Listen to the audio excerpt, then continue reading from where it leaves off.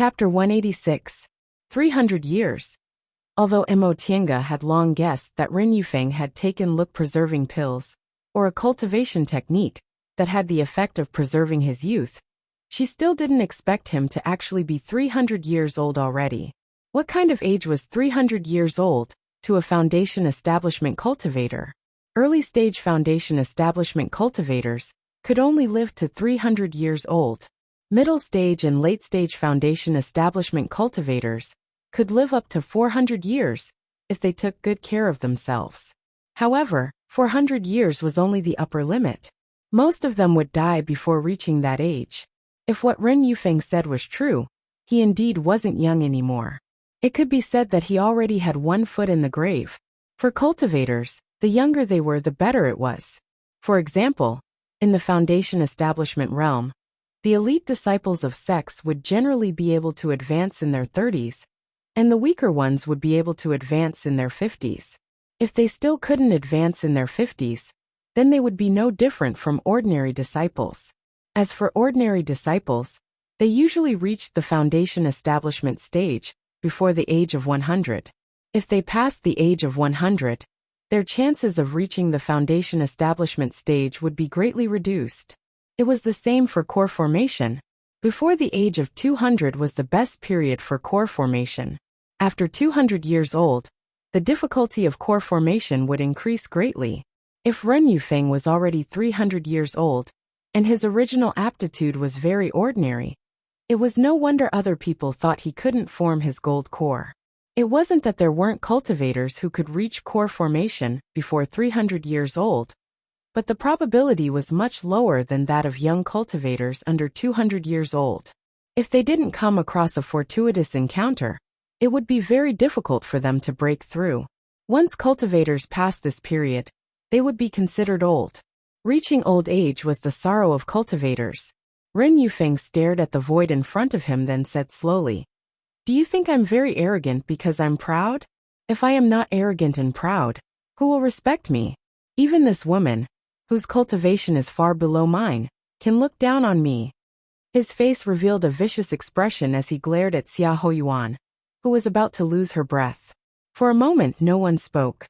Xiahou Yuan already couldn't move. Qiu Jiming was already dumbfounded. As for Ren Yufeng, his expression was fierce, but he was also staring at the sky in loneliness. Mo Tiange quietly watched them from inside the virtual sky world. The path of cultivation was cruel. Everything was determined by one's cultivation level. No matter how much of a genius you were at the beginning, if you couldn't break through, you would be laughed at by others. However, she didn't feel the slightest bit of affection for Ren Yufeng. How could he be the only cultivator who had entered old age? Those aura-refining cultivators who were trapped in the aura-refining realm their entire lives, unable to advance even the slightest bit, and in the end, exhausted their lifespans in a little more than 100 years, were thousands of times more pitiful than him. But so what? So many people in the cultivation world had come through this way. In fact, Ren Yufeng's cultivation level was already in the late stage of the foundation building realm, and he was also accepted by a core formation cultivator as his disciple. Aside from these elite disciples who had backers, which ordinary disciple would look down on him? Just like Jiang Shanghang, he didn't dare to be disrespectful in the slightest in front of this senior martial brother Ren. There were so many people traveling with them, so Xiahou Yuan definitely wasn't the only elite disciple. So what if you gossip behind my back? If a cultivator didn't even have this bit of breadth of mind, how could he form his gold core? Ren Yufeng most likely hadn't made any progress for many years, so his mental state had long entered a demonic barrier. Even if he reached the peak stage of the foundation building realm, he still wouldn't succeed in forming his gold core. "Senior brother Ren," Qiu Jiming finally caught his breath and said, "Are you really not willing to let me go?" Ren Yufeng's cold gaze swept over him. "What else do you want to say?" Qiu Jiming, who had lost all hope, lowered his head, looking dispirited. But after a while, he seemed to feel a glimmer of hope again, so he stood up and said hurriedly, "Junior Martial Brother Tang and Junior Martial Brother Jiang already escaped. They'll definitely report this to the school. At that time, A nascent soul grandmaster will definitely come out to clean up the school. Senior Martial Brother Ren, even if you kill me, you won't be able to block the news. Upon hearing what he said, Emotienga, who was inside the virtual sky world, heaved a sigh of relief. At least Jiang Shanghang and Tang Fong escaped. Who said I wanted to block the news? Ren Yufeng cast him a contemptuous glance. In a moment, I'll close the entrance to the underground palace. Once I've completely absorbed the divine dragon's breath, what can a nascent soul grandmaster do? Qiu Jiming was silent. He never expected Ren Yufeng to be so confident in his own strength. Ren Yufeng stretched out his hand, playing with a mass of black aura in his hand. He looked Qiu Jiming up and down, as if he was considering where to attack. Upon seeing Ren Yufeng's behavior, Qiu Jiming's complexion became paler and paler, and he started to tremble violently. Nevertheless, Ren Yufeng didn't throw that mass of black aura out. He paused for a long time before he suddenly heaved a sigh. Junior Martial Brother Qiu, I really don't want to kill you so soon. If I kill you, nobody will talk to me anymore. What Ren Yufeng said made Qiu Jiming's eyes brighten. Senior Martial Brother Ren, let me go. Let me go. I promise I'll listen to you. At the very least, I can keep you company. Ren Yufeng's expression didn't change. He didn't have any intention of letting him go, but he also didn't kill him right away. In the end, he withdrew the mass of black aura in his hand. Forget it, I'll keep you alive for a while. However, you shouldn't be happy too early. I'm only letting you go for now. Whenever I want to take your life, you'll still have to die. Although it was only for now, Qiu Jiming heaved a huge sigh of relief. He said gratefully, Thank you, Senior Martial Brother Ren, for not killing me. Thank you, Senior Martial Brother Ren. Ren Yufeng waved his hand and said coldly, Take care of this woman's corpse. I'm going to close the entrance to the underground palace. In the end, he said with a warning, If you're not obedient, I'll take your life right away. Qiu Jiming naturally promised him again and again. Ren Yufeng then turned around and left. When Ren Yufeng left his line of sight, the smile on Qiu Jiming's face disappeared. He sat down with a lifeless expression. He just sat there expressionlessly for a while, as if he still hadn't adapted to the change in his identity. As he thought about it, he suddenly laid his head on his lap and burst into tears. A tall and strong man curled up into a ball and wailed loudly like this. It was hard to say whether this scene was funny or pitiful. Qiu Jiming was very innocent. In fact, he didn't do anything wrong. It could even be said that he was caught by Ren Yufeng, because he ran away with Yu Shaoran. Now, only Jiang Shanghang and Tang Fong escaped, while the ones who were caught were Qiu Jiming and Xiahou Yuan. Yu Shaoran was most likely already dead, and he himself also couldn't escape this calamity. How much better was being alive for the time being than being dead? This was an unknown underground palace. The scenery of the land of Hiding Dragon changed every year. Things from one year couldn't be kept for the next year. So who knew where they would be next year? Not to mention next year. Who knew when Ren Yufeng would suddenly be in a bad mood and want to kill him? Even if Ren Yufeng didn't kill him, this was underwater. Foundation building cultivators couldn't create a waterproof barrier on their own. Even if he was a cultivator and could survive underwater, there was still a time limit. One bubble fruit could only last for one day, so he only had a few dozen of them with him at most. Soon after he used them, he would still die. The more Qiu Jiming thought about it, the more sorrowful he felt, so he simply cried to his heart's content. Mo Tiange quietly watched this man who had already collapsed. She didn't do anything. She could take advantage of this moment to bring Qiu Jiming into the virtual sky world. But Qiu Jiming was missing, and there was only one passage in this underground palace. What would she do if Ren Yufeng became suspicious? She had no idea what kind of ability Ren Yufeng had after obtaining the divine dragon's breath. Besides, this person was so weak. Even if she saved him, his willpower had already collapsed, so he didn't have any future. Qiu Jiming didn't know that during this period of time, he had just brushed past the path of survival.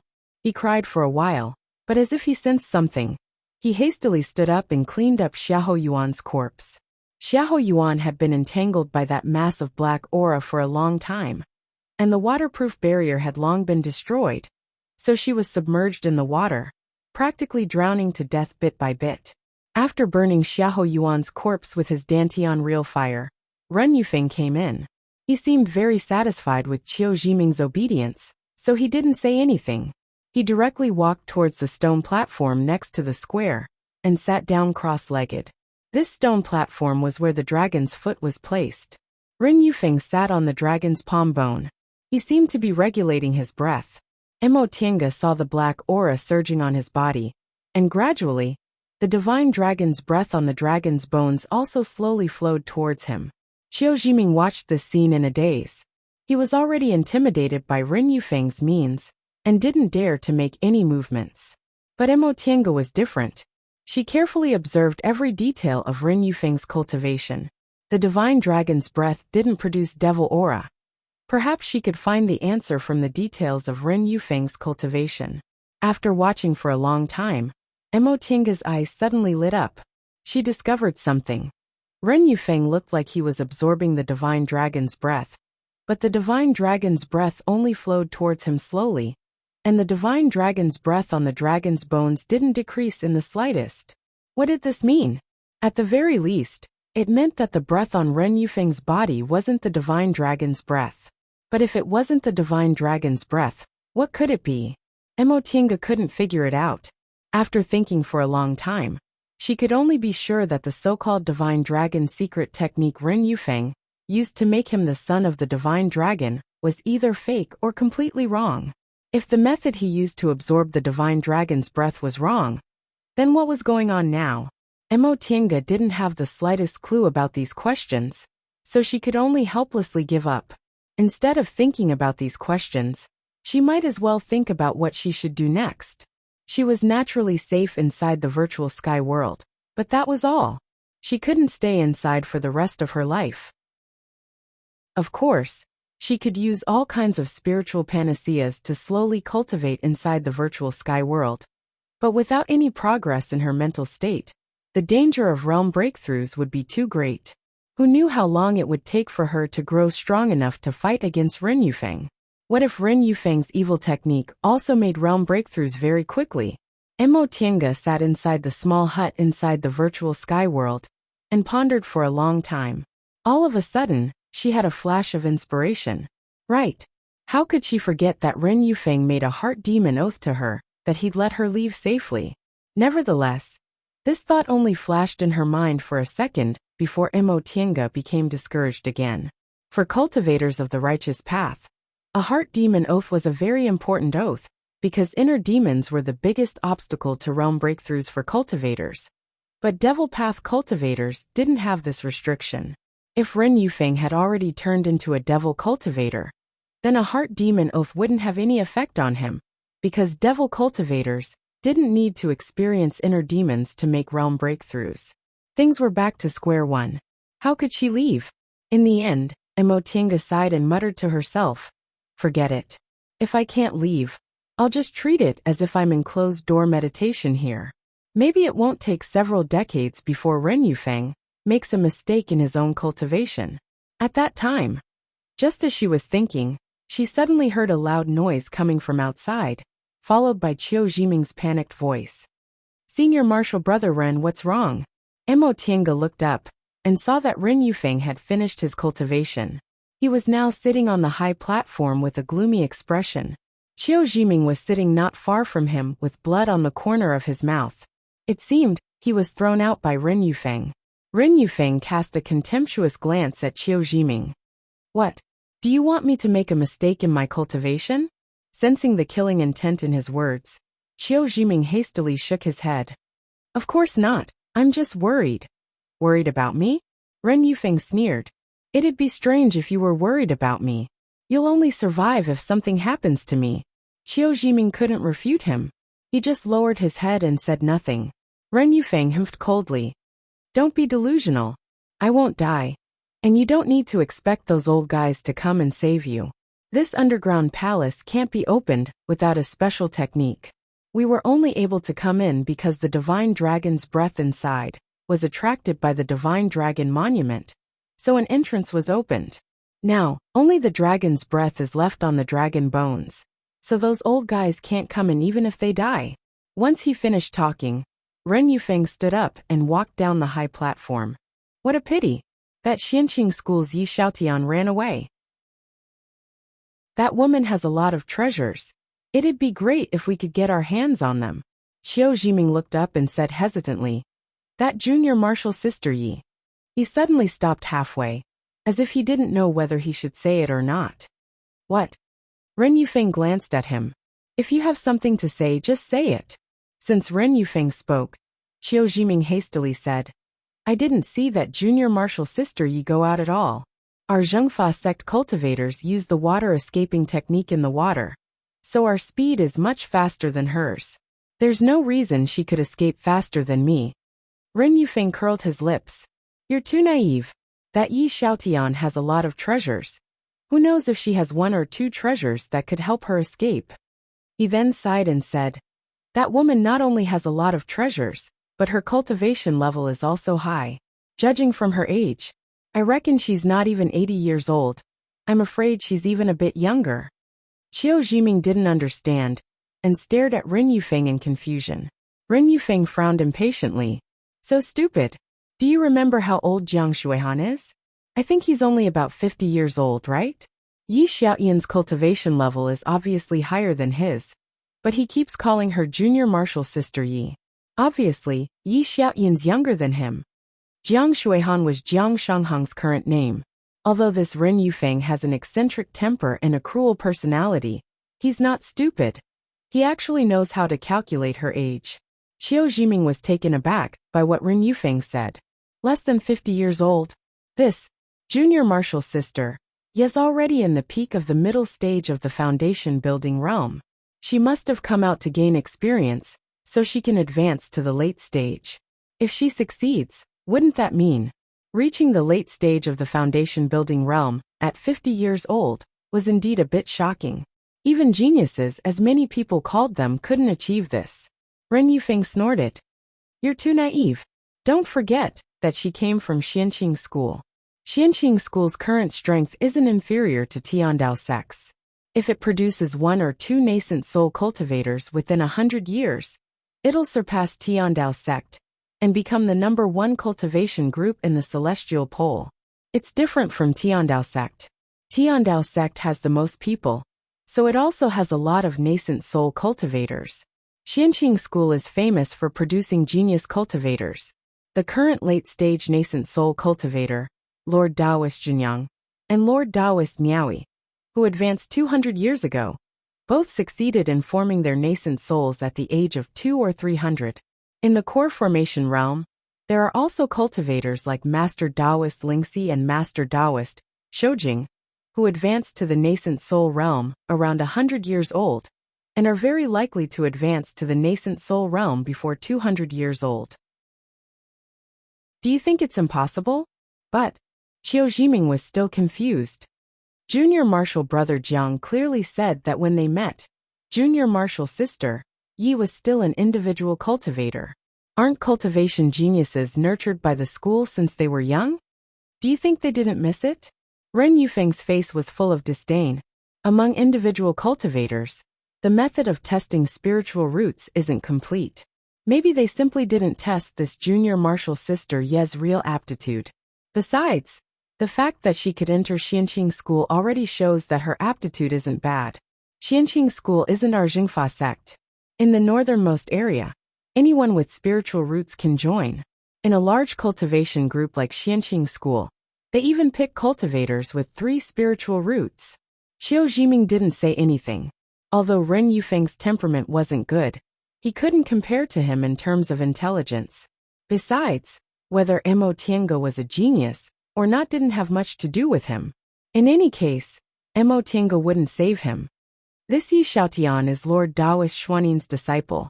Even though Lord Taoist Xianin hadn't formed his nascent soul when she accepted him as her master, how could a late-stage core formation cultivator casually accept a disciple? Besides, she herself said she hadn't built her foundation when she entered Xianqing School. But she advanced from the aura refining realm to the middle stage of the foundation building realm in just a dozen or so years. With this kind of cultivation speed, how could she not be a genius? Ren Yufeng paused for a moment, then shook his head and said with a sigh, "What a pity. Such a young middle-stage foundation-building female cultivator. If I could use her as a human furnace, it would definitely be very good." As if he was imagining some scenes, evil aura appeared in his eyes. Inside the virtual sky world, Emotienga, who saw this scene, slammed her palm on the table. Ever since she entered Xianqing school, she had never seen anyone who wanted to use her as a human furnace. Human furnaces were heretical, and Xianqing school was an orthodox Dao school. Dao schools advocated purity of heart and few desires, so the path of plucking wasn't suitable for them. At most, it was only dual cultivation. Besides, as soon as she entered the school, she became Lord Daoist Jinghe's registered disciple, so no one really dared to use her as a human furnace, not even if they wanted to. Outside, Qiu Jiming looked at Ren Yufeng with trepidation, not daring to say anything. After thinking for a while, Ren Yufeng regained his composure and shook his head regretfully. "I actually let her escape. I really want to know what it's like to humiliate this kind of proud son of heaven. But it's not like I don't have a chance. When I finish practicing the Divine Dragon secret technique, and my cultivation level improves greatly, I'll go to Kunwu. Maybe I'll run into her." Ha ha ha ha. Inside the virtual sky world, Mo Tiange was furious upon seeing Ren Yufeng's arrogant behavior. Zhengfa sect was also a Dao school, so it also didn't advocate the path of plucking. This Ren Yufeng became this shameless just because he obtained the Divine Dragon secret technique. His heart must have been very dirty in the past. Looking at Ren Yufeng's evil smile outside, Mo Tiange suddenly felt uncomfortable when she thought he might be fantasizing about her. She really wanted to slap that hateful face, then chop him into pieces. After taking several deep breaths, she finally calmed down and sat down again. Thinking about this now was useless. If she wanted to kill Ren Yufeng, she had to think about it carefully. In fact, compared to Ren Yufeng, it wasn't like she didn't have any advantages. First of all, she could eat medicinal pills inside the virtual sky world, and the spiritual aura was very abundant. It was an excellent cultivating environment. She'd suppressed her cultivation level for several years, so it wouldn't be a problem for her to advance to the late stage of the foundation building realm now. It was just that there was some danger in advancing to the core formation realm, but it didn't mean there was no chance. Secondly, the origin of Ren Yufeng's cultivation technique was strange. Who knew what the consequences would be? Cultivation techniques from the devil path made it easier for her to suffer from aura deviation, and Ren Yufeng had a demonic barrier since a long time ago. Maybe he'd make a mistake in his cultivation, and he'd just give up. Lastly, Ren Yufeng didn't know she was inside the virtual sky world, so she could definitely look for an opportunity to sneak attack him. Mo Tiange thought about all these things again and again. In the end, Mo Tiange decided that before she came up with a better idea, she'd just cultivate here. She believed that if she just wanted to waste time, Ren Yufeng wouldn't be able to defeat her, because she, who had taken longevity pills, had at least 800 years left to live. Chapter 187. After another round of cultivation, Mo Tiange opened her eyes. She had been in the virtual sky world for a month, but the situation outside hadn't changed at all. Ren Yufeng was still cultivating his Divine Dragon secret technique, and Qiu Jiming was still alive. Jiang Shanghang and Tang Feng must have escaped, but no one entered the underground palace. Perhaps even nascent soul cultivators couldn't open the entrance after the underground palace was closed, so Ren Yufeng was so sure. Ren Yufeng probably also felt bored being locked up in the underground palace alone, so not only did he not kill Qiu Jiming, but he also specially created a waterproof barrier to let him live. Seeing as Ren Yufeng gradually lost his killing intent, Qiu Jiming felt a lot more relieved and started to cultivate slowly. From Mo Tiange's point of view as a bystander, Qiu Jiming probably wouldn't die for the time being. No one knew how long they would be locked up in this underground palace. If Ren Yufeng wanted someone to accompany him, Qiu Jiming wouldn't die. Maybe Ren Yufeng thought she needed a servant, so he might even give Qiu Jiming some benefits. Of course, these things didn't have much to do with her right now. The most important thing for her now was to cultivate as soon as possible and compete with Ren Yufeng to see whose cultivation progress was faster. Emotianga knew that closed-door meditation here would do her more harm than good. During this period of traveling outside, both her body and mind had grown. Advancing to the late stage of the foundation-building realm wasn't a problem, but it was still far from the right time to advance to the core formation realm. If she forced a breakthrough, her inner demon would probably be difficult to overcome. But doing nothing obviously wouldn't do. So after realizing this, Emotianga began to rummage through the books in the virtual sky world, looking for a solution.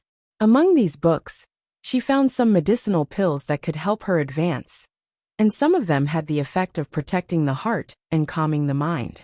In the following time, Emotianga cultivated and concocted these medicinal pills at the same time. Although they couldn't fundamentally solve the problem, in any case, it was better than nothing. 8 months passed in the blink of an eye. In's spiritual aura of the 5 elements filled her whole body and circulated frantically in her meridians. Emotianga knew she was about to advance to the late stage of the foundation-building realm. She didn't panic at all. She breathed orderly, while slowly guiding the spiritual aura to flow in her meridians. This kind of small realm advancement had a great impact on aptitude. If she still had the aptitude of 5 spiritual roots in the past, after she built her foundation, she would have to expend a lot of effort every time she made a small realm advancement. But now that she had changed her cultivation to the Sunu art of the origin, she wouldn't face any bottlenecks when it came to minor breakthroughs. As long as she was careful, it wouldn't be a problem. Spiritual energy continued to accumulate in her dantian, and the spiritual energy around her frantically surged towards her.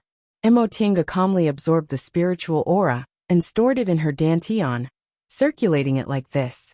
Finally, his dantian was stuffed to the brim, unable to contain any more spiritual energy. Emotianga immediately stopped absorbing spiritual aura and started to circulate the almost blocked spiritual aura inside her dantian. Under her deliberate guidance, the spiritual energy began to circulate from her dantian to her meridians, and finally returned to her dantian. The circulation of spiritual energy became faster and faster, almost forming a vortex. It was as if his body had become a universe, with countless stars revolving around the center point. Suddenly the stars moved to the extreme. With a rumbling sound, they collided with each other, striving to be the first to fight for a vaster world. The universe under this pressure suddenly expanded. Emotianga opened her eyes covered in sweat. She didn't have time to wipe off the wet stains on her face. She first checked her body and was delighted. Sure enough, she'd advanced to the late stage of the foundation-building realm. A small realm advancement wasn't as difficult as a big realm advancement. The density of spiritual aura wouldn't change, but her dantian would expand a bit. Emotianga only stopped after she felt her whole body was very carefree, and there weren't any lingering problems caused by her realm advancement. She'd advanced to the late stage of the foundation-building realm, but she wasn't too happy. The late stage of the foundation-building realm wasn't a big deal. Ren Yufeng was already in the late stage of the foundation-building realm. Judging from his behavior, after using the so-called Divine Dragon secret technique, his strength must have reached the core formation realm, so she still couldn't do anything to him. In all fairness, Emotianga didn't think Ren Yufeng would quickly become a high-level cultivator after obtaining this Divine Dragon secret technique. Not to mention that this Divine Dragon secret technique looked really strange. He didn't have any Divine Dragon's breath on his body, and instead, his whole body was covered in devil aura. As for herself, with her spiritual roots of the origin, pure Yin constitution, and Sinu art of the origin, she didn't think she'd be much slower than Ren Yufeng if she cultivated with all her might. Therefore, this was actually a race of time. Ren Yufeng's Divine Dragon secret technique, or her Sinu art of the origin, would make realm advancements faster. As long as her cultivation speed surpassed Ren Yufeng's, there'd definitely be a day when she could openly go out and behead Ren Yufeng. Emotianga sighed softly, then tore open the crack in the sky of the virtual sky world to observe the situation outside. Ren Yufeng and Qiu Jiming were still cultivating. In the past few months, she occasionally heard their conversations. Qiu Jiming could be considered to have completely fallen under Ren Yufeng's oppression. For the sake of survival, he'd already become a pitiful person who attached himself to Ren Yufeng and only knew how to be a yes man. Coincidentally, when she successfully advanced to the late stage of the foundation building realm, Ren Yufeng, who was outside, also stopped cultivating. When Ren Yufeng was cultivating just now, Emotianga noticed that the black aura on his body was getting thicker and thicker, until it almost submerged his whole body. However, if this black aura was regarded as spiritual aura, Ren Yufeng's realm was still equivalent to the early stage of the core formation realm. He hadn't advanced again. Upon observing this, Emotianga heaved a sigh of relief. This showed that even if Ren Yufeng obtained the Divine Dragon secret technique, he still couldn't become a great cultivator with an extremely high cultivation level in one go. Instead, he had to cultivate step by step. In this case, she was quite confident that her cultivation speed wouldn't be much slower than Ren Yufeng's. Ren Yufeng, who stopped cultivating, seemed a bit confused. Perhaps he also encountered a bottleneck in his cultivation. He pondered for a moment, then took something out of his Qianquan bag. Emotianga's eyes widened when she saw what he was doing. The thing Ren Yufeng took out was none other than a thick and heavy stone tablet. Qiu Jiming once said that the first time Ren Yufeng entered the underground palace, he obtained a stone tablet, which recorded the Divine Dragon secret technique for obtaining the Divine Dragon's breath. Therefore, Ren Yufeng fabricated some lies to make them think there were a lot of treasures in this underground palace, so he could use them to enter this underground palace again. Ren Yufeng seemed a bit emotional when he took out the stone tablet. He sighed while caressing the surface of the tablet. Then he straightened the stone tablet, then stared at it attentively, as if he was studying it. Emotianga couldn't clearly see the contents of the stone tablet from where she stood, but that didn't prevent her from seeing its general content. As Qiu Jiming said, the tablet was engraved with lines similar to paintings. Ancient characters had just been invented, so most of them still used murals as a method of recording. This stone tablet came from the ancient sacrificial temple in the underground palace, so it wasn't wrong to use paintings to record it. The content of the painting engraved on the tablet was very simple. A person was standing in front of a dragon skeleton, seemingly using some kind of secret technique. There were also many human bodies in some postures next to him. There were also several kinds of lines drawn inside the human bodies, which seemed to be the way spiritual aura circulated.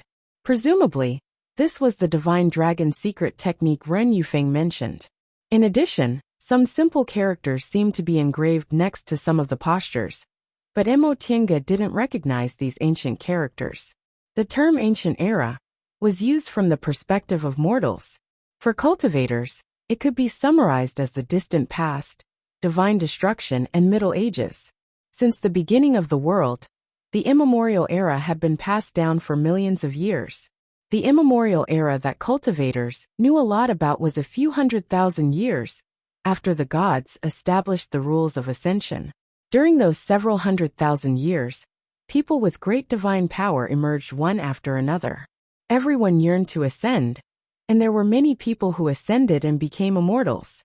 During that period of time, many characters and cultivation techniques were left behind, and some lucky people still obtained them even today. Many cultivators studied the characters and understood their meaning. Emotianga's virtual sky world was left behind during that period, so the characters inside it didn't hinder her. However, no one in the current cultivation world could recognize these ancient characters from several million years ago. Presumably, Ren Yufeng also didn't recognize them. Right now, he was frowning, trying to figure out the characters on the stone tablet bit by bit, and making some movements from time to time. A thought flashed in Emotianga's mind. Since Ren Yufeng doesn't understand characters, could it be that the so-called Divine Dragon secret technique he comprehended is fundamentally wrong? Or maybe it's not a Divine Dragon secret technique at all, but a kind of evil art? The more she thought about it, the more likely it seemed. Otherwise, how could absorbing the Divine Dragon's breath make him look like he was covered in devil aura? Could it be that Ren Yufeng himself didn't realize something was wrong? Outside the virtual sky world, Ren Yufeng also seemed puzzled, as if he couldn't understand something. At that moment, Qiu Jiming also stopped cultivating. He looked at Ren Yufeng with a bit of fear and curiosity. He was no longer worried that Ren Yufeng would kill him, but facing Ren Yufeng made him even more afraid. During the past year, Ren Yufeng's oppression had carved this fear in his heart. Now when he saw Ren Yufeng's appearance, he habitually obeyed. At that moment, Ren Yufeng sighed and seemed to be talking to himself. Divine Dragon's Breath, Divine Dragon's Breath. Qiu Jiming hesitated for a moment, then asked cautiously, Senior Martial Brother Ren, is there a problem? Ren Yufeng glanced at him, stopped pondering and said faintly, Nothing. I just have some problems comprehending this cultivation technique. Oh. Qiu Jiming didn't dare to ask again, and just sat on the side in silence. Ren Yufeng pondered for a while, then said, Divine Dragon's Breath. Why would it be like this after absorbing it? Emotienga was shocked. Emotienga was stunned. So Ren Yufeng also thought it was very strange? Sure enough, Ren Yufeng continued to say, According to what's written on this stone tablet, absorbing the Divine Dragon's breath will make you a son of the Divine Dragon. Your momentum will be vast and your breath will be holy. But, upon hearing what he said, Emotienga was 80% sure that Ren Yufeng must have cultivated the wrong cultivation technique. However, Ren Yufeng seemed to be unaware of this. He still muttered to himself, maybe this cultivation technique was originally like this? When he said that, Qiu Jiming interrupted while trembling with fear. Senior Martial Brother Ren, is it possible that you comprehended the wrong cultivation technique? Once Qiu Jiming said that, Ren Yufeng's expression changed. He shouted fiercely, Impossible! I've obtained the Divine Dragon's breath. How could it be wrong? If it's wrong, how could I possibly have such great power? Yes. How could Qiu Jiming dare to refute him? It must be because I haven't cultivated it to perfection. If I succeed, I can definitely transform into a divine dragon's body. Ren Yufeng said resolutely. He put away the stone tablet, then sat down again to continue cultivating. Emotienga, who was inside the virtual sky world, shook her head. Ren Yufeng was already possessed. This cultivation technique was definitely wrong, even if it allowed Ren Yufeng to obtain power. How could the divine and pure divine dragon's breath possibly produce black devil aura? However, it would be good if something happened to Ren Yufeng while cultivating. It was very easy to make mistakes while cultivating devil techniques. If he was possessed by the devil, killing him would be very easy. Just as she was about to close her eyes and continue cultivating, she suddenly realized something. So she opened her eyes again. Inside the virtual sky world, everything was calm. But outside the virtual sky world, it seemed to be shaking. Ren Yufeng stopped cultivating, and Qiu Jiming also opened his eyes. The two of them looked around, puzzled and surprised. Qiu Jiming shouted, Senior Martial Brother Ren, what's going on? Ren Yufeng frowned. His face was also full of confusion. The huge indoor square was shaking. From inside the virtual sky world, Emotienga could clearly see that the dragon bones in the square were also shaking. Ren Yufeng's expression changed several times. He closed his eyes and released his divine sense. Gradually, his face turned paler and paler. The 15th day of the 8th month. It's the 15th day of the 8th month. Emotienga was stunned, but soon, her expression also changed. On the 15th day of the 8th month, the land of Hiding Dragon would undergo drastic changes.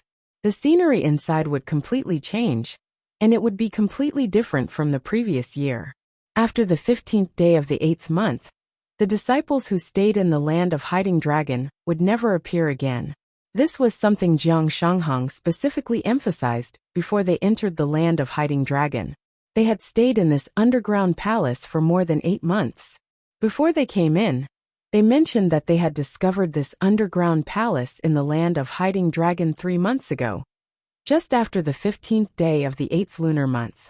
Now that it had been a year, the scenery of the land of Hiding Dragon was going to change.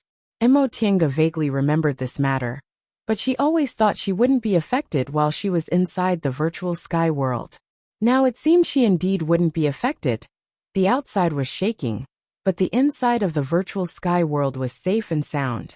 However, now that things had come to this, she was still a bit worried. If this underground palace disappeared, where would the virtual sky world appear? Would it disappear along with the underground palace, or would it stay where it was? Ren Yufeng and Qiu Jiming, who were outside, were already panicking. Ren Yufeng was no longer a foundation-building cultivator, but he was still at a loss regarding this kind of unknown matter. Senior Martial Brother Ren, what should we do? What should we do? Qiu Jiming sounded like he was crying. The underground palace was shaking more and more violently, and the dragon skeleton seemed like it would collapse at any time. Ren Yufeng, who was in a bad mood, shouted angrily, "Be quiet!" Qiu Jiming didn't dare to refute him, so he swallowed his voice. However, his whole body went limp, and he stared at Ren Yufeng in a daze. Ren Yufeng thought for a while, but he seemed to have no idea. Obtaining the power of the divine dragon's breath made him forget the rule that the land of hiding dragon changed every year. Why did the scenery of the land of hiding dragon change every year? Where did the scenery of the previous year go? These questions had never been answered by anyone for several thousand years. The whereabouts of those disciples who stayed in the land of hiding dragon and didn't leave were also unknown. After they disappeared, they never came back. The ground shook more and more violently. They were already floating in the water, unable to stand still. This won't do. I can't do this, Ren Yufeng muttered to himself. He then forced himself to sit cross-legged and moved his spiritual aura. Mo Tiange didn't know what he wanted to do, but he obviously had a countermeasure. Ren Yufeng moved his spiritual aura and gathered his spiritual aura. The black aura on his body became more and more intense, and the divine dragon's breath on the dragon skeleton started to rush madly towards him. He wanted to forcibly absorb the divine dragon's breath to improve his cultivation level. Mo Tiange's expression changed. She didn't know what the consequences would be. According to reason, devil cultivation techniques could easily lead to spiritual energy deviation, especially when one tried to forcibly improve their cultivation level. However, this so-called divine dragon secret technique was something from several million years ago. Who knew whether it was a bit special or not? Besides, if Ren Yufeng succeeded, his cultivation level would be even higher. At that time, it would be difficult for her to kill this person and even escape. Of course, it'd be best if he failed, or if he was taken to an unknown place by the land of hiding dragon. At least she could escape safely. The divine dragon's breath crazily rushed towards Ren Yufeng.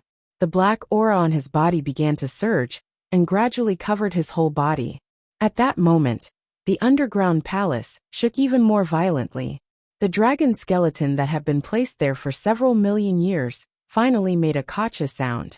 No one knew where it started, but it suddenly collapsed with a loud rumble. First, the skull rolled down, then the huge spine. One by one, the ribs were washed away by the water, and the tailbone slowly separated. The huge and majestic divine dragon skeleton instantly turned into a pile of white bones and scattered with the water. Qiu Jiming, who was floating in the water, was hit by a huge dragon skeleton. He felt dizzy and lost consciousness. Ren Yufeng, on the other hand, was still operating his cultivation technique. Right now, he was completely covered by the black aura, so he couldn't be seen at all. Mo Tiange watched this scene anxiously. She hoped Ren Yufeng didn't succeed, and hoped she wouldn't be affected inside the virtual sky world. After an indeterminate amount of time, the underground palace was still shaking. Ren Yufeng suddenly opened his eyes and screamed, "Ah!" The black aura on his body gradually dispersed, revealing his face. His complexion was deathly pale, his body was skinny, and he looked like a skeleton. However, his eyes were emitting a pitch-black light. Mo Tiange was gobsmacked. In the past few months, Ren Yufeng had always been surrounded by the black aura, so she hadn't seen his real face. She never expected that a person who could be considered handsome and clean a few months ago would actually become like this. Even if she said he was a mummy, there might still be people who would believe her. Ren Yufeng once again put his palms together. Black aura emerged from his palms in circles, wrapping around Ren Yufeng like a silkworm spinning a cocoon. More and more black threads appeared. Starting from Ren Yufeng's feet, they quickly wrapped around him. At that moment, the underground palace had been completely turned upside down. Emotinga stared fixedly at Ren Yufeng. She saw that the black threads on his body didn't stop winding around his waist and abdomen, all the way up to his head. In the end, they wrapped around his head tightly, firmly wrapping around his entire body. Outside the underground palace, a loud bang finally rang out. In the virtual sky world, Emotinga saw countless boulders starting to collapse. This ancient building was built bit by bit using boulders as tall as 2 people, and each boulder weighed 1,000 kilograms. But now, the boulders of this underground palace started to disintegrate. The 4 walls and the ceiling were washed away by the water and fell down one by one. The water surged violently, dragon bones floated everywhere, and boulders fell from the sky. Emotinga regretfully saw that when these boulders hit Ren Yufeng's body, they were all blocked by the huge black cocoon on his body. As for Qiu Jiming, he was already buried somewhere unknown by the boulders. After an indeterminate amount of time, everything finally calmed down. The water flow was no longer violent, the boulders also stopped, and even the water was slowly flowing away. Emotinga, who was safe and sound inside the virtual sky world, saw a ray of light coming from somewhere. Chapter 188. Elder sister, look! In the virtual sky world, Emotinga heard the childish voice of a child. She slowly opened her eyes and looked outside through the virtual sky world. Sunlight! Sunlight! Her eyes suddenly widened. Sunlight! It wasn't the glimmer of light coming through the water. It was indeed unobstructed sunlight. Yesterday, when the underground palace collapsed, she was safe and sound in the virtual sky world. She saw some light coming through the water, so she seemed to be not far from the surface. She couldn't figure out where she was, and seeing that Ren Yufeng also escaped, she was worried they were still in the land of hiding dragon. So she hid in the virtual sky world and didn't go out. Unexpectedly, when she opened her eyes today, the outside was completely different. There was no water, no rock walls blocking people's view, but sunlight. Bright sunlight. Xiaobao, don't run. 2 children seemed to be playing outside, and their crisp and innocent voices could be heard. Elder sister, there's a very high mountain here. The children's voices were close to her ears. Emotinga looked around and found she seemed to be on a reef by the sea. Looking up, she saw the blue sky and bright sunlight.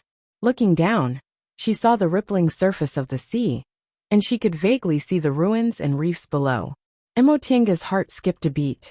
This definitely wasn't the land of hiding dragon, nor was it the northernmost sea, but below her was indeed the collapsed rocks of the underground palace.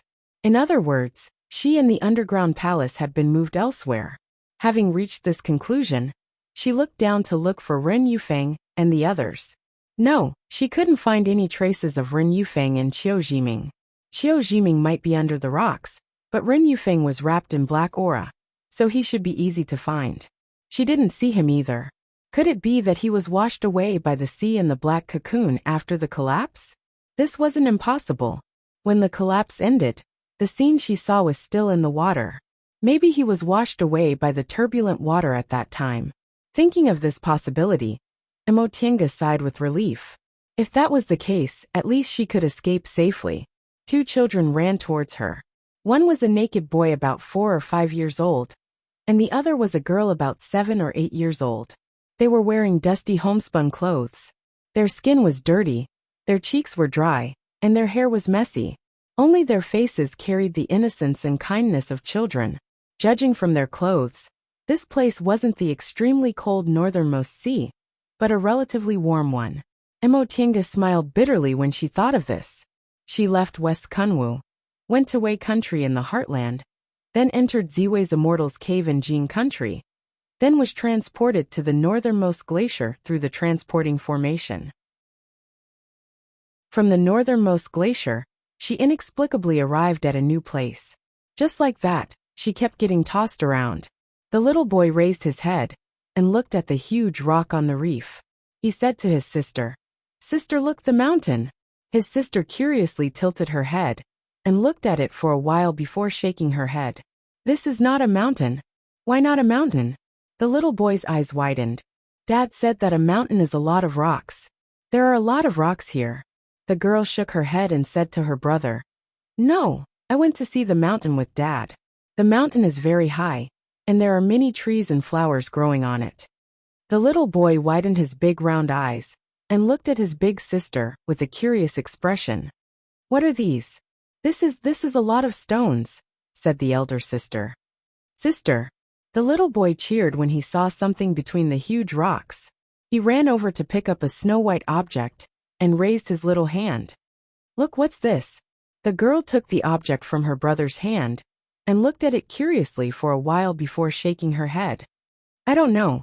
Then let's take it back and ask Dad. Oh, there's another one here. The girl also picked up a white hard object among the huge rocks. Emotienga could tell at a glance that it was a small toe bone of a dragon.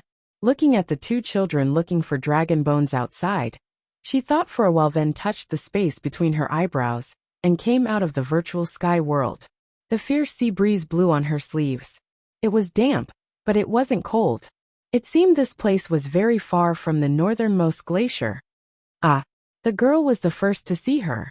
She was stunned to see a person appearing out of thin air on the huge rock. The little boy also saw her, but he smiled with two dimples on his face. He pointed at Emotienga and clapped his hands.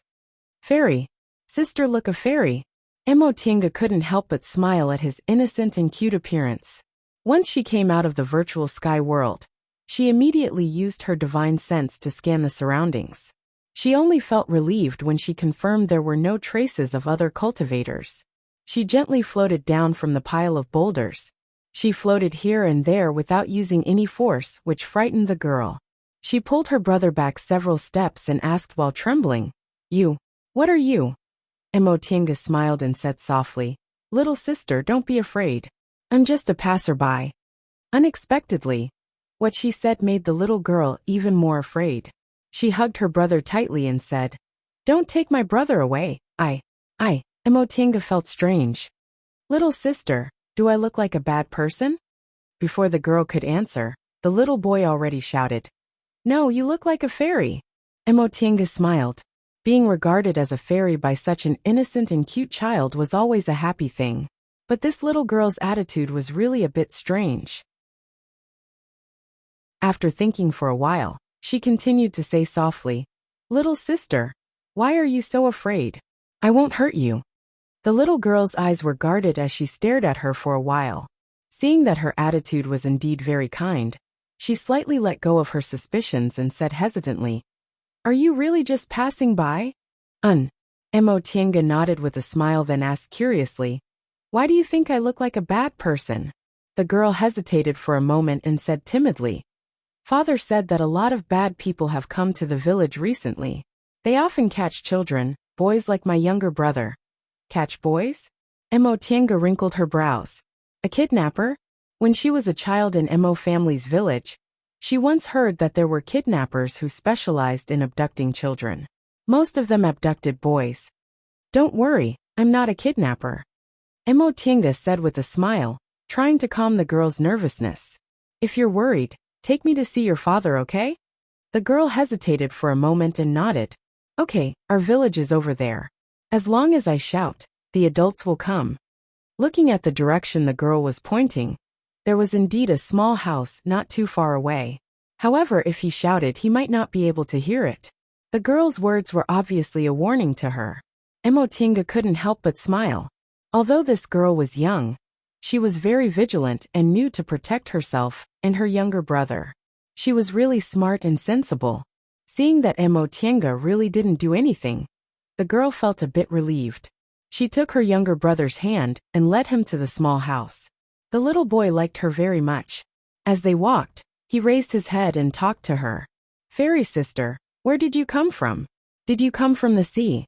Father said there's a fairy on the sea who blesses us and protects us. And you can say that. Emotienga nodded with a smile. Why do you think I'm a fairy? Because fairy sister is very beautiful, just like the fairy mom said. The little boy raised his hand, as if he wanted to hold her hand. The girl saw his movement, and timidly looked at Emotienga's snow-white clothes. She hastily slapped her younger brother's hand away. Xiaobao, your hands are dirty. The little boy named Xiaobao looked gloomy. He uttered an, "Oh," and put his hand down. Emotienga sighed inwardly. She then lowered her body and held the little boy's hand. Don't worry, sister's clothes won't get dirty. Right now, she was wearing Xianqing School's Taoist robe, which was woven from Mount Taikong's cloud brocade. Even if ink was splashed on it, it would be clean after a shake. Xiaobao immediately smiled and said cheerfully, "It's really fairy sister. Mother said the fairy sister on the sea is very good to us. She's everyone's mother." Emotienga was a bit confused. Fairy sister and mother? However, she understood what the child meant. The fairy sister he mentioned should be the god worshipped by the fishermen here. The small house wasn't far away. She answered the little boy's questions along the way and soon arrived. Emotienga gave them a cursory glance. The small houses were all thatched cottages with grass roofs and mud walls. The best ones had stone walls. The residents' faces were dirty, their clothes were shabby, and their expressions were numb. Obviously, their lives weren't good. When they entered the village, some residents were drying dried fish at the village entrance while chatting. When they saw Emotienga walking into the village with the two children, they all stopped and kept glancing at her. One of them boldly shouted, "Shui clan's Nan Nan, who did you bring back?" The girl glanced at the person who asked and answered, "Uncle Nyo Air. This sister said she's just passing by." Passing by? The adults at the village entrance gathered together and looked Emotienga up and down. However, they didn't dare to speak and only dared to whisper to each other. The girl led her here and there until they finally arrived at a thatched cottage. Smoke was coming out of the cottage. Someone was washing in front of a big water tank in front of the cottage. "Mother," the girl called. The woman who was squatting and washing wild vegetables answered and said in a rough voice, "Where the hell did you go? I haven't seen you for a long time. Did you go crazy with your little brother?" The girl said, "Mother, we have a guest." "A guest?" The woman turned around and saw Emotienga standing not far from them. She hurriedly stood up and wiped her hands on her apron. "Oh, this young lady?" She was a bit uncertain. Emotienga was wearing Xianqing School's uniform. It was a Taoist robe, but it was different from the secular world. In the eyes of mortals, calling her Taoist priest seemed too beautiful, and calling her young lady seemed too plain. Emotienga didn't care about the way she addressed her. She smiled and said, "Greetings, sister-in-law. I was passing by and happened to meet these two children. I have some things I don't understand, so I came to ask." "Oh, I see." The woman felt a bit inferior in front of her. She combed her hair and tidied up her clothes before making an inviting gesture. "Young lady, our house is really simple and crude. If you don't mind, would you like to sit inside?" Emotienga nodded with a smile and followed her into the house. The moment she entered, she saw that it seemed to be a hall. In the cramped space, there was a dining table and several stools. Although they were very old, they were still clean. On the wall facing the door, there was a picture of a sea god. It seemed to be a goddess. The woman invited her to sit on the bench next to the dining table and said to the girl, "Nan, go cook. Mother will accompany the guest." The girl nodded and glanced at Emotienga, then went to the kitchen. Emotienga was lost in thought for a while. She thought about herself a few decades ago, when she was the same age as this child. "Young lady." Emotienga regained her composure and smiled apologetically. "Sister-in-law, your daughter is obedient and capable. You're really blessed." The woman let out a sigh and waved her hand. "Young lady, you're too polite. This girl always goes out to play, but she's really capable. She can do whatever you ask her to do, and she can do it better than some adults. She also helps take care of her younger brother." It could be seen that although the woman didn't love her daughter on the surface, she was very proud of her daughter. Her smile was full of joy. Xiaobao also chimed in. "Sister is very good. She always takes me to play." His sister went to cook, but he refused to leave and still stayed by Emotienga's side. Only then did the woman notice that her youngest son was holding Emotienga's hand. She hurriedly came over and hugged him. "Xiaobao, quickly go wash your hands. Look at how you're playing." She then said to Emotienga apologetically, "Young lady, children don't know any better. Did they dirty your clothes? Come wash them." Emotienga shook her head. "It's okay, they won't get dirty." She dusted her clothes and waved her hands. There wasn't even a speck of dust on them. The woman holding Xiaobao stopped when she saw Emotienga's actions. She seemed to be thinking about something, but eventually, panic appeared in her eyes. She said, young lady, are you a fairy from Bichuan Court? I'm sorry. I was as blind as a bat. I'll kowtow to you." After she said that, she knelt down and started to kowtow. Emotienga was surprised. She gently raised her hand and used her spiritual aura to block the woman's movements. She asked gently, "Sister-in-law, what are you doing? What fairy from Bichuan Court?" Upon seeing Emotienga's methods, the woman became even more convinced. She begged, Fairy, please spare our lives. The children didn't do it on purpose, so I didn't recognize them." Emotienga felt helpless. She waved her hand and used her spiritual aura to lift the woman up. "Since you know I'm a cultivator, you should answer me properly. There's no need to do this." Yes. The woman nodded obediently. She held Xiaobao and shrunk behind Emotienga. Xiaobao was the only one who was completely unaware of this. He said curiously, "Mom, Sister Fairy is a good person, so why?" "Shut up." The woman covered Xiaobao's mouth and berated him. "Child, be obedient and don't interrupt." Xiaobao looked very curious, but he didn't dare to be disobedient. He just stared at his mother, the Sister Fairy in front of him, with his big round eyes. Emotienga was a bit confused. It was normal for mortals to revere cultivators, but this kind of fear wasn't normal no matter how she looked at it. Moreover, when the woman mentioned Bichuan Court, it sounded a bit familiar. Yes, it was that medium-sized cultivation group that specialized in accepting female cultivators. Yen Ruoshu and the other two people she met in Ziwei's Immortal's Cave were from Bichuan Court. "So Bichuan Court was built here? Sister-in-law, you should also sit." Upon hearing what Emotienga said, the woman waved her hands repeatedly. I don't dare. How could I dare to sit together with Fairy?" Emotienga didn't force her. She thought for a moment, then asked, "Why are you so afraid of cultivators? You even said, Fairy of Bichuan Court. Is Bichuan Court here?" Astonishment flashed across the woman's eyes. She thought for a moment, then asked cautiously, "Fairy, you're not from Bichuan Court?" Emotienga shook her head. "I'm just a cultivator passing by this place. I have nothing to do with Bichuan Court." "Oh." The woman heaved a sigh of relief and finally showed a hint of a smile. "Fairy, please don't blame me. I misunderstood." Emotienga smiled. "It's nothing. But sister-in-law, could you tell me the reason in detail?" The woman promptly nodded. "Yes." She paused for a moment, then said, "Fairy, you might not know, but our Eastern Sea is too remote. Even the Emperor can't control this place, so the biggest force here is Bichuan Court." "Wait." Emotienga interrupted her, asking, "Did you say this place is the Eastern Sea?" "Yes." The woman was surprised. "Fairy, don't you know?" "Oh," Emotienga said faintly. "I didn't pay attention on the way here." The woman didn't dare to doubt her and continued to say, "In fact, the fairies of Bichuan Court don't really care about mortals like us. But we must not offend them. If we offend them..." After a moment of hesitation, the woman changed the topic. "Just now, I saw that Fairy's clothes weren't dirty, so I thought Fairy was from Bichuan Court." "I see.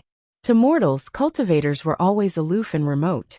Since Bichuan Court was here, the mortals here naturally revered them the most. Nevertheless, she really didn't expect she'd actually come to the Eastern Sea. The Eastern Sea was desolate. If she wanted to go back to Kunwu, she'd have to spend a lot of effort. The most convenient way was naturally to borrow the road from Bichuan Court, but Emotienga didn't really want to get in touch with them. Thinking up to this point made her frown. After watching for a while, and seeing that the woman was still standing cautiously, Emotienga smiled. "Sister-in-law, you don't have to be like this. I'm just passing by. I'll leave after I'm done asking around." "Oh." Although Emotienga didn't release her spiritual aura pressure, knowing she was a cultivator already made the woman's heart feel heavy. Now that she heard what Emotinga said, she heaved a sigh of relief. She then said politely, "Fairy, if you still want to ask anything, just ask me. There's nothing I don't know about the villages in the vicinity. If Fairy wants to ask about Linhai Town, my husband also knows about it. He'll be back soon." Emotinga smiled.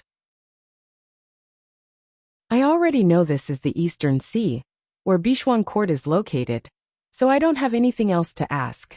There's only one thing I want to ask. Yesterday, were there any movements nearby?" "Movements?" The woman was puzzled. She thought for a moment, then said, "When the tide rose yesterday, there seemed to be thunder. Is that what Fairy wants to ask?" "Thunder?" Emotinga pondered for a moment. "What else?" "Xiaobao heard rumbling sounds yesterday. Today, when I went out to play with elder sister, I saw a mountain." Xiaobao, who was in the woman's arms, interrupted. "Oh." Emotinga was a bit interested in what this child said. "Is it the mountain you saw me on?" Xiaobao nodded vigorously. "There wasn't a mountain yesterday, but when I went out to play with elder sister today, I saw one.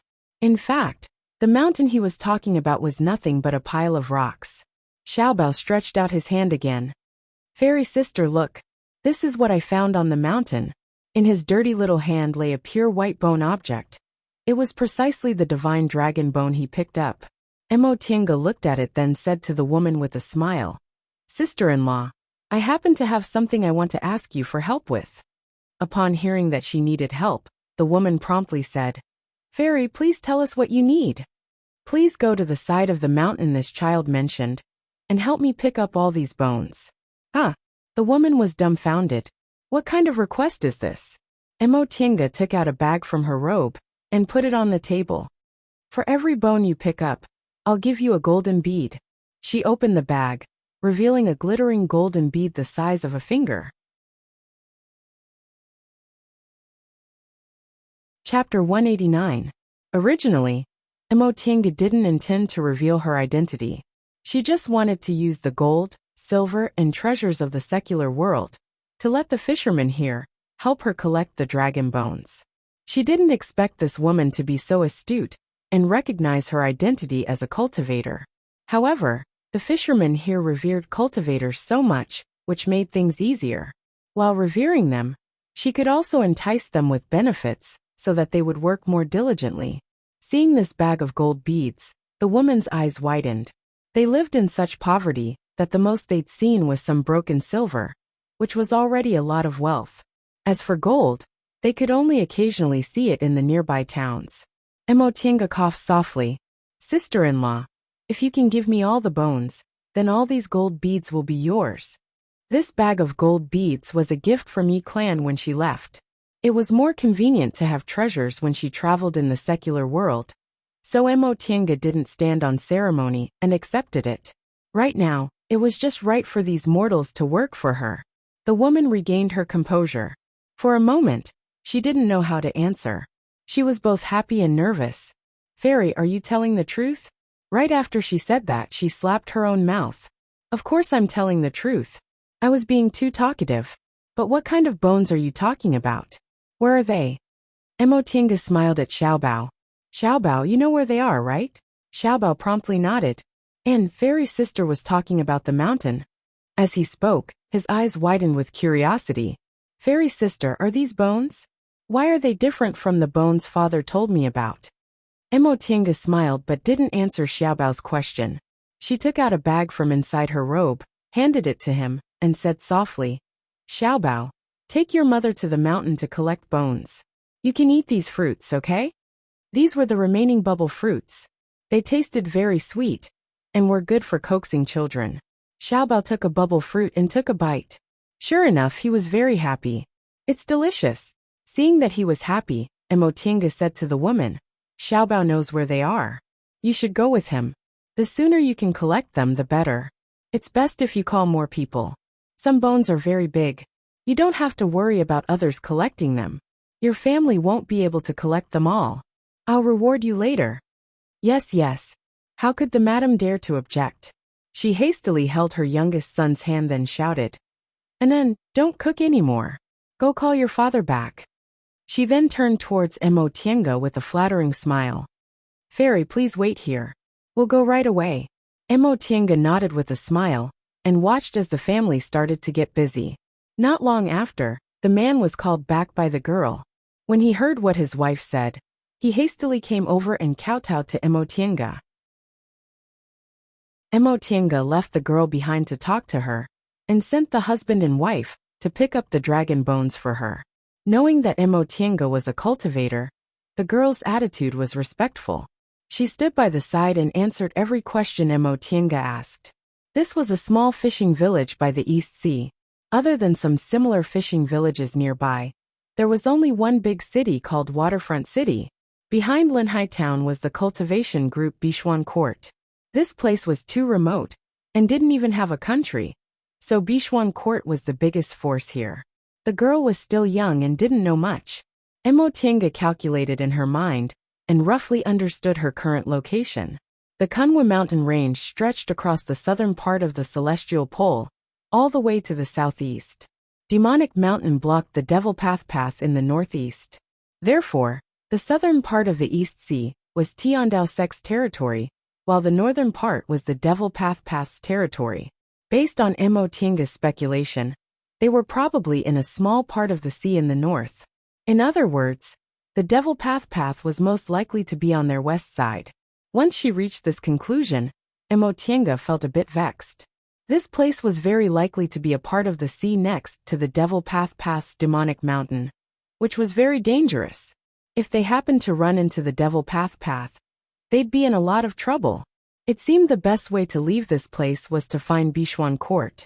Since Bichuan Court was located here, they must have a safe way to communicate with the outside world. Of course, the most important thing for her now was to pick up the dragon bones.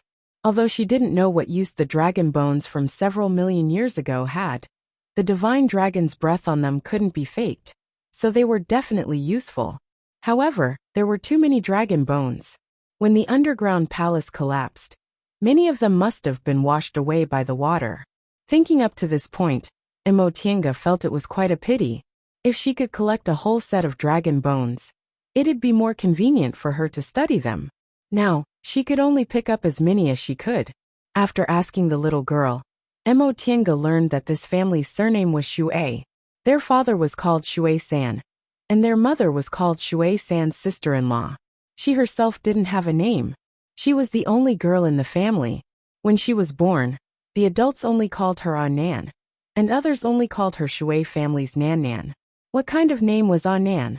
There were dozens of families here, and most of their daughters were called Anan when they were born. It wasn't until they got married that they became whose family's sister-in-law. When they got a bit older, they became whose family's mother-in-law.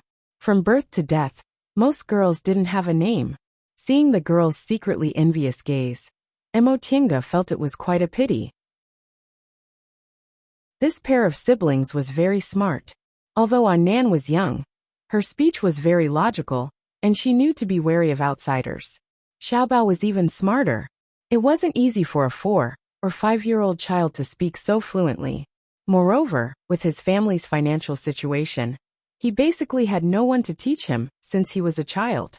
Once Emotienga praised him, Anan immediately stuck out her little chest proudly. Xiaobao can already speak when he's just 1 year old. Everyone in our village says Xiaobao is like a star that descended from the sky. Father also said that when Xiaobao grows a bit older, he'll send him to the city to study. At that time, he'll find a job in the city, and he'll be able to live like a city person. Oh, Emotienga asked with a smile. Why didn't he take the county-level exam? Wouldn't he be able to become an official? Anan shook her head. Father said we can't go out for the rest of our lives. There are monsters living in the west. If we go there, we'll be eaten. Emotienga frowned inwardly when she heard what Anan said. Sure enough, the monsters she mentioned must be people from the Devil Path. Anan continued to say, Unfortunately, I wasn't chosen by Bichuan Court. It'd be great if I could enter Bichuan Court. Emotienga was rather astonished. She asked, How does Bichuan Court choose its disciples? Anan answered, Girls living near Linhai Town will go to Bichuan Court to have their spiritual roots checked when they're 8 years old. If they pass, they can enter Bichuan Court. At that time, Their whole family can enter the city and live like a city person. As she spoke, Anan once again said proudly, "However, I also have spiritual roots. The aunt who receives me at Bishuan Court said my spiritual roots are a bit lacking, so I can't enter Bishuan Court. Nevertheless, she's already recorded my name, so if they're short on maids, they'll call me over." "You also have spiritual roots?" Mo Tiange was rather surprised. Among mortals, there weren't many people with spiritual roots, yet she happened to run into one. Anan nodded. Her face was slightly red. "The aunt who receives me said I have 5 spiritual roots." "Oh, I see." Mo Tiange nodded. 5 spiritual roots weren't considered rare. In her memory, Bishuan Court was a small cultivation group about the same size as Yunwu sect. Now that she knew it was located on the coast of the Eastern Sea, a small place sandwiched between the Devil Path and the Eastern Sea, it probably wouldn't be a problem for them to accept someone with 5 spiritual roots as a maid. Unfortunately, although Anan's spiritual roots weren't obvious, she had a good temperament and was also smart. In addition, since Bishuan Court's influence in this area was so big, it'd be better for her to collect all the dragon bones and leave as soon as possible to avoid news of this being leaked. Divine dragon bones from 1,000,000 years ago. Not to mention a small cultivation group like Bishuan Court, even the 7 great cultivation groups would be tempted by them. After some thought, Mo Tiange changed the topic. "Right. You girls with spiritual roots can enter Bishuan Court, but what about boys? Bishuan Court only accepts female disciples, right?" Anan nodded. So boys can only be accepted as outer disciples by Bishuan Court, unless their spiritual roots are very good. I heard from the aunt who receives them that male disciples can only be considered real Bishuan Court disciples after performing dual cultivation with a female disciple. Mo Tiange raised her eyebrows in astonishment. This Bishuan Court was really an anomaly. Not only was it built in such a strange place, but it also had such strange rules. This place faced the Devil Path in the west, so mortals here couldn't leave this place their entire lives, so they could only enter Bishuan Court. Unfortunately, Bishuan Court was a cultivation group that only accepted women. Because of that, in Bishuan Court, the status of men was far inferior to that of women. This was an anomaly in the entire celestial pole. Mo Tiange roughly understood the situation in the Eastern Sea from Anan. In the afternoon, the people who picked up the dragon bones came back one after another. The Shui couple was indeed obedient. They mobilized the whole village to either carry the dragon bones, and all the dragon bones were picked up. The biggest one was a leg bone that required 4 or 5 people to carry. Mo Tiange gave the golden bead to Anan. Whenever someone came with a dragon bone, she would give it to them. For a large leg bone like this one, she would give them a bit more. After the villagers obtained the golden bead, they were still unsatisfied, so they once again agreed to go to the beach to search. This search lasted until nightfall. Mo Tiange wasn't in a hurry.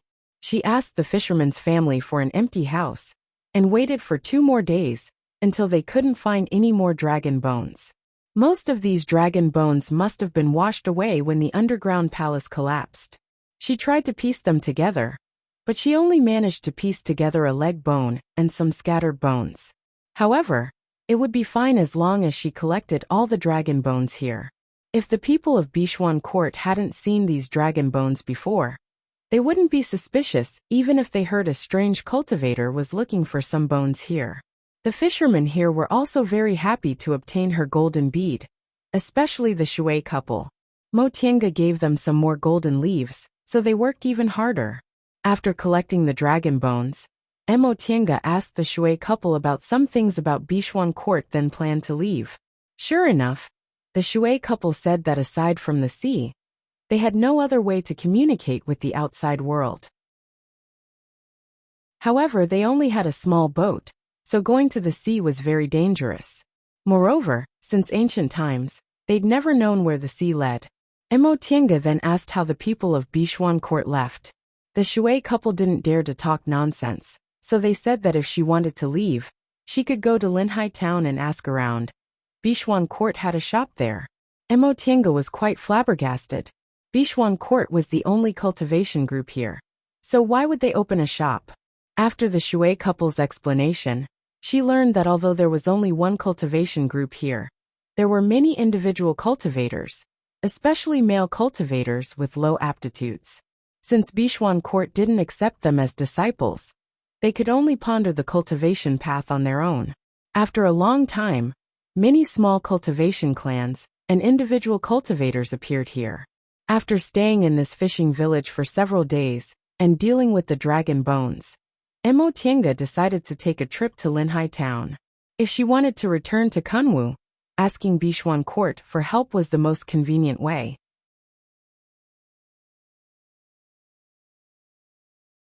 Chapter 190. Xiaobao was very reluctant when he heard Mo Tiange wanted to leave the fishing village. Outsiders rarely came to the fishing village. Besides, Mo Tiange also gave him delicious food. He had never eaten such sweet fruits before. The Shui couple naturally wouldn't let their child fool around, so they hurriedly coaxed him.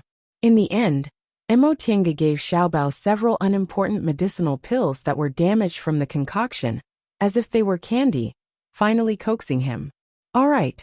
Mo Tiange glanced at the 4 members of the Shui family in front of her. Tell me, which direction should I go to Linhai town?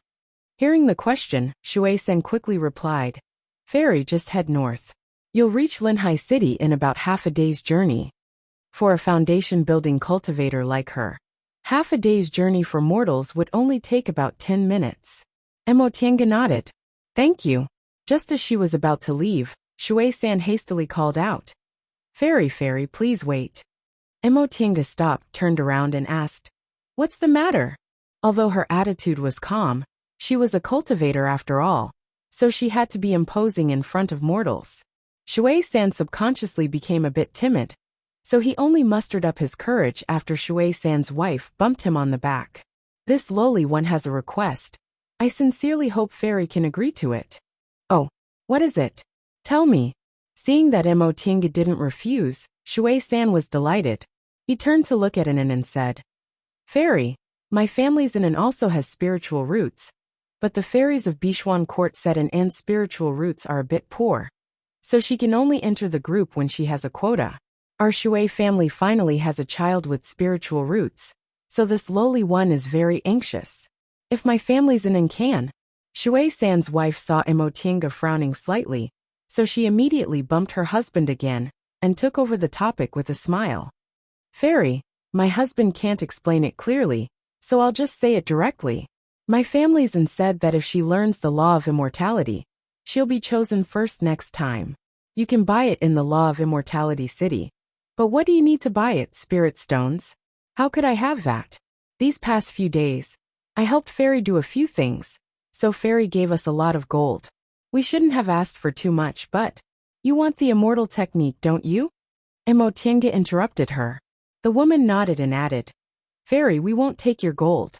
We just want you to give us an immortal spell. If it's not enough, you can take whatever you like. How could a mere mortal fisherman have what he wanted? When Mo Tiange saw Anan staring at her nervously from the side, she raised her hand and stopped the madam's long-winded speech. All right, I understand. She took out several jade slips from her Qianquan bag. After thinking for a moment, she put the jade slips back and took out a book. Anan was still a mortal and couldn't use her divine sense. Gold is of no use to me. Anan can be considered to be fated with me, so I'll give this cultivation technique to you. Anan took the thin book. She was so excited that her face turned red. The Shui couple even pulled her to kowtow. Thank you, Fairy. Thank you, Fairy. Mo Tiange waved her hand and didn't say anything else. With a shake of her sleeves, she flew up with the wind. Shui San's family, as well as all the villagers of this unknown fishing village, were attracted by this scene. Mo Tiange saw Anne's eyes full of hope and envy when she raised her head. She gave her a smile, then turned into a flight light and disappeared into the horizon. A beginner's cultivation technique was as easy as lifting a finger for her. But it was extremely difficult for this little girl who hoped to walk on the path to immortality. Mo Tiange didn't mind doing good occasionally. It could even be said that because she was born immortal, she was kinder to mortals than to cultivators. However, Whether she could really walk on the path to immortality depended on herself. She shook her head, threw these thoughts to the back of her mind, and focused on hurrying on her journey. Linhai town wasn't far. After 10 minutes, Emotienga could already see the city walls in the distance. What surprised her was that she originally thought Linhai town was only a small town in such a small place. She didn't expect its city walls to be so magnificent that they weren't inferior to some medium-sized cities in Middle-earth. What surprised her even more was that as soon as she approached Linhai town, her cloud-treading boots seemed to go out of control. It seemed there was a flight restriction laid in the town. After thinking for a while, Emotienga landed outside the town and walked towards Linhai town on foot. It was noon, so there were only a few people going in and out of the town gate. There was only one soldier guarding the gate. He stood at the gate, leaning against the wall and dozing off, not caring about other people going in. Emotienga felt a bit strange. Didn't this Linhai town have no country? Why did it have soldiers? But the strangest thing was yet to come. Just as she was about to enter the town, the dozing soldier glanced at her in a daze and immediately woke up. He rubbed his eyes and ran to stop her. Soon after, the soldier respectfully saluted her and said, "Fairy, please wait." Emotienga raised her eyebrows and asked, "How did you know I'm a cultivator?" Her question made the soldier even more surprised. He blurted out, "Fairy, aren't you an immortal from Linhai?" Emotienga frowned but didn't answer. The doubts in her heart grew stronger. Seeing her unsightly expression, the soldier hastily said, "Fairy, please calm down. Immortals from Linhai all know we can distinguish mortals from immortals. Fairy doesn't seem to know, so I guess Fairy isn't from Linhai." "Oh." Emotienga nodded. "I'm indeed a foreign cultivator who came here by accident." "Why did you stop me? Could it be that Linhai town doesn't allow outsiders to enter?" The soldier waved his hand repeatedly. "Fairy, you misunderstood. There's no such thing.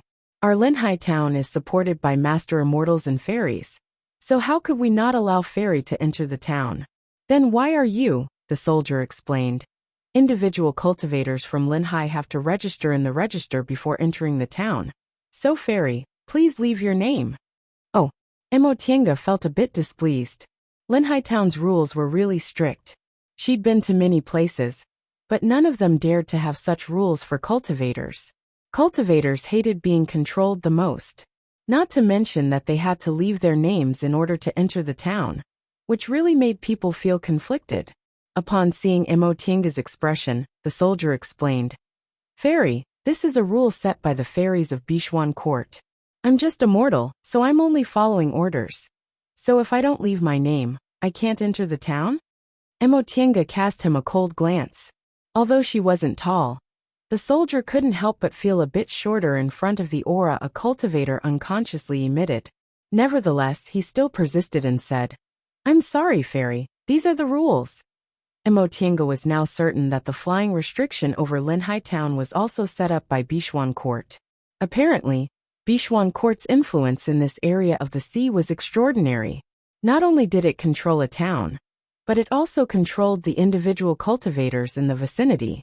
Emotienga thought for a moment, then said with a cold expression, "Where do you want me to leave my name?" The soldier was afraid of angering an immortal. Although he was working for Bishuan Court, an immortal like him couldn't afford to offend any immortal. Upon hearing what Emotienga said, he was delighted. He took a register from the side and handed it to her. "Fairy, please leave your name here." Emotienga flipped open the thick register. She saw many names written on it, and she clearly remembered when they entered and when they left. Without pausing, she took the pen the soldier handed her and wrote down the 3 words, "Yi Xiaotian," in the blank space. She then threw the pen back and said, "Is this okay?" The soldier nodded repeatedly. It's okay. Fairy, please come in." Emotienga didn't say anything more and walked into the town. After she entered the town, the soldier carefully recorded her name. Yi Xiaotian, female, cultivation level unknown. Entered the town at noon on the 20th of August. Emotienga felt quite unhappy. She originally had a bad impression of Bishuan Court because of the 3 female Bishuan Court disciples she met in Ziwei's Immortal's Cave.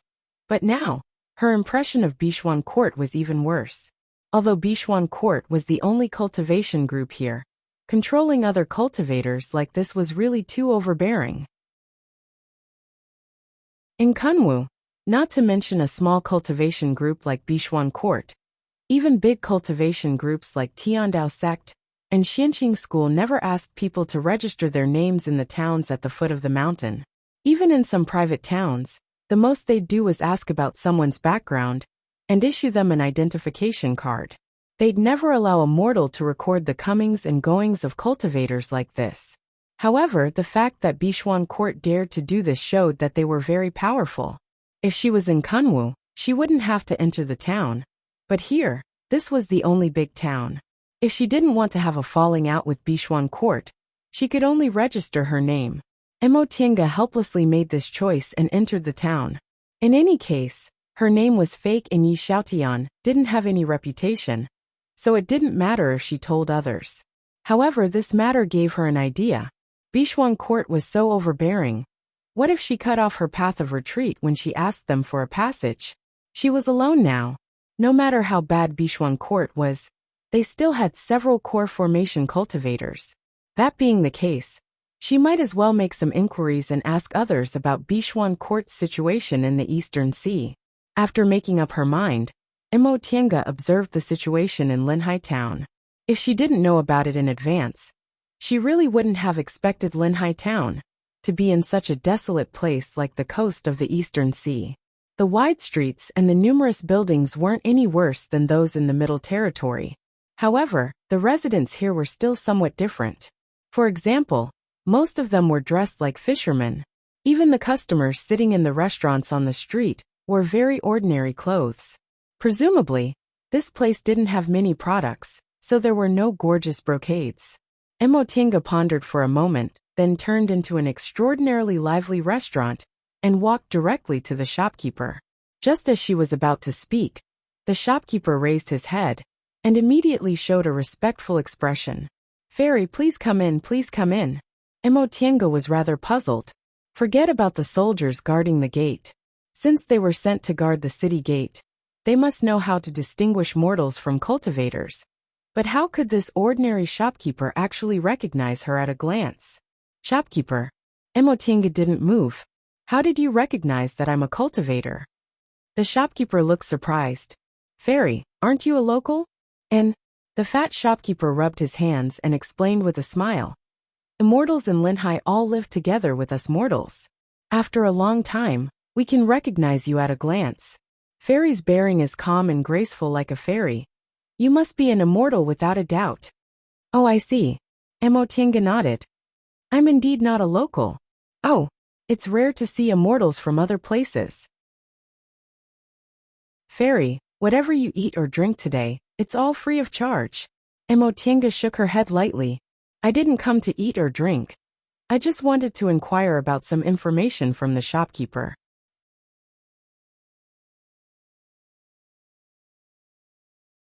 Chapter 191.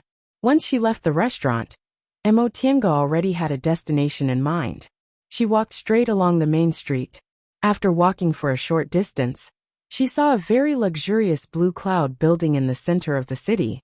As soon as she entered the restaurant, a waiter immediately came to greet her with a big smile. "Fairy, please go upstairs, please go upstairs." Mo Tiange nodded and followed the waiter all the way to the third floor. As soon as she reached the third floor, she immediately felt several gazes on her. She discreetly sized up her surroundings. Compared to the first floor, the third floor was less luxurious, but it was more elegant. There were about 5 or 6 mahogany tables in the spacious space. Each table was separated by flowers and trees, looking extremely elegant. There were already 3 tables occupied by guests. All of them were male cultivators, and their cultivation levels were all in the aura refining realm. Mo Tiange thought to herself that Bishuan Court was, after all, a small or medium-sized cultivation group. If individual cultivators could cultivate to the foundation building realm, they would have been recruited long ago, even if they were male cultivators.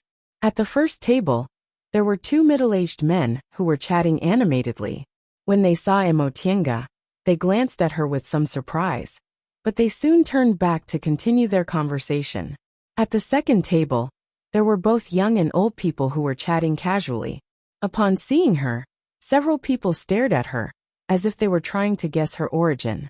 At the third table, there were 3 young people chatting loudly. They seemed to be the children of some cultivation clans. They weren't as down and out as individual cultivators. "Fairy, this way please." The waiter led Emotienga to an empty table and swiftly served her tea. He asked, "Fairy, what would you like to order?" Emotienga muttered to herself for a moment, then said, "Some refreshments will be fine." "Yes, yes," the waiter said repeatedly. "Please wait a moment, Fairy. It'll be served soon." After the waiter went downstairs, Emotienga picked up the teacup and took a leisurely sip. The manager of the small restaurant told her that in Linhai town, most cultivators and mortals lived together. Mortals were very respectful to cultivators, so cultivators enjoyed a lot of power here. In Linhai town, mortals treated both Bishuan court disciples and individual cultivators with extreme respect. There were even some facilities specially prepared for cultivators, such as the 3rd floor of the Azure Cloud restaurant. This was the biggest restaurant in Linhai town. Reportedly, the boss had a very good relationship with the fairies of Bishuan court. The 3rd floor of the Azure Cloud restaurant was only open to cultivators. Any cultivator, even if they were only in the 1st layer of the aura refining realm, could eat and drink here for free. Therefore, no matter if it was the disciples of the sects, clans, or independent cultivators in the vicinity of Waterfront City, they would all come to the Azure Cloud brothel when they had nothing to do and exchange some news. After inquiring about these things, Emotienga didn't say anything else and came to this place. The reason why he didn't ask the shopkeeper directly was because the shopkeeper was, after all, a mortal. Some things were more reliable to hear from the mouth of a cultivator. As she sat there, she had already sized up all the people at the 3 tables. She had the spirit-concealing pendant with her, so she deliberately suppressed her cultivation level to make others feel that she was still in the aura refining realm, but they couldn't see through her. Among the 8 or 9 cultivators here, the strongest one was only in the 6th layer of the aura refining realm, so they didn't notice anything strange at all. Not long after the waiter went downstairs, the 3 young men at the 3rd table looked at each other. One of them got up and walked over to her. "Fellow Taoist, I'm Wei Ziming. Nice to meet you." Emotienga pretended to have just noticed him and stood up to greet him. "I'm Yi Xiaotian. Nice to meet you, fellow Taoist Wei." Seeing that she returned his greeting, a hint of joy flashed across Wei Ziming's eyes. He greeted her again. "So it's Miss Yi." Just now, he called her fellow Taoist, but now he called her Mississippi. Emotienga smiled without batting an eyelid. "Fellow Taoist Wei is too polite. Is there something I can help you with?" "Oh, it's like this." Seeing that her attitude was kind, Wei Ziming also smiled from ear to ear. "I wonder if Miss is alone? If you are, it's fate that we met. How about we talk about the path of immortality together?" Emotienga was sitting there because she was waiting for someone to take the initiative to talk to her. Now that she heard Wei Ziming's words, she thought for a moment, then smiled and said, "How can I refuse fellow Taoist Wei's kindness? I'm also bored sitting here by myself, so I'll accept your invitation." Wei Ziming was overjoyed. "Miss, please come over here." He then shouted, "Waiter!" Thump, thump, thump sounds of footsteps could be heard from the stairway. A waiter immediately ran up with Emotienga's tea and pastries in his hands. Wei Ziming waved his hand and said, "Take our table away and bring another good one." The waiter's gaze shifted. He understood what Emotienga meant, so he immediately nodded and bowed. "Yes, yes." He then put the tea and pastries aside, tidied up the 3 people's table, and went downstairs.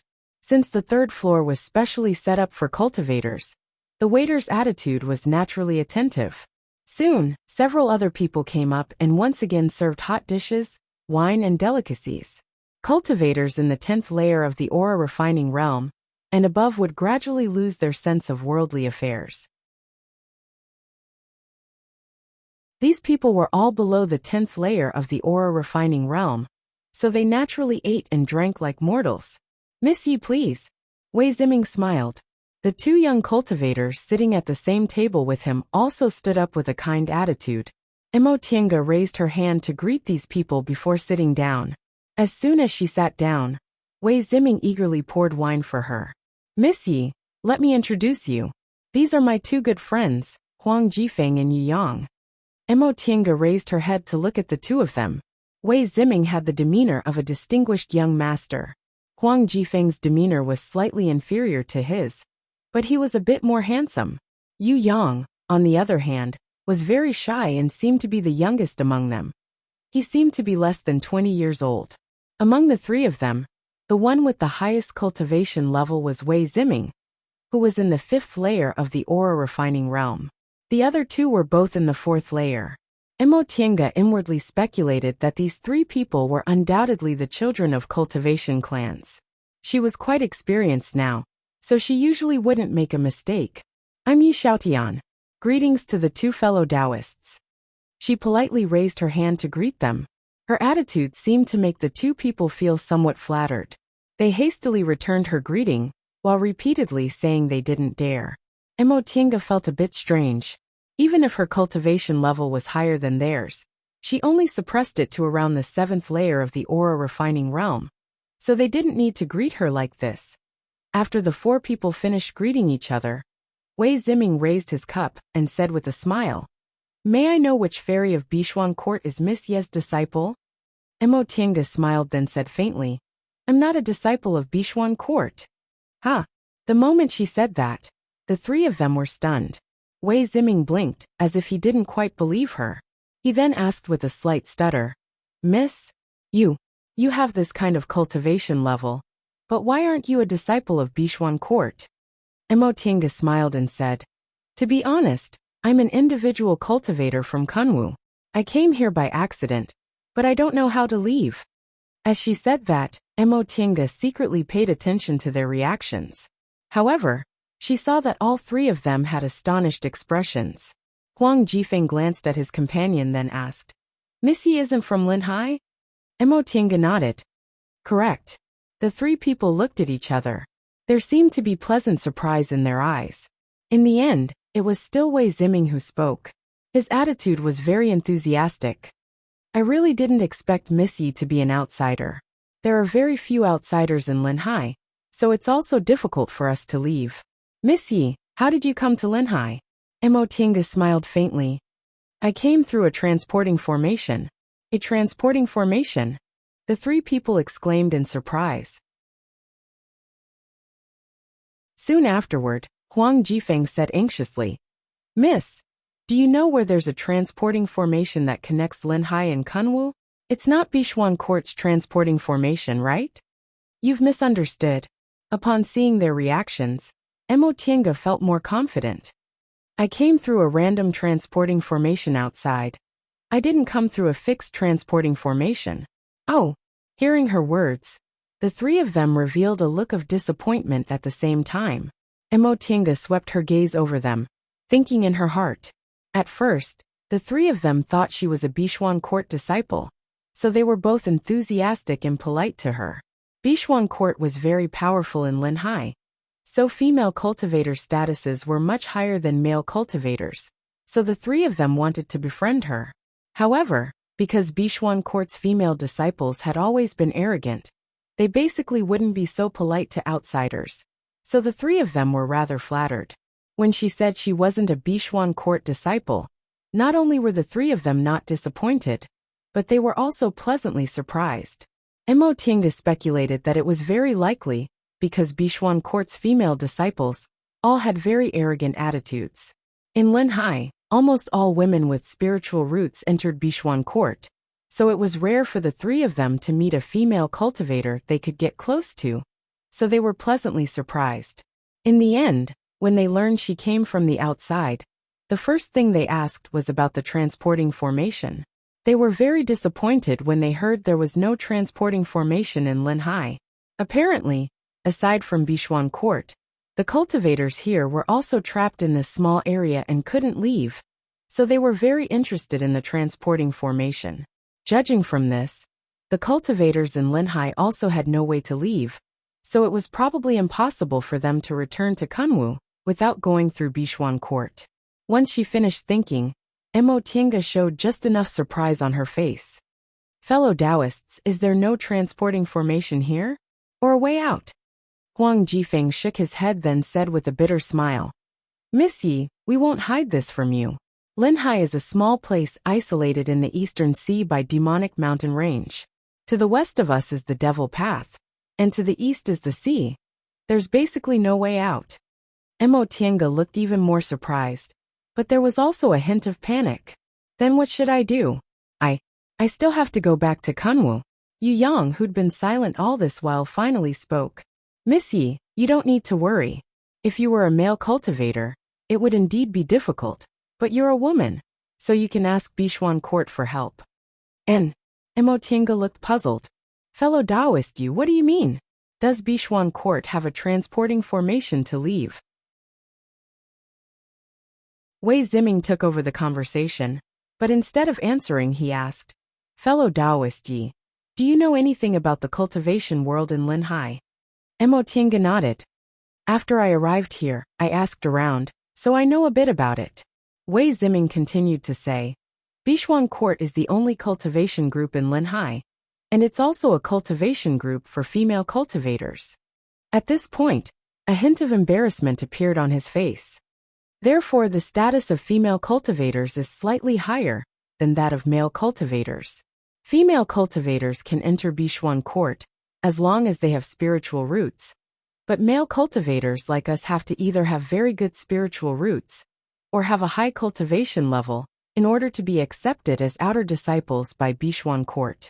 Moreover, only after performing dual cultivation with a female disciple can they be considered real Bishuan Court disciples. The same goes for cultivators from outside Linhai. In recent years, although there were very few foreign cultivators, they'd occasionally come across foreign cultivators. If they were female cultivators, they'd either be recruited by Bishuan Court, or they'd pay a certain price for Bishuan Court to send them out of Linhai. Male cultivators, on the other hand, weren't so lucky. If they wanted to leave, they'd have to pay an even bigger price. Therefore, Miss Yi, you can ask Bishuan Court for help. Maybe they'll be willing to let you go. Mo Tiange was silent for a while before she nodded. I see. Thank you, fellow Taoists, for telling me. Huang Jifeng hesitated for a moment then asked. Miss Yi, your cultivation level is higher than ours, so presumably, Bishuan Court will definitely recruit you. If you're only an individual cultivator in Kunwu, it'd be better for you to join Bishuan Court. Bishuan Court is a cultivation group for female cultivators, so they take great care of their female disciples. If you join Bishuan Court, you might even have a chance to build your foundation. Mo Tiange looked embarrassed. But I want to go back to Kunwu, Wei Ziming said. Miss Yi, if you don't want to join Bishuan Court and want to go back to Kunwu, I have to remind you first. At this point, he paused for a moment to confirm there was a sound-insulating barrier around them before he continued to say, Bishuan Court is very powerful in Linhai. They always mean what they say. If they really recruit you and you don't agree, it won't be good for you if you provoke them. Wei Ziming spoke very tactfully, but Mo Tiange could hear the warning in his words. Apparently, her previous guess was right. Bishuan Court wasn't only powerful, but it was also very overbearing. They couldn't be offended easily. She thought for a moment then said with a smile, Thank you for reminding me, fellow Taoists. Are all fellow Taoists local cultivators? Could it be that you've never gone out? Huang Jifeng smiled bitterly.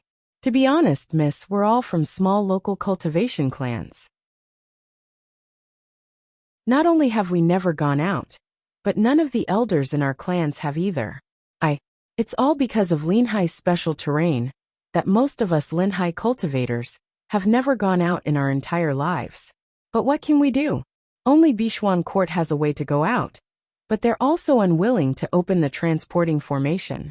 Wei Ziming sighed and said, Our biggest wish is to cultivate to the 10th layer of the aura refining realm, enter Bishuan Court, successfully build our foundation, and perform dual cultivation with Bishuan Court's female disciples.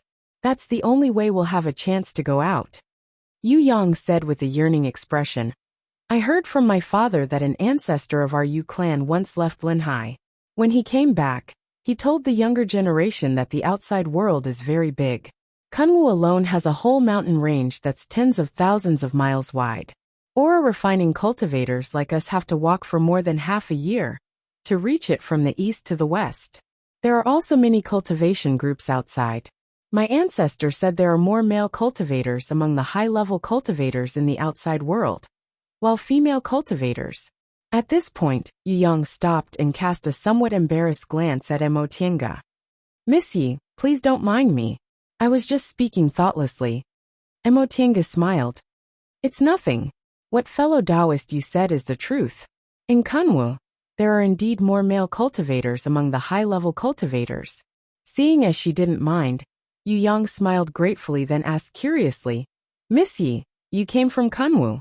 Can you tell us something about the outside world? Oh, this. What do fellow Taoists want to hear? Upon hearing that she was willing to talk about the outside world, the three people's eyes brightened. Wei Ziming asked, Miss Yi, how big is Kunwu? Are there really a lot of cultivation groups? How many are the biggest? Are there a lot of nascent soul cultivators? This Wei Ziming was really impatient. He immediately asked a series of questions. Emotinga smiled and said, Don't worry, fellow Taoist Wei. Let me think.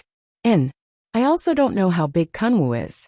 Based on the walking distance of a foundation-building cultivator, it would take them about a month to fly from east to west. As for ore refining cultivators, just like fellow Taoist you said, it would indeed take them more than half a year. Based on this, it's at least several tens of thousands of miles, maybe even more. There are probably several hundred cultivation groups in Kunwu, but most of them are small cultivation groups. The entire cultivation group might only have several hundred people, and the highest cultivation level among them is only in the foundation building realm. Big cultivation groups, on the other hand, have several thousand ore refining disciples, more than 100 foundation building disciples, and several nascent soul cultivators. Wow, so many people! Yu Yang exclaimed. Bishuang Court only has about 1,000 disciples, and there are only a few dozen foundation building cultivators. Is that so? Emotinga took this opportunity to ask, Then does Bishuang Court have any core formation cultivators? Yu Yang nodded. Bishuang Court currently has 3 core formation cultivators. Oh, if that's the case, they'd be considered a medium or small cultivation group in Kunwu. 3 core formation cultivators wasn't considered much in Kunwu. Back then, Yunwu sect also had 7 or 8 core formation cultivators. But Yunwu sect was only a medium cultivation group. For a medium cultivation group like this, if they had nascent soul cultivators, they could develop into a big cultivation group. If they didn't, they could only maintain the structure of a medium cultivation group. Upon hearing her understatement, Wei Ziming and the others said in amazement, Bishuan Court isn't considered a big cultivation group in Kunwu? Then what are Kunwu's big cultivation groups like? Do they only count if they have nascent soul cultivators? Emotinga nodded. Correct. Not to mention big cultivation groups. Even some medium cultivation groups with great influence in Kunwu all have nascent soul cultivators. I reckon there are about 50 to 60 nascent soul cultivators in all of Kunwu, and most of them are in the 7 big cultivation groups. The 7 big cultivation groups, Huang Jifeng said. I've heard that 6 of the 7 big cultivation groups in the Celestial Pole are in Kunwu. They're very powerful, and there are also many nascent soul cultivators in their groups. Emotinga shook her head and said with a smile, How could there be many nascent soul cultivators? Reaching the nascent soul realm isn't that easy. Tiandao sect, which is known as the number 1 cultivation group in the Celestial Pole, only has 7 nascent soul cultivators. And that's only when they were at their peak. 7 nascent soul cultivators. The 3 of them showed expressions of yearning. For them, nascent soul cultivators only existed in legends. It had been many years since a nascent soul cultivator appeared in Bishuan Court.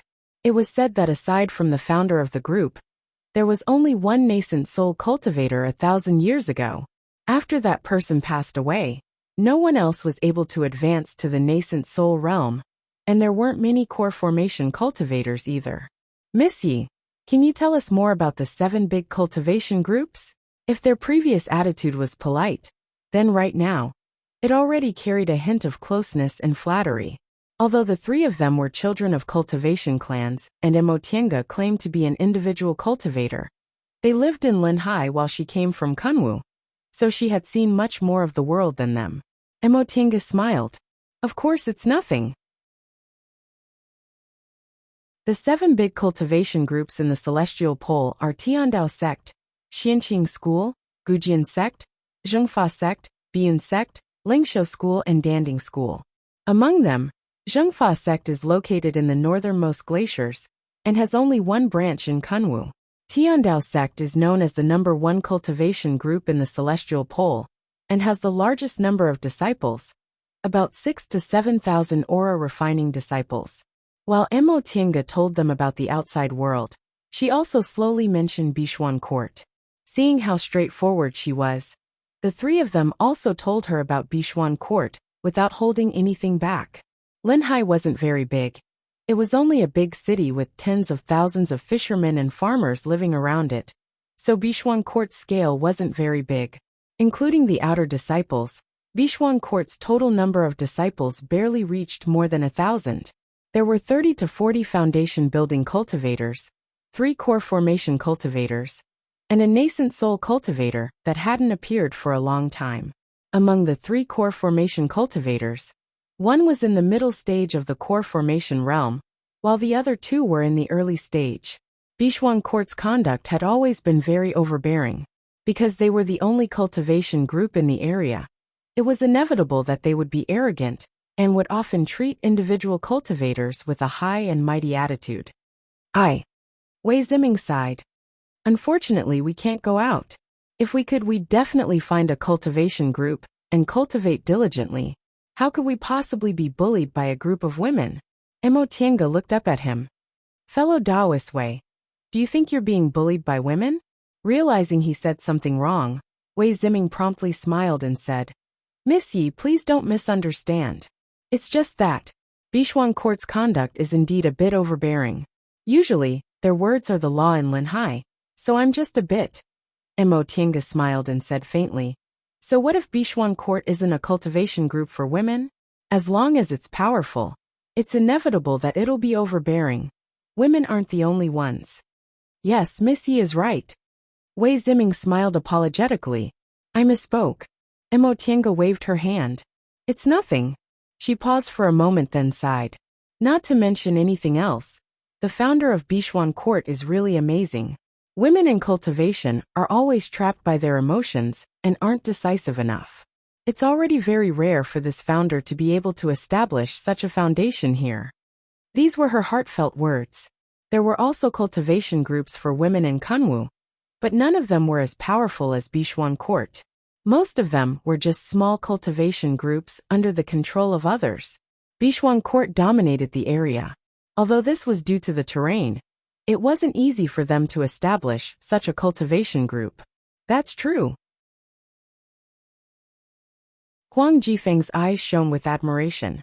Although we don't like Bishuan Court's way of doing things, no one in Linhai City is dissatisfied with the founder of Bishuan Court. Not only Huang Jifeng, but even Yu Yang also nodded. Brother Huang is right. The founder of Bishuan Court is the beacon and idol in the hearts of cultivators in Linhai City. Oh, Emotienga was quite interested. Fellow Taoist, can you tell me about it? Huang Jifeng said. To talk about Bishuan Court's founder, we have to start from the origin of Linhai. 100,000 years ago, the Righteous Path and the Devil Path fought a great war in the Celestial Pole. In the end, the Devil Path was defeated and moved to the north of Demonic Mountain, never setting foot in Kunwu again. The Devil Path moved to the northeast and operated in the mountain range to the north of Demonic Mountain. This part of the mountain range was covered with dense forests, undulating hills, and the terrain was complex. Coincidentally, there was such a small area in the Eastern Sea, which happened to be sandwiched between this mountain range and the Eastern Sea, becoming an isolated area. To the east was the sea, to the west was the mountain range where the Devil Path was active, and there were no roads to the north or south. The people of Linhai lived like this for tens of thousands of years, completely losing contact with other places in the celestial pole.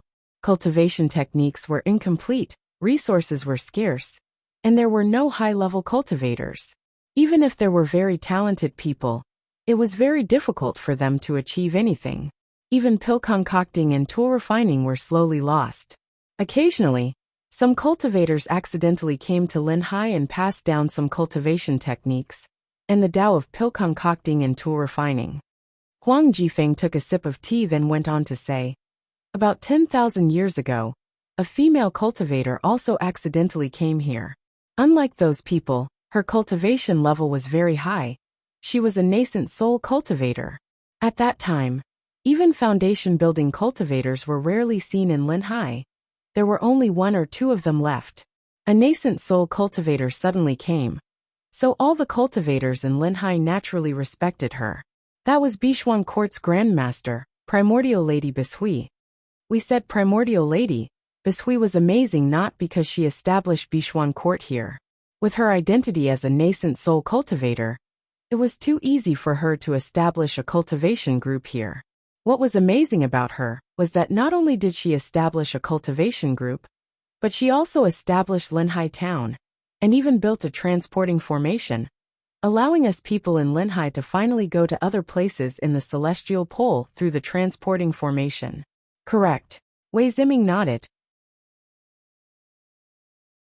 The reason why it's a cultivation group for female cultivators is because Primordial Lady Bishui rescued a group of female cultivators who were used as human furnaces by Kunwu cultivators and established Bishuan Court with them. I see. Mo Tiange muttered. No wonder female cultivators were respected in Bishuan Court, while male cultivators had low status. So there was actually such a reason. That being the case, not only was Primordial Lady Bishui worthy of admiration, but the other Bishuan Court disciples also weren't domineering. Their seniors were once used as human furnaces by male cultivators, so they naturally didn't treat male cultivators well. Thinking up to this point, Mo Tiange even felt a bit of admiration. It really wasn't easy for these female cultivators to become independent.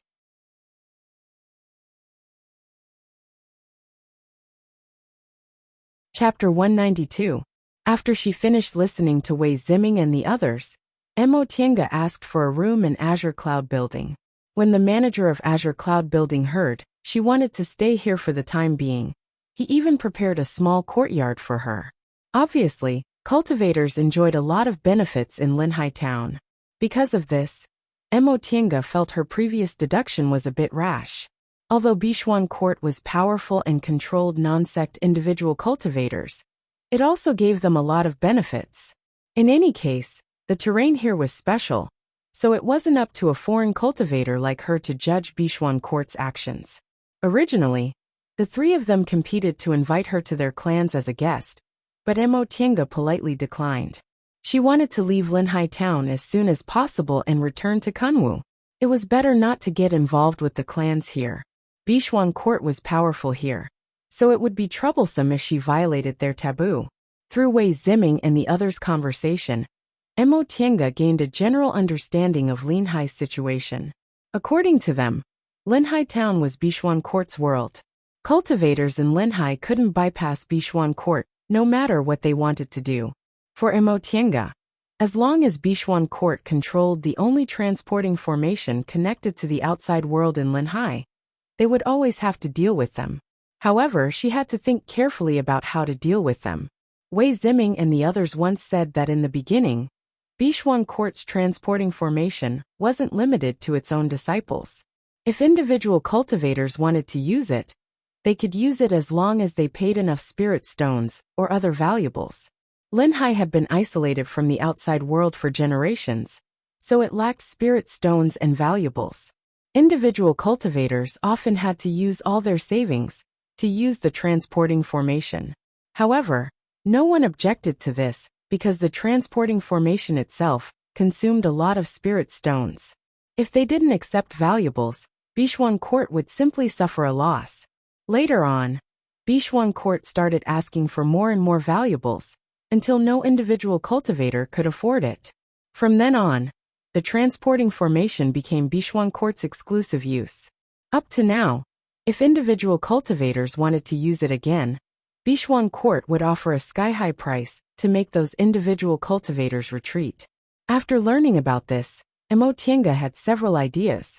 The first method was to directly state her identity. With Xianqing School's name, Bishuan Court would presumably have to give them some face. Nevertheless, Bishuan Court was different from cultivation groups in Kunwu after all. Linhai's terrain was special, so they were the only group in Linhai. Even if Xianqing School became the #1 cultivation group in the Celestial Pole, it still wouldn't affect them. The second possibility was just like Wei Ziming and the others said. Bishuan Court saw her cultivation level was pretty good, so they'd probably try to recruit her.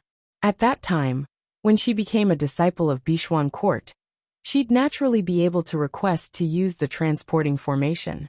But if she did that, she'd inevitably made a simple matter complicated. She originally just wanted to borrow the transporting formation, but in the end, it became a deception. If people from Bishuan Court found out about this, not only would they refuse to lend her the transporting formation, but they might even kill her to vent their anger. There was a third method. They said that there had been a small number of foreign cultivators who accidentally came to Linhai. If they were male cultivators, it would be more troublesome.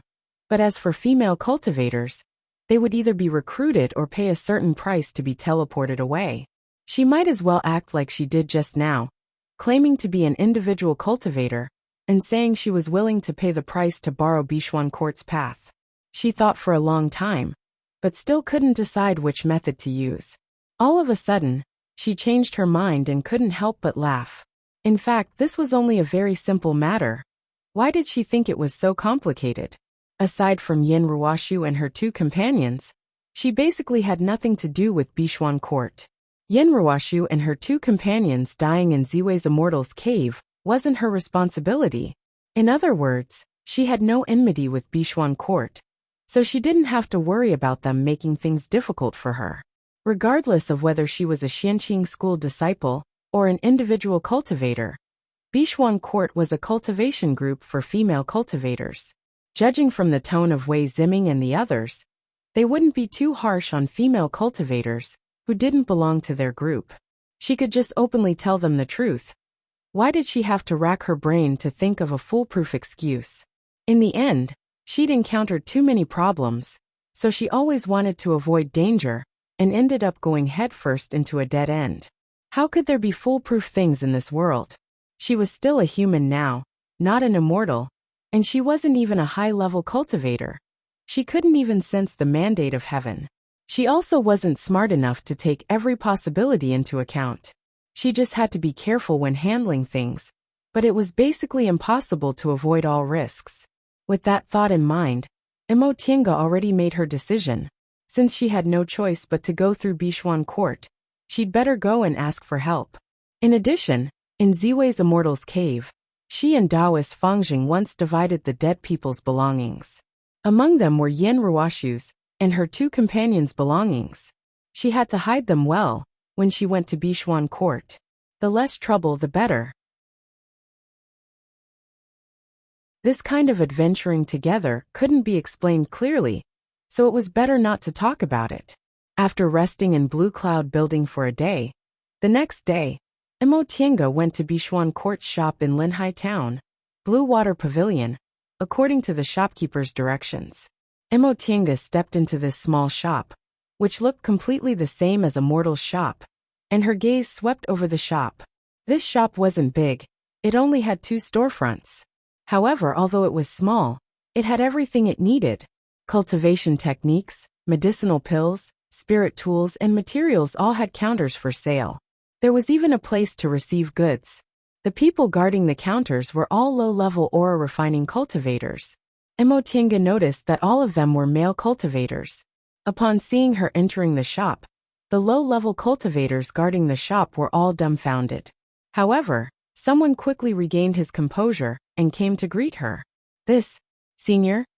This time, Emotienga suppressed her cultivation level to the early stage of the foundation building realm. After all, the late stage of the foundation building realm could be considered very high. Bishuan Court only had 3 core formation cultivators in total, so the late stage of the foundation building realm might attract the attention of the core formation elders. As for the aura refining realm, if her cultivation level was too low, she might be looked down upon. Although this person called her senior, he didn't dare to confirm it, so there was a hint of bewilderment on his face. In Linhai, aside from women with poor spiritual roots and no foundation, all female cultivators with some cultivation level were Bishuan Court disciples. The female cultivator before them was in the early stage of the foundation building realm, so logically speaking, she must be a Bishuan Court disciple. However, Mo Tiange didn't have the slightest symbol of Bishuan Court on her, and they also didn't recognize Xianqing School's uniform. Mo Tiange showed a faint smile, then said to that person, "Excuse me, is this Bishuan Court shop?" Upon hearing her question, the shop assistant promptly nodded, then asked, "Senior, may I ask who you are?" Mo Tiange's expression was calm. "I'm a Kunwu cultivator who came here by accident. I especially came to ask to see the manager of Bishuan Court." Upon hearing what she said, the other shop assistants stopped what they were doing and stared at her. It had been a long time since cultivators from other places came to Linhai, let alone a foundation building cultivator, who could be considered a high-level cultivator to them. Upon hearing what she said, the shop assistant who received her hurriedly said, "I see. Senior, please wait here for a moment. I'll immediately ask the manager to come out and see you." Mo Tiange nodded with a smile. "Thank you." Perhaps it was because her cultivation level was high enough, or perhaps it was because her attitude was amiable. But after the shop assistant asked her to take a seat, he dashed into the back hall. Before long, a middle-aged man in the 9th layer of the aura refining realm hurriedly came out behind the shop assistant. The middle-aged man immediately saw Mo Tiange sitting on the guest seat. He immediately walked towards her and said respectfully, "I'm Luo Qianshan, manager of Bishuan Water Pavilion. Greetings to Senior." Mo Tiange stood up and saluted him back. "Manager Luo doesn't need to be too polite. My name is Yi Xiaotian, and I'm a cultivator from Kunwu. I came here by accident and heard that your school has a transporting formation to leave, so I came to see you." Manager Luo had already learned the reason from the shop assistant. Originally, this wasn't a big deal. Although Linhai was isolated from the rest of the world, from time to time, foreign cultivators still came here by accident through various methods. Generally speaking, they just needed to report it to the school. Whether they could leave or not depended on whether the school was willing to lend them the transporting formation. However, the person in front of him wasn't only a female cultivator, but also a foundation building cultivator.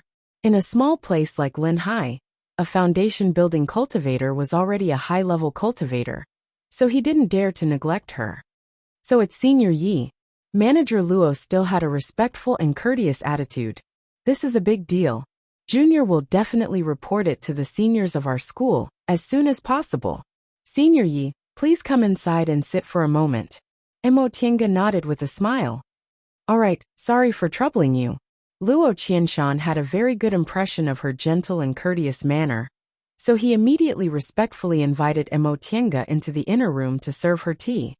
Senior Yi, after instructing his subordinate to report to the school, Luo Qianshan sat on the side and said, "It's been a long time since there were foreign cultivators in Linhai. May I ask why Senior came to Linhai?" Mo Tiange smiled. Apparently, Luo Qianshan came to inquire about her background, but that wasn't a big deal. Linhai was Bishuan Court's domain, so a foreign cultivator suddenly came and wanted to borrow the transporting formation. They naturally had to inquire about it. About this, to be honest, I'm also not very clear. She had already thought of an excuse for this. I originally went to a secret place to look for some fated chances, but I don't know what happened. But that secret place suddenly collapsed. Afterward, I discovered I was in Linhai. I see. Luo Qianshan couldn't tell whether what she said was true or false.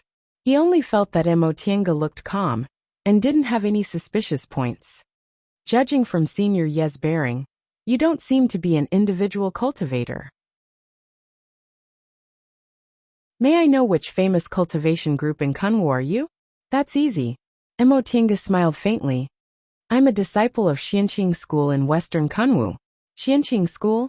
Luo Qianshan was horrified. He wasn't a small cultivator from one of those cultivation clans. As the manager of Bishuan Court's shop, he could come into contact with some of Bishuan Court's affairs, so he knew a lot more than them. Xianqing School was the second largest cultivation group in the Celestial Pole.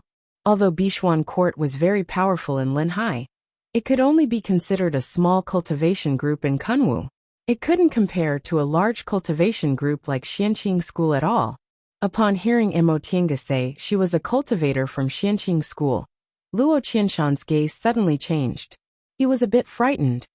Senior Yi is actually a senior from Xianqing School. I'm truly sorry for not recognizing you. Don't mention it. Emotinga waved her hand. I'm just an ordinary cultivator from Xianqing School. I really can't afford to receive such a big greeting from Manager Luo. Although Emotinga said that, Luo Qianshan didn't dare to slight her in the slightest. His tone was polite, and his attitude was respectful. Especially when he saw that Emotinga didn't try to hide anything, and answered his questions frankly. He didn't have any doubts about her at all. Before long, the shop assistant who went to deliver the news came back and reported. As expected, the manager of Bishuan Court was willing to see her. Emotinga secretly heaved a sigh of relief. Up until now, there hadn't been any abnormalities. She hoped the manager of Bishuan Court could smoothly lend her the transporting formation.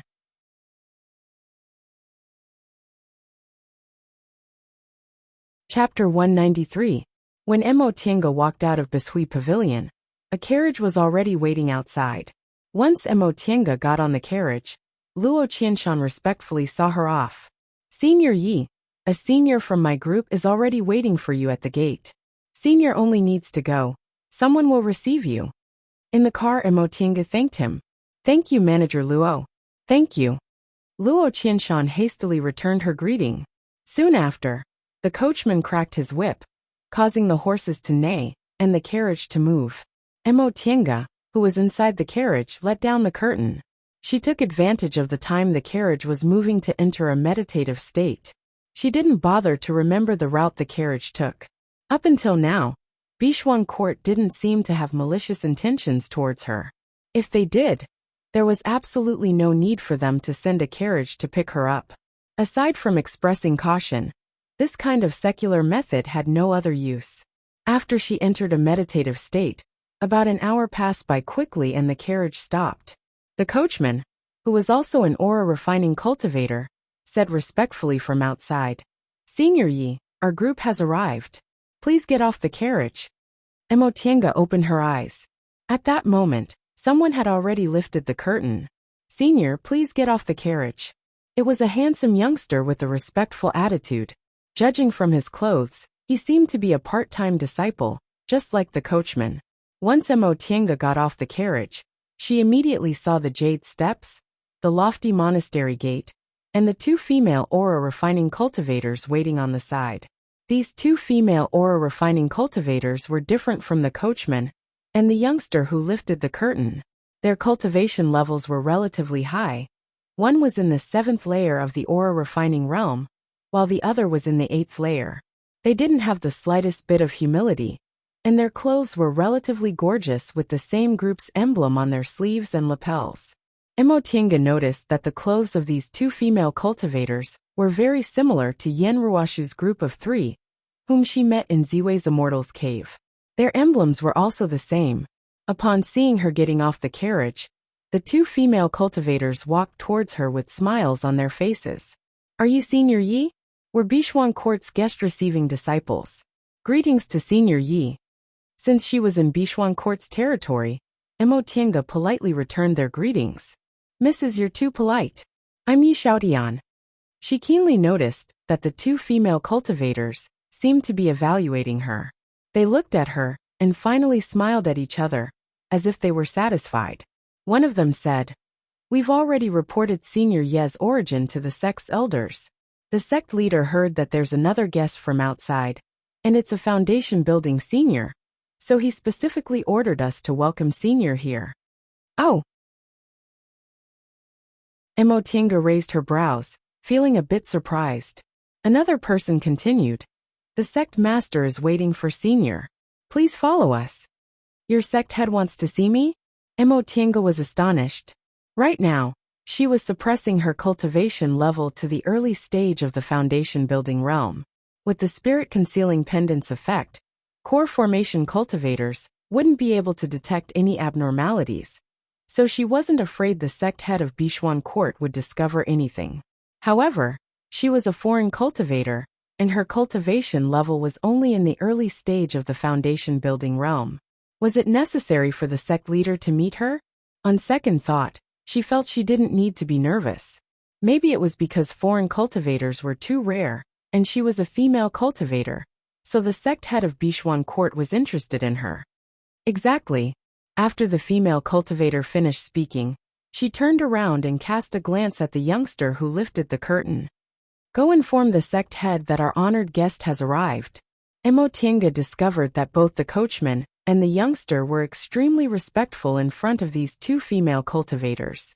If this was Kunwu, she'd only think they didn't dare to show the slightest bit of disrespect, because these two female cultivators had relatively high statuses. However, she'd already inquired about Bishuan Court, and learned that female cultivators were respected. She also noticed that in Bishuan Court, those who did chores and had low statuses were all male cultivators. After instructing the youngster to go inform the sect head of Bishuan Court, the two female cultivators politely led the way. Senior Yi, please. Emotienga nodded. Thank you for your trouble. She then followed the two of them up the stairs. Bishuan Court's monastery wasn't any different from the cultivation groups in Kunwu. Its spirit veins were also very ordinary. Of course, this was also because Emotienga's horizons were much higher now. Mount Taikong was a top-notch spiritual mountain, while Bishuan Court was only located in a remote corner. How could it compare to Kunwa's top-notch spirit veins? However, although Bishuan Court's imposing manner was lacking, it was very exquisite.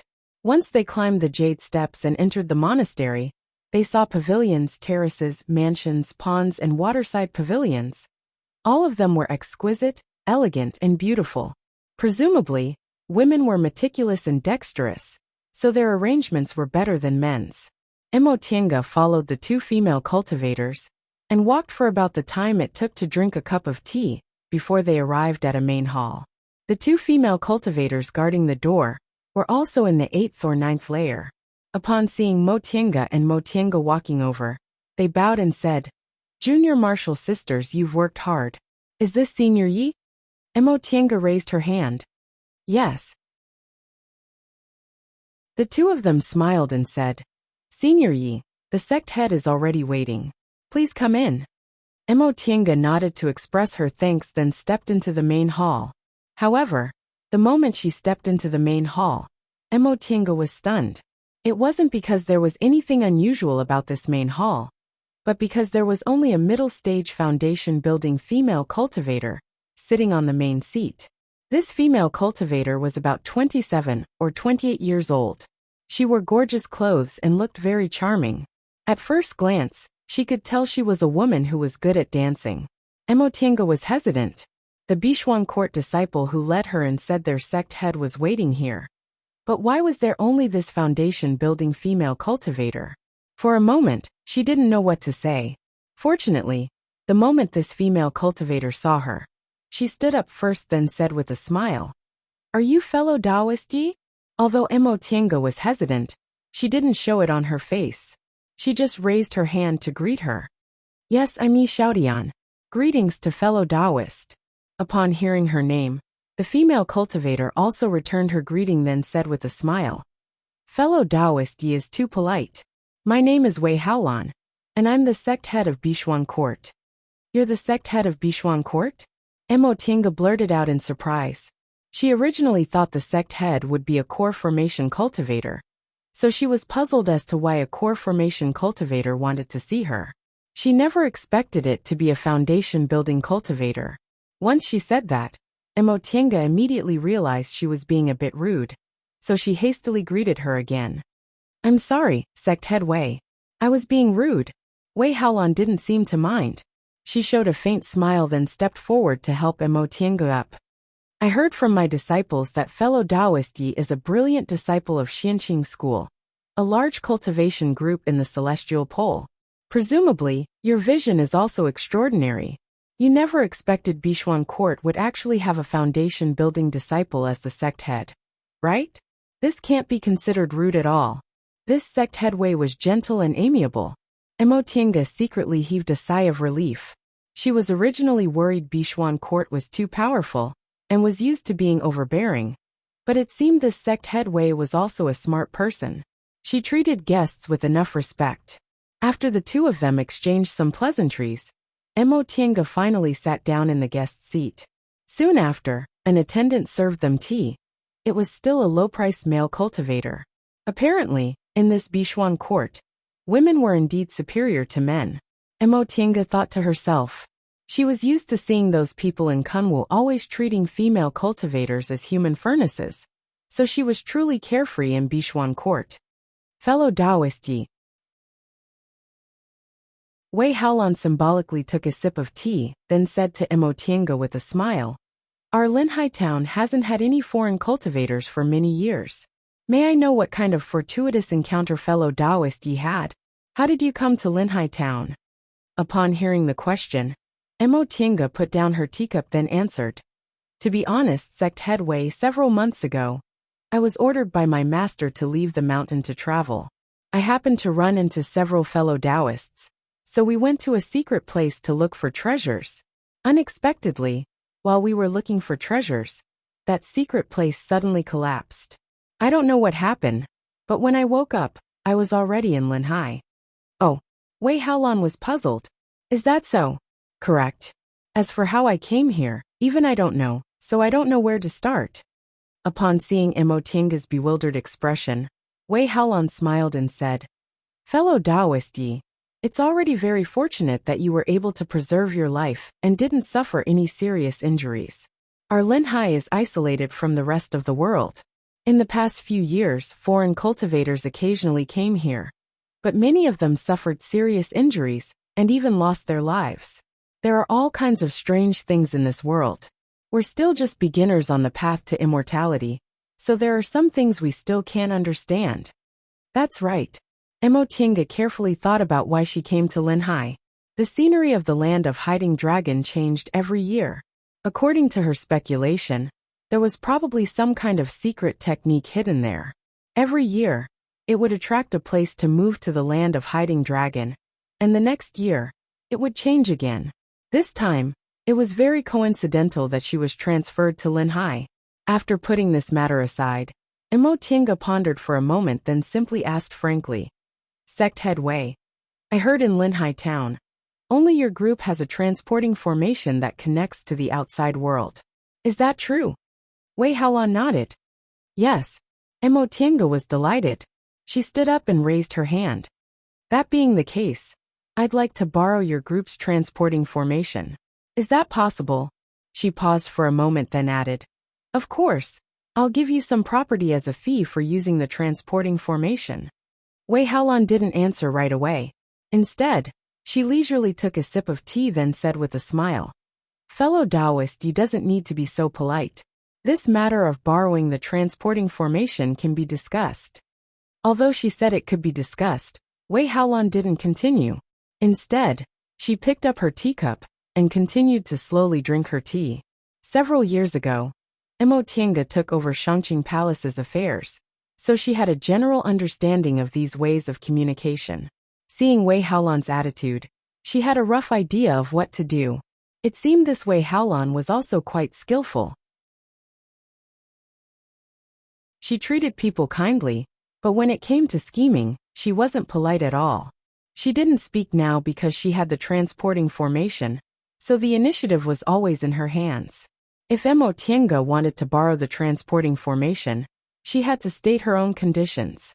Wei Haolan wouldn't agree until she was satisfied. Emotienga wasn't in a hurry. She imitated Wei Haolan and slowly drank her tea for a while before she put down the teacup and said faintly, "Sect head Wei, a straightforward person doesn't resort to insinuations. How about this? If your group is willing to lend me the transporting formation, I'll give you 1,000 spirit stones. What do you think?" For ordinary foundation-building cultivators, 1,000 spirit stones was a huge sum. It was very difficult for individual cultivators to come up with this kind of money, even for cultivation group disciples. If they weren't good at saving money, they also wouldn't be able to come up with that kind of money. After all, foundation-building cultivators had a lot of income, but their expenses were also high. However, Wei Haolan only raised her eyebrows and said with a smile, "Fellow Taoist Yi, you're worthy of being a cultivator from a big cultivation group. I'm not even willing to part with 1,000 spirit stones." Although that was what she said, Mo Tiange could also hear that she wasn't very satisfied. She pondered for a while, then said, 1,500 spirit stones. Although the transporting formation consumed a lot of spirit stones, it usually only required several mid-grade spirit stones to be used each time. In other words, several hundred spirit stones were enough. With 1,500 spirit stones, she could earn at least 1,000 spirit stones. Nevertheless, Wei Haolan still shook her head and didn't say anything. Obviously, she wasn't very satisfied with this price.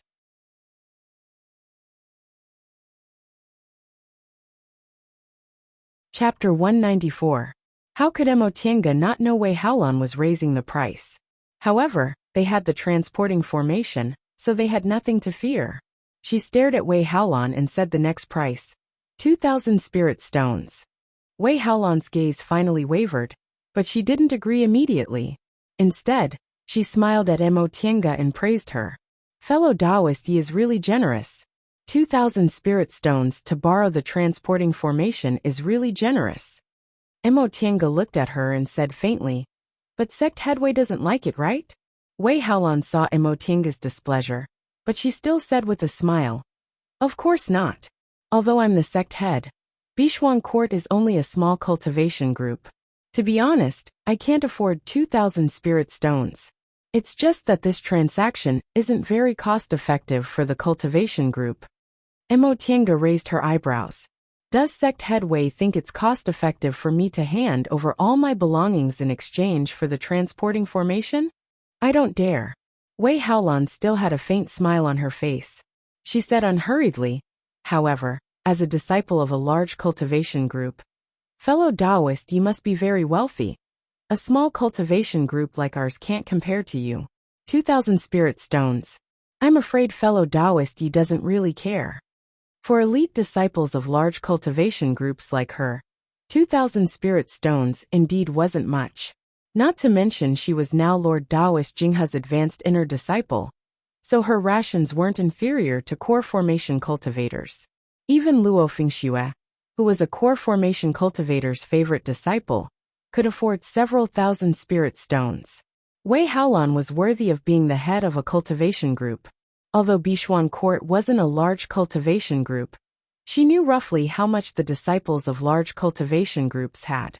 Mo Tiange regretted confessing her cultivation group, but on second thought, if she didn't have Xianqing School as her backer, she might have extorted even more. "Sect leader Wei," she pondered for a moment, then said straightforwardly, "We're not merchants, so haggling over the price is really boring. You should just give me a price. As long as I can afford it, I won't waste my breath." "Okay." Wei Haolan seemed to be waiting for her to say that. She clapped her hands and said with a smile, "Fellow Taoist Yi, you're a straightforward person. That being the case, I won't refuse anymore." Wei Haolan paused for a moment, but she didn't directly state a price. Instead, she said slowly, "Does fellow Taoist Yi know what kind of situation Bishuang Court is in Linhai?" Mo Tiange nodded. "Since I arrived here, I've gained a rough understanding of the situation. Your school is the only cultivation group in Linhai, and it also controls the only transporting formation leading to the outside world. It can be said that your school is the most powerful. That's right, one sect dominates." Wei Haolan had a proud expression on her face as she said those words. However, after saying those words, she sighed. "However, there are many hidden dangers behind the dominance of a single sect." Mo Tiange was bewildered. "Your group has a core formation cultivator overseeing things. There aren't any powerful enemies on your side, and all the cultivators in Linhai are under your group's control. Where would the hidden danger come from? Wei Haolan showed a bitter smile. Fellow Taoist Yi, you might not know this, but although Bishuan Court's development is smooth, Linhai's only so big. Our spirit veins can't be considered top-notch, and we're even more lacking in resources. Even if we don't have any strong enemies, it'll still be very difficult for us to grow. Mo Tiange was also aware of this. Zhengfa sect, one of the 7 great cultivation groups, was also facing this problem. The size of a sect's territory was the fundamental problem that restricted its development. Aside from moving, there was no other way to solve this problem. But on the other hand, with Linhai's special terrain, Bishuan Court basically didn't have to worry about anything if it didn't vainly try to grow. They had exclusive access to resources, and the whole of Linhai was their world. Even though their population was small, it was still possible for them to train a few cultivators. Accepting disciples was easy, so all the cultivators in Linhai racked their brains to enter Bishuan Court. The same was true for male cultivators. With manpower and wealth, as long as they didn't make any stupid moves, the group would be able to develop steadily.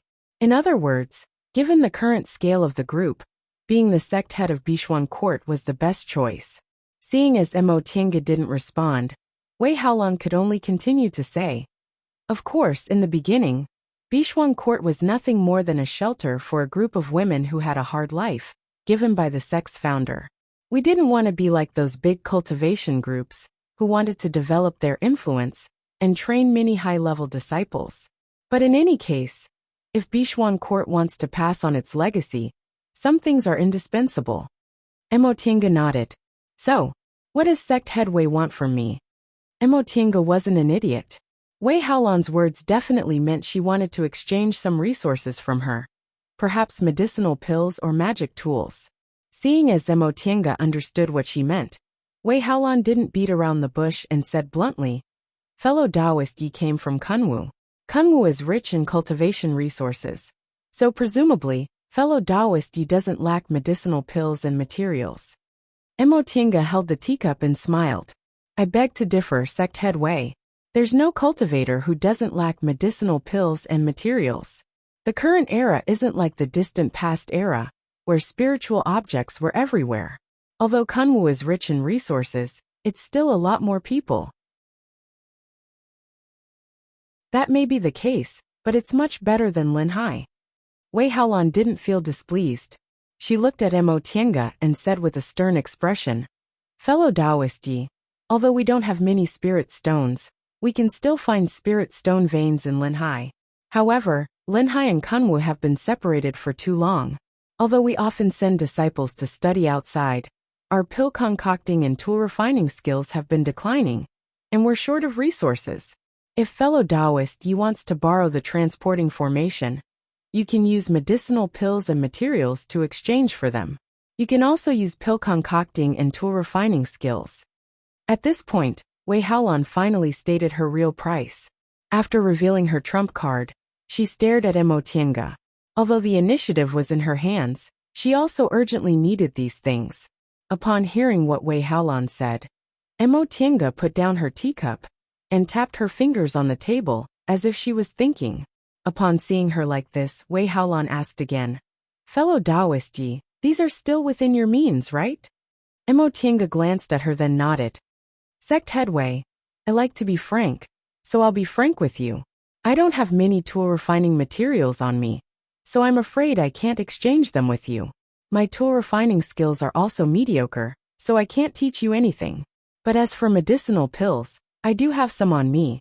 I also found some spiritual plants during this trip, and I can also take out some common pill recipes. I just don't know if sect head Wei will be satisfied with them. Wei Haolan looked delighted. It seems fellow Taoist Yi is proficient in pill concocting. To be honest, we can buy common spiritual plants and pill recipes. But the art of pill concocting really isn't easy to learn. If fellow Taoist Yi can teach our disciples how to concoct medicinal pills, I'll save you the transporting formation fee. In addition, if fellow Taoist Yi has high-grade medicinal pills, we're willing to exchange them with specialties from the Eastern Sea. Is that so? Mo Tiange was somewhat tempted. I do have some pill concocting skills, but I don't know if sect head Wei will be satisfied with them. Wei Haolan smiled. Whether you're satisfied or not, you'll know once you try. Mo Tiange pondered for a while then nodded. All right. Now that they'd more or less reached an agreement, Mo Tiange followed Wei Haolan to Bishuan Court's concocting room. Although Bishuan Court was a small cultivation group, its concocting room wasn't small. It occupied an entire main hall. Upon entering the concocting building, Mo Tiange saw about 7 or 8 pill furnaces inside. In front of each pill furnace were several busy female disciples, and there were also some low-level male cultivators assisting them. Mo Tiange swept her gaze over them. These female disciples were all in the ore refining realm, but their pill concocting techniques seemed very unskilled. Even the better ones could barely concoct early-stage foundation, building medicinal pills like soul-strengthening pills. Mo Tiange shook her head inwardly. No wonder Wei Haolan was in such a hurry. This kind of pill concocting level simply wasn't good enough for a cultivation group with more than 1,000 disciples. She reckoned the failure rate of concocting foundation-building pills was very high, and soul-strengthening pills were the only foundation-building pills. It wasn't easy for disciples to build their foundation, and cultivating after they built their foundation was even harder. Once the two of them entered the concocting room, a disciple immediately came to greet them. Sect head. Wei Haolan nodded then asked, "Is your martial uncle Xia here?" The disciple answered, "Sect head. Martial uncle Xia is concocting pills in the inner room." "Has it started?" "Not yet." After thinking for a moment, the disciple added, "If sect head wants to see martial uncle Xia, it's not too late if you go now. Martial uncle Xia is heating up the furnace. She'll be concocting pills in a moment." Wei Haolan nodded then said to Mo Tiange, "Fellow Taoist Yi, my junior martial sister Xia Qing is the #1 expert in concocting pills in the group. She's currently concocting a furnace of soul-solidifying pills. Let's go and take a look." Soul-solidifying pills were basic medicinal pills taken by core formation cultivators. Based on what Wei Haolan said, this Xia Qing should be a foundation-building female cultivator. So it wasn't easy for her to concoct medicinal pills for the core formation realm. Apparently, Mo Tiange still underestimated Bishuan Court. A concocting master at this level should be able to support a small or medium-sized cultivation group like Bishuan Court. However, Mo Tiange's pill concocting skills were no longer the same as before. Now that she had a lot of spiritual plants in her virtual sky world to waste, her pill concocting skills also improved in a straight line. For her, concocting soul-solidifying pills was very easy. The two of them walked through the hall and entered a separate concocting room. This concocting room was very spacious. There was only one huge concocting furnace inside, but there were no fewer aura refining cultivators inside than the ones in the hall outside. Mo Tiange discovered that this concocting furnace wasn't like the ones in the hall outside, which were operated by the disciples concocting pills using their Dantian real fire. Instead, this furnace used earthly fire as its concocting fire, and the earthly fire was very pure. As they walked further inside, they saw a female cultivator with slightly messy hair standing behind the huge concocting furnace. She was muttering to herself as she calculated the amount of materials. She looked so focused that it was as if she wouldn't raise her head, even if the sky collapsed. Mo Tiange was a bit surprised. This female cultivator was actually in the foundation building realm. Was she Wei Haolan's junior martial sister Xia Qing? Her current appearance indeed resembled a pill concocting maniac. She didn't even raise her head to look at the two foundation-building cultivators who came in. "Fellow Taoist Yi," Wei Haolan said to Mo Tiange with a helpless expression, "This is my junior martial sister Xia Qing. Once she starts concocting medicinal pills, she doesn't care about the heavens or the earth. Please don't take offense." Mo Tiange showed a faint smile. "On the contrary, I think your junior martial sister is very respectable. Those who concentrate wholeheartedly on one thing are all very respectable. Compared to those ignorant female cultivators in Kunwu who only knew how to show off their clothes and jewelry, Mo Tiange liked the female cultivators in Bishuan Court much more. Wei Haolan, for example, was smart and capable, planning for the future of her group. Xiaqing, on the other hand, was wholeheartedly devoted to concocting medicinal pills, and even forgot to take care of herself. Emotienga had seen too many female cultivators who didn't want to make progress. She often felt sorry for their misfortune, but also angry at their lack of ambition. Why did female cultivators have such a low status in the cultivation world? Sometimes, status wasn't given by others, it was earned by oneself. If you didn't know how to work hard, didn't know how to fight for it, and just because others gave you a certain position, you cried and wiped the earth. Was that useful? Didn't you see that in this world, there were still female cultivators who formed their nascent souls and held their own? Therefore, it wasn't that female cultivators had a low status. It was just that there were too few high-level female cultivators.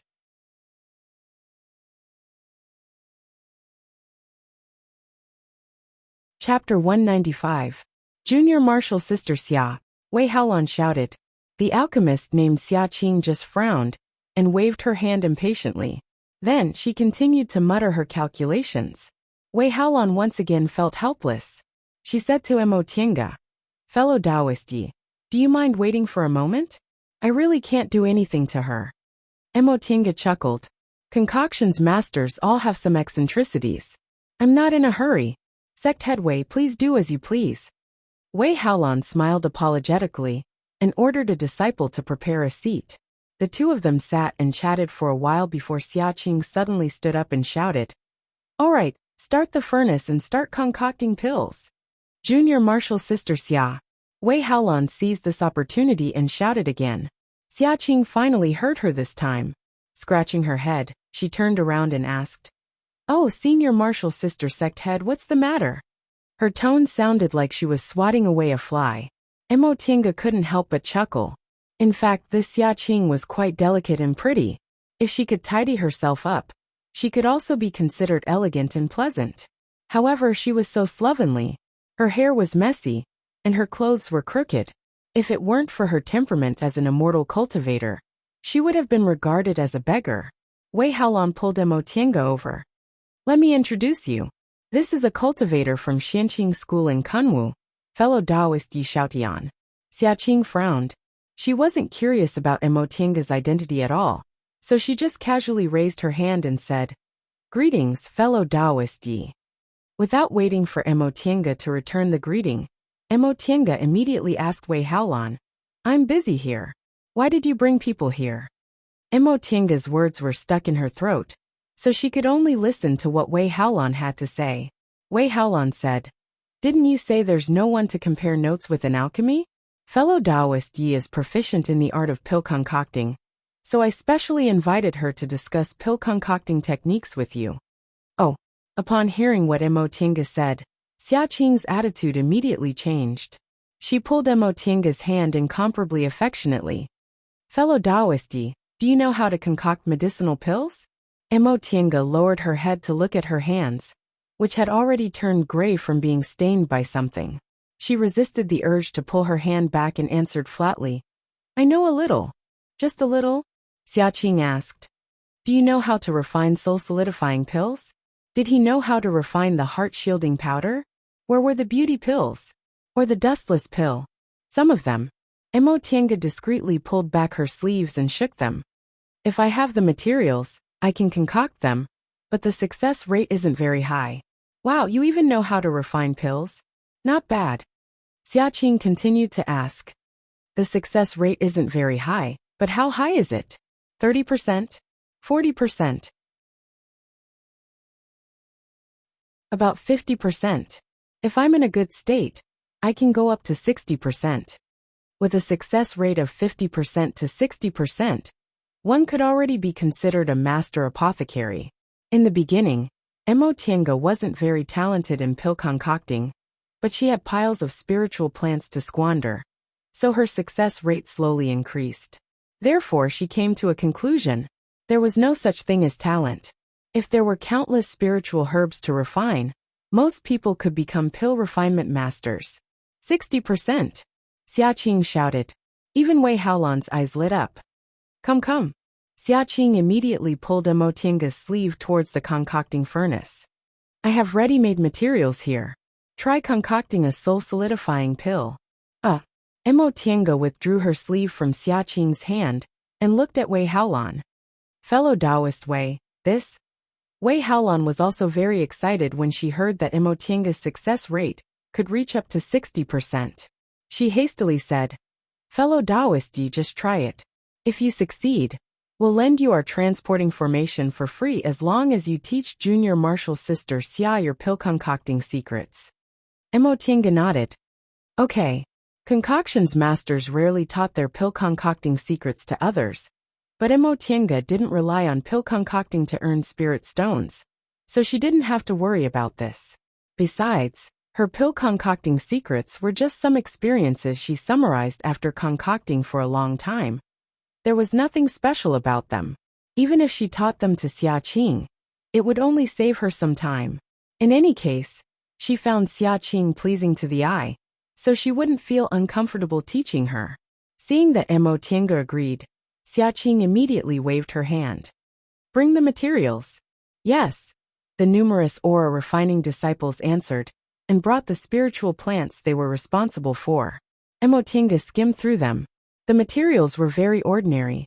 Among them, the main ingredients of soul-solidifying pill, purple slough grass and snow lingji mushroom, were only 500 years old.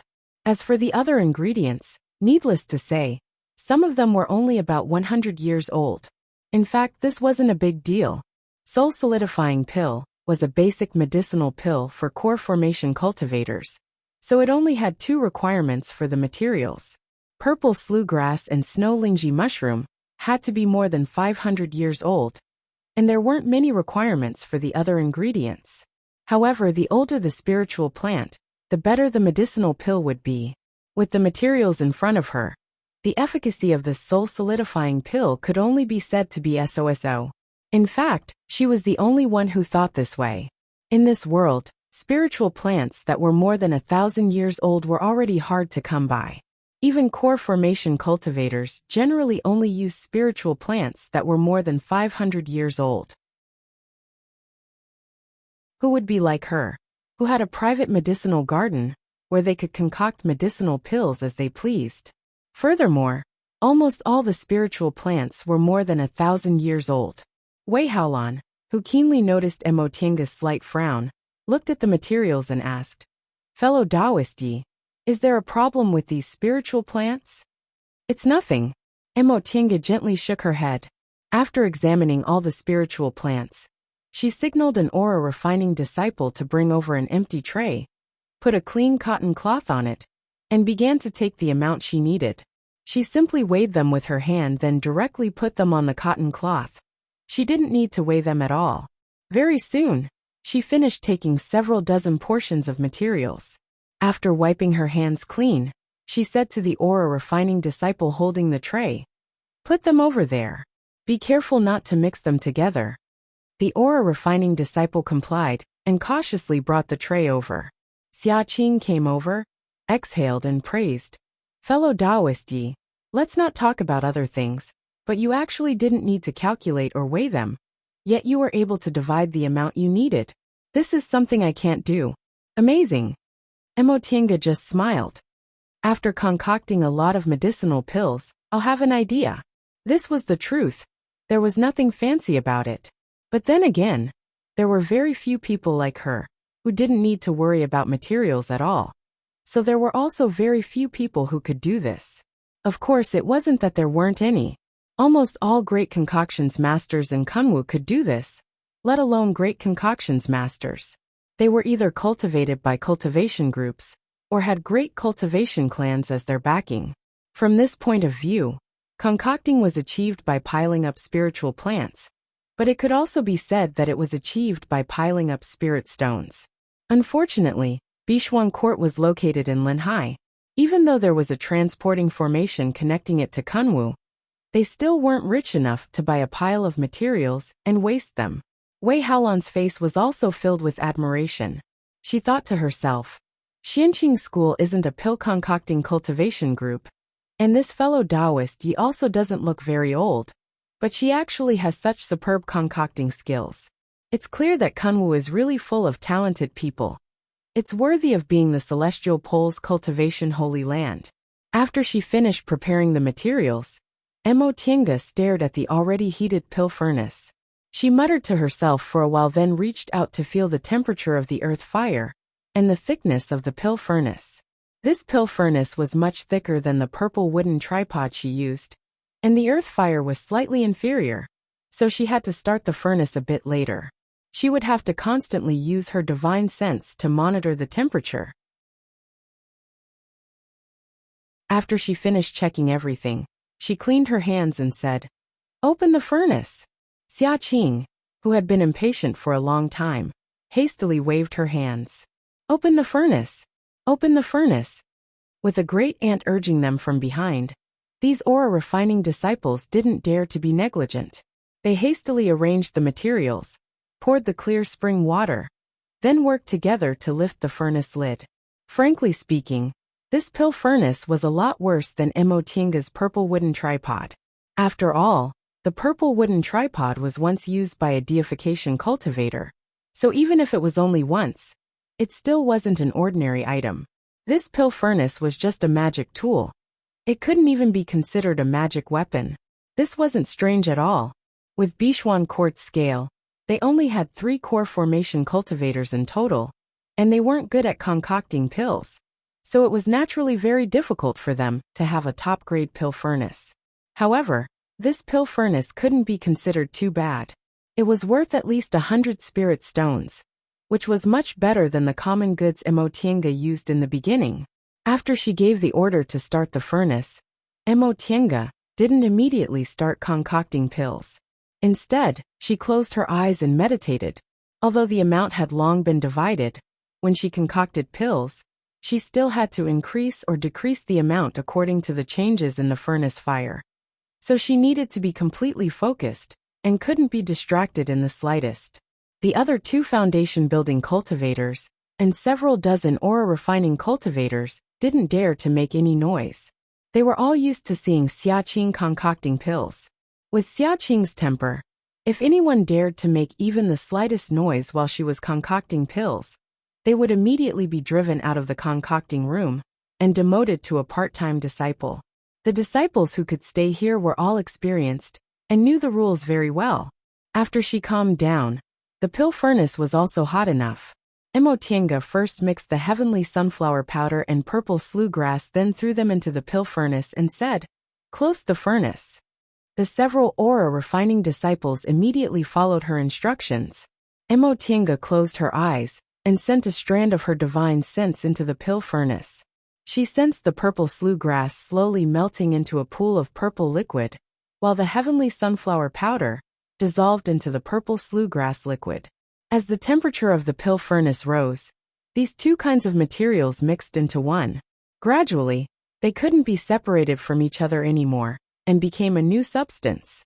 The temperature in the furnace was already boiling.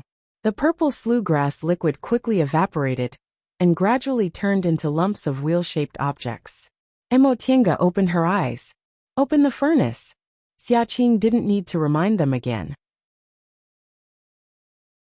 The aura-refining disciples moved very quickly and immediately lifted the lid of the pill furnace. This time, Emotienga only kept a few kinds of materials and threw most of them inside. Once again, she ordered them to close the pill furnace. She then sat motionlessly, as if she was meditating. In the beginning, Xia Qing could still stare at the pill furnace, but she didn't dare to use her divine sense. This was because when concoctions masters concocted pills, their divine senses had to constantly pay attention to the inside of the pill furnace.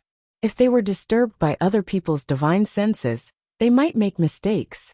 Xia Qing thought the 2 of them were both in the foundation-building realm, so even if their divine senses were strong and weak, the difference wouldn't be too big, so they would be disturbed.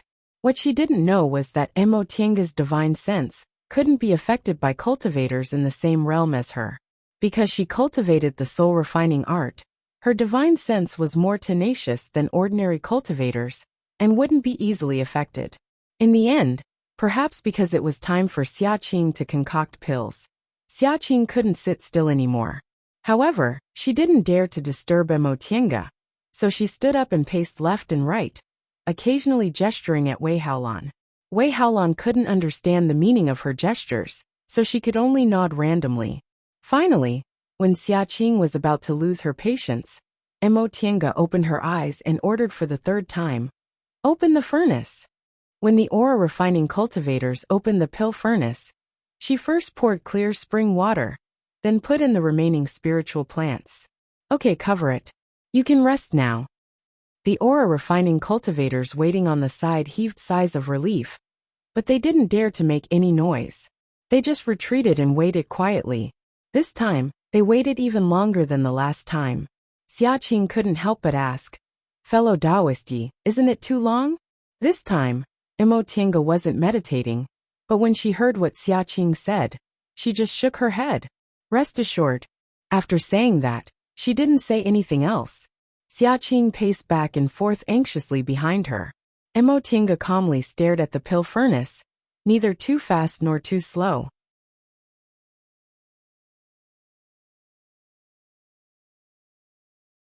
Chapter 196.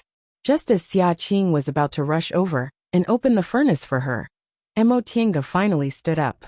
The timing of opening the pill furnace at the end of alchemy was very particular. If the furnace was opened too early, the pill aura would disperse quickly, and the pill would be unstable. Even if the pill was formed, the medicinal efficacy would be reduced. However, if the furnace was opened too late, it wouldn't work either. If too much of the pill fire was sealed in the pill, it would form pill poison and affect the quality of the pill.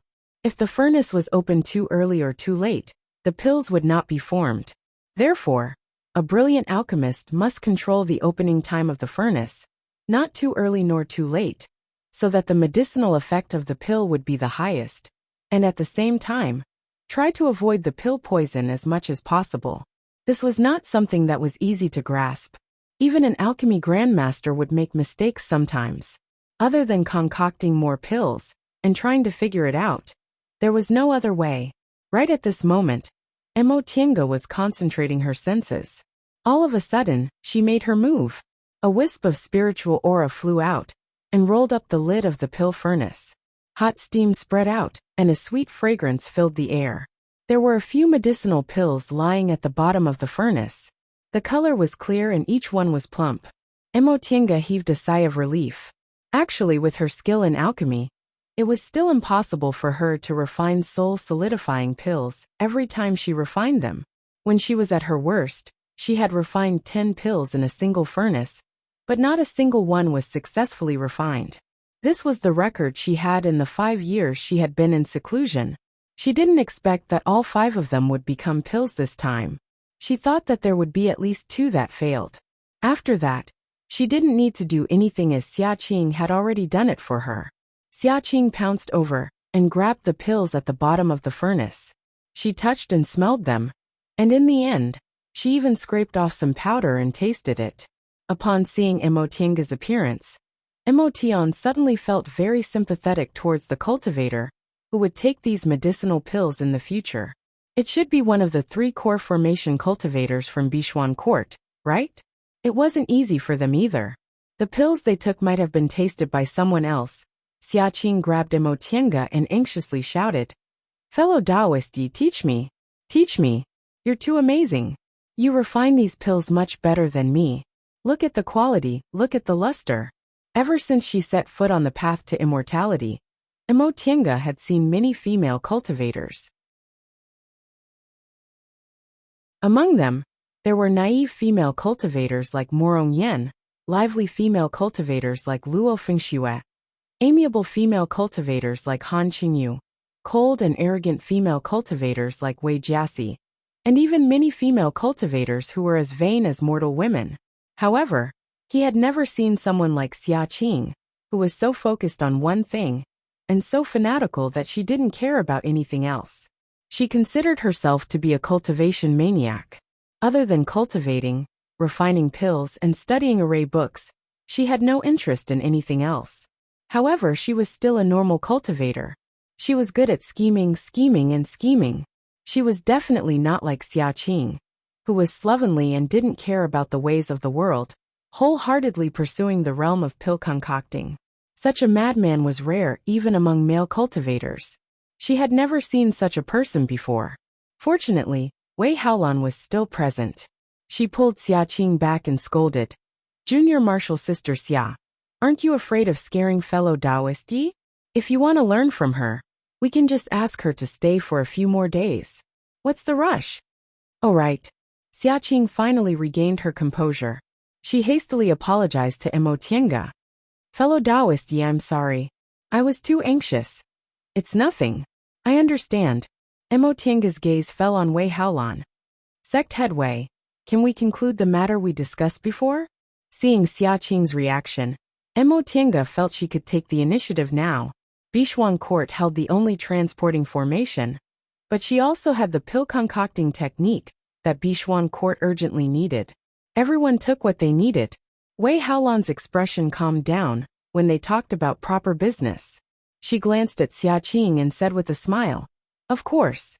Fellow Taoist Yi, how about we go and have a proper talk now?" Mo Tiange understood and nodded. That'd be best. The two of them were about to leave together when Xia Qing pounced on them from behind. Senior martial sister sect head, you can't take fellow Taoist Yi away. Xia Qing immediately pulled Mo Tiange behind her. Xia Qing glared at Wei Haolan like a hen protecting its chicks. Mo Tiange and Wei Haolan couldn't help but laugh. In the end, Wei Haolan comforted her. Junior martial sister Xia, rest assured. I'm looking for fellow Taoist Yi, because I want her to teach you pill concocting. If you want to learn fellow Taoist Yi's pill concocting technique, don't cause trouble. Really? Xia Qing's eyes were filled with suspicion. She looked at Wei Haolan, then turned to look at Mo Tiange. She then shook her head and said, Senior martial sister sect head, this isn't the first time you've schemed against me. This time, Mo Tiange snickered. Aside from pill concocting, there was nothing else in Xia Qing's eyes. Mo Tiange could also guess Wei Haolan's temperament. Wei Haolan most likely put the sex interests first. In that case, Mo Tiange wouldn't believe Wei Haolan hadn't schemed against Xia Qing. Wei Haolan sighed and said, Junior martial sister Xia, I schemed against you in the past, but when did I ever not support you in improving your pill concocting technique? Since fellow Taoist Yi is beneficial to your pill concocting technique, I naturally won't let her go. Xia Qing thought for a moment then nodded hesitantly. All right, you're the senior martial sister sect head, so I'll listen to you. She then patted Mo Tiange's shoulder. Fellow Taoist Yi, don't run away. Let's compare notes first. Whatever you want, I'll ask Martial Uncle Qingyi to give it to you. I guarantee you won't lose anything. Mo Tiange nodded. Fellow Taoist Xia, rest assured. If your senior martial sister agrees to help me, I'll definitely tell you all my pill concocting tricks. That's good. Upon hearing what Mo Tiange said, Xia Qing once again said to Wei Haolan in a daze, Senior martial sister, just agree to fellow Taoist Yi's request. Great concocting masters aren't easy to find. Even if you find one, they never tell anyone about their tricks, so I can't learn them. Wei Haolan felt a headache coming on. She nodded and said, I understand. You can go back now. Only then did Xia Qing let go of Mo Tiange. Mo Tiange smiled, and once again cupped her hands to bid her farewell. With great difficulty, she held back her laughter and left with Wei Haolan. The two of them didn't talk on the way.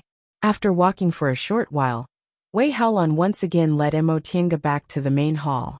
She then ordered the part-time disciples to serve tea again, and dismissed everyone else, leaving only the two of them in the hall. Ahem. Wei Haolan coughed then glanced at Mo Tiange.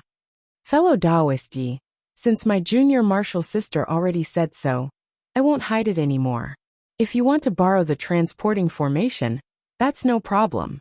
As long as you teach my junior martial sister everything you know about concocting pills, you can come and go as you please. This time, Mo Tiange wasn't in a hurry. She slowly sipped her tea then said, Fellow Taoist Wei, for concocting masters, some things are secrets that can't be passed on. If I teach her everything, shouldn't you add a bit more bargaining chip? This isn't just 2,000 spirit stones. Even if you have spirit stones, you still can't buy the pill concocting secrets. Wei Haolan's expression darkened. Fellow Taoist Yi, do you want to raise the price? I wouldn't dare. Emotinga smiled faintly. I'm not someone who doesn't know how to appreciate favors. We've already reached a preliminary agreement before. But I just want to improve it a bit. Wei Haolan's expression finally became a bit better. All right. If fellow Taoist Yi has any other requests, please don't hesitate to mention them. As the sect head, I can still make the decision. Sect head Wei is straightforward. Emotinga clapped her hands. Wei Haolan forced a smile. Fellow Taoist Yi, please state your conditions first. Emotinga didn't speak right away. Instead, she muttered to herself for a moment. In fact, a small remote cultivation group, like Bishuan Court, originally didn't have anything that could make her covet it. She had spirit stones. Although she wasn't as rich as the child of wealth, she had more than ordinary core formation cultivators. There was no need to mention medicinal pills. She had as many as she wanted right now. She also didn't lack magic tools. She even had several magic weapons, and 2 late-stage foundation-building puppets. Presumably, there weren't many foundation-building cultivators who had as many treasures as she did. As for materials, this was the Eastern Sea region. Wei Haolan had long said that cultivation resources were scarce here. Sect Headway, to be honest, I don't need spirit stones or other items. I just need your group to provide me with one thing. Oh, Wei Haolan was puzzled. Aside from spirit stones and other items related to cultivation, what else did cultivators need? Safe, Emotinga said faintly. To tell the truth, Sect Head Wei, I was transported here together with an enemy.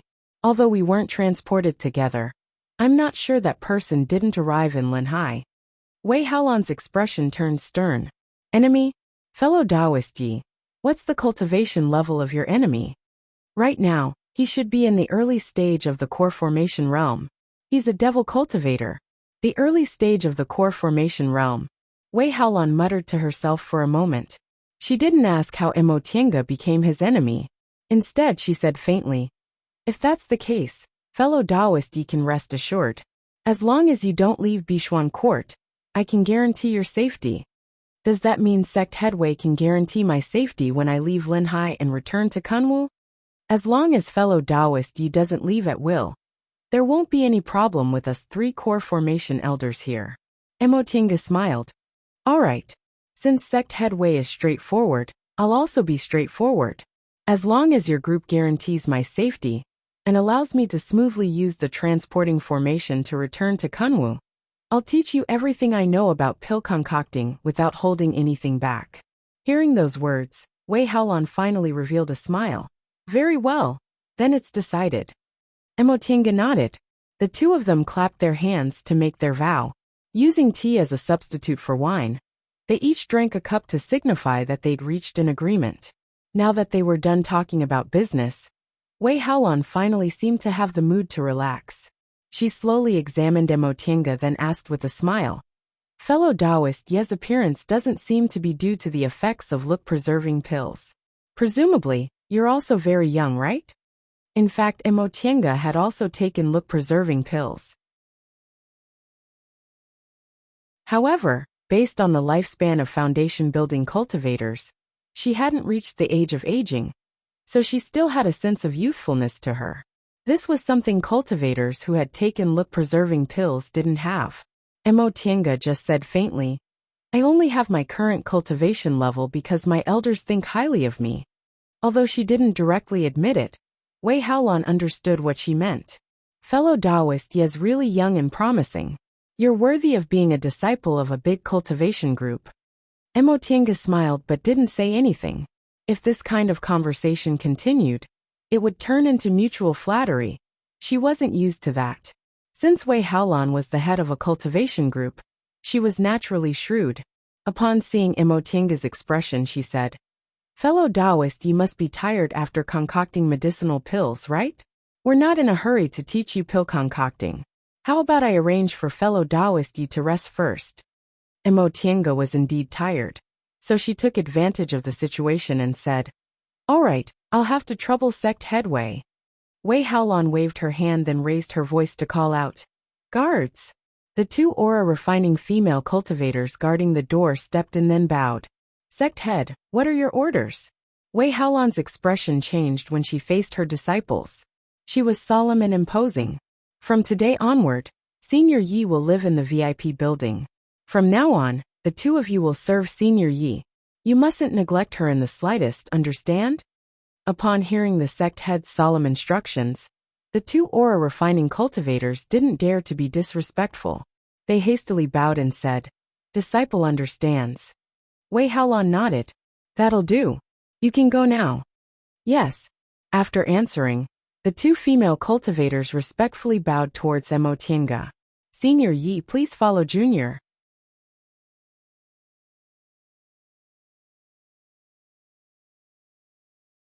Chapter 197. From then on, Emotienga stayed at Bishuan Court. Although Wei Haolan was quite scheming, she still treated Emotienga quite well. Not only did she send two female cultivators to take care of Emotienga's daily chores, but she also gave Emotienga a lot of Eastern Sea specialties, such as spiritual fruits and other things for her to enjoy. On the second day after Emotienga stayed at Bishuan Court's VIP building, there was a continuous stream of guests. Xiaqing was always there. Early in the morning, she dragged Emotienga to the concocting room and asked her about pill concocting. When Emotienga returned from the concocting room, there were always other guests waiting for her. These guests were all Bishuan Court's foundation building female cultivators. When she asked why, they all said they heard Emotienga came from Kunwu, so they wanted to inquire about Kunwu and exchange some things with her. Although Linhai was lacking in cultivation materials, it was still close to the Eastern Sea, so there were some special items in the sea that couldn't be found on land. These things weren't the main raw materials for medicinal pills, but they had special effects. Reportedly, these Bishuan Court disciples only had a few chances to be sent to Kunwu, or the Heartland, to exchange for materials. Most of them wouldn't get the chance to go to Kunwu in their entire lives. So even if they obtained some materials that were rare for cultivators on land, they could only keep them in their hands. Now that they heard there were fellow cultivators from Kunwu, they all took out the things they had and came to exchange them for medicinal pills, spiritual plants, magic tools, and so on. Emotienga didn't lack medicinal pills, and she also had a lot of magic tools. Although she wasn't a bloodthirsty person, many cultivators died around her since the demonic beast riot began. Some were killed by her, and some died because they were unlucky. She obtained a lot of magic tools from those unlucky cultivators, but she usually didn't lack spirit stones, so she didn't exchange them for money. Now she took them out and exchanged them for some strange materials with these female cultivators. Of course, she wouldn't take out the things she obtained from Yin Ruoshu and the others. Senior Yi. Emotienga was cultivating when she suddenly heard a voice outside. She pressed the space between her eyebrows, came out of the virtual sky world, and opened the defensive formation. What's wrong? Outside were two female aura-refining cultivators assigned by Wei Haolan to serve her. Their names were Yilu and Ichio, and they were a pair of sisters. In Bishuan Court, low-level male cultivators had to do some rather laborious and sporadic work, so this kind of personal work was usually done by the maids. Reportedly, Yilu and Ichio didn't have good spiritual roots, so they were taken in as maids in the beginning. Of course, in a cultivation group for female cultivators like Bishuan Court, their status was much higher than that of low-level male cultivators. The two sisters were diligent, and their job was to serve the sect leader. Wei Haolan saw that they were diligent and capable, so she often took care of them. Right now they were already in the 8th or 9th layer of the aura-refining realm. If they could get their hands on a foundation-building pill, they might be able to reach the sky in a single bound. Emotienga recalled Anen, the little girl she met in the fishing village. If she was also as hard-working as Anen, her path towards immortality might not necessarily be hopeless. Upon hearing Emotienga's voice, Yilu came in.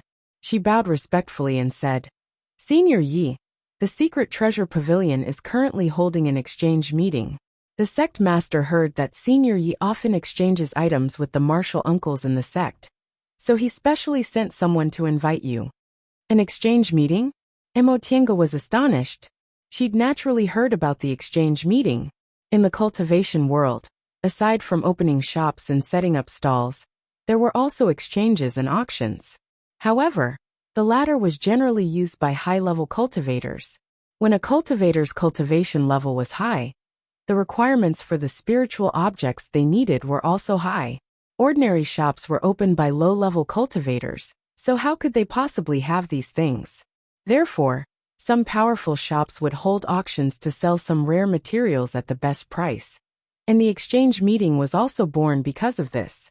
However, Bishuan Court didn't have that many high-level cultivators, so it could be completely like Xianqing School. They could just set up a group shop and let their disciples buy and sell items. There was no need for an exchange meeting. But on second thought, Emotienga remembered that in Linhai, spiritual objects were scarce and high-level cultivators were few. So it wasn't strange for foundation-building cultivators to exchange some rare items among themselves. Senior Yi? Seeing that Emotienga didn't answer, Yilu called her again. Oh, Emotienga regained her train of thought. Then lead the way. While you're at it, tell me about this exchange meeting. Yes. After leading Emotienga out of the VIP building, Yilu said while leading the way, this exchange meeting is held every few months. Senior Yi also knows that Linhai doesn't have a lot of cultivation resources, especially medicinal pills. There aren't many good concoctions masters, and we're also short on a lot of spiritual plants. Fortunately, we're near the Eastern Sea, and there are many demonic beasts in the sea. The beast cores of these demonic beasts can be taken directly, so beast cores can be taken directly. Emotienga interrupted Yilu and asked. Yilu nodded. Senior Yi, you don't know? However, taking beast cores requires some special methods to transform the spiritual aura inside. Moreover, different beast cores contain different spiritual auras. So you have to go to the exchange meeting to exchange for the beast cores you need. I see. Emotienga looked pensive.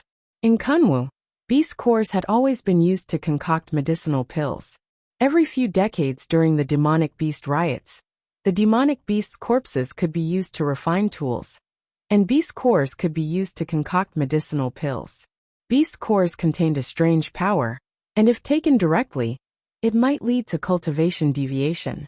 Even if it didn't happen, the spiritual aura inside the user's body would be contaminated with too many impurities.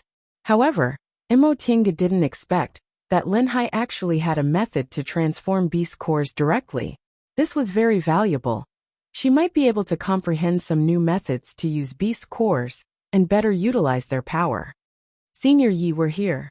Yilu led her to a building, then pointed at the attic and said, it's up there. Senior can just go up. Junior's cultivation level isn't high enough, so I can't accompany Senior. Emotienga nodded.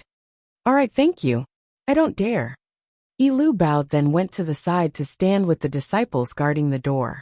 Emotienga went upstairs by herself. This attic was about the size of a side hall. There was a long table in the middle, and there were already about 20 cultivators sitting around it. All of them were in the foundation building realm, and there were even men and women among them.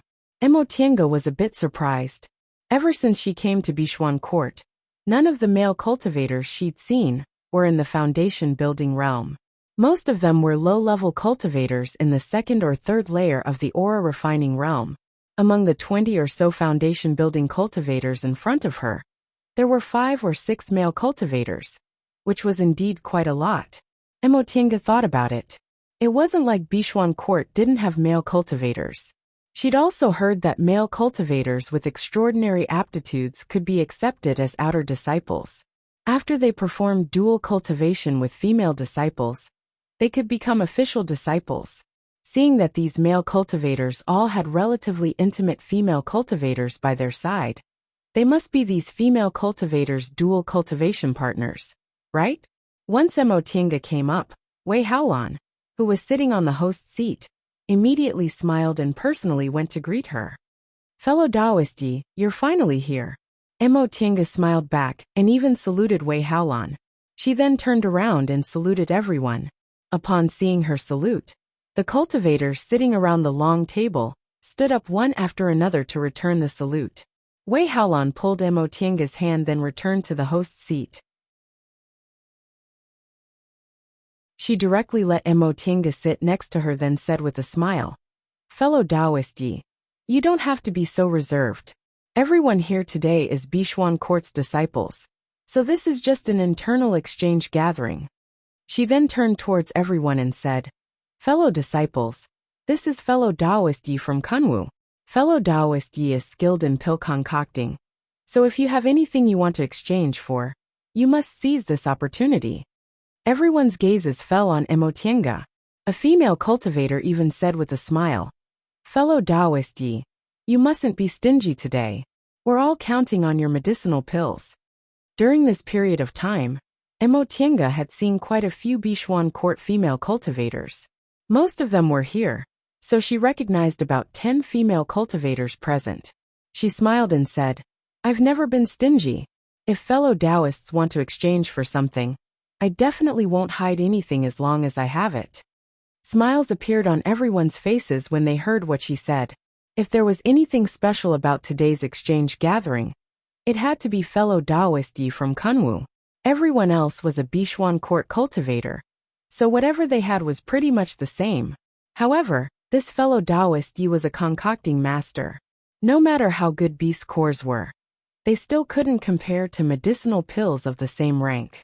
At that moment, everyone started to calculate what they had to exchange for medicinal pills, and how many they could exchange for. Wei Haolan swept her gaze over everyone, then said, "Alright, almost everyone's here. Let's start." Upon hearing her voice, everyone who was still talking quieted down. Wei Haolan said with a faint smile, "According to the rules, we usually take turns from left to right. But today we have an honored guest, so let's start with the honored guest. Does anyone have any objections?"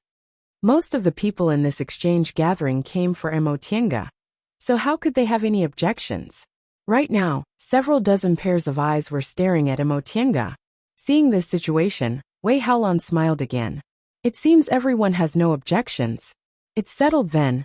Let's start with fellow Taoist Yi."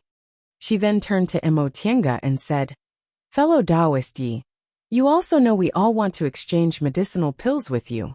How many medicinal pills do you have to exchange?" Emotienga thought for a moment, then started to take medicinal pills out of her Qingquan bag. As she put the jade bottles on the table one by one, the cultivator's eyes became brighter and brighter. After taking out about a dozen jade bottles, Emotienga stopped. "These are probably all I have. A few days ago, fellow Taoists exchanged for quite a lot, so these were concocted by me on the spot." Even Wei Haolan's eyes brightened when she saw more than a dozen bottles of medicinal pills. Even in Kunwu, medicinal pills weren't cheap. Every year, they sent disciples out to purchase medicinal pills, but there weren't many foundation-building cultivators who used them. "Fellow Taoist Yi," someone couldn't help but ask, "What are these medicinal pills?" Emotienga opened the bottles one by one. "These are spirit-cleansing pills. These are restorative panaceas. These are heart-clearing pills. These are look-preserving pills. And the rest are soul-strengthening pills. They're all medicinal pills that foundation-building cultivators can take." She concocted these medicinal pills using the common spiritual plants she bought from Xianqing School's shop. Her previous talk about concocting medicinal pills on the spot was for these cultivators to hear. She was only a foundation-building cultivator. Even if she came from a famous cultivation group and had pill concocting skills, it wouldn't be appropriate for her to take out too many medicinal pills. In particular, the materials she took from her virtual sky world couldn't be taken out to exchange with others. However, this many medicinal pills were already enough for the Bishuan Court disciples trapped in Linhai. "Fellow Taoist Yi, what do you want to exchange for?" Right after she finished speaking, someone immediately called out impatiently and took out a pile of things. "Look, I have all kinds of beast cores and some special spiritual objects from the Eastern Sea. Is there anything you want?" Emotienga smiled and said, "I'm fine with anything, but I only have these medicinal pills.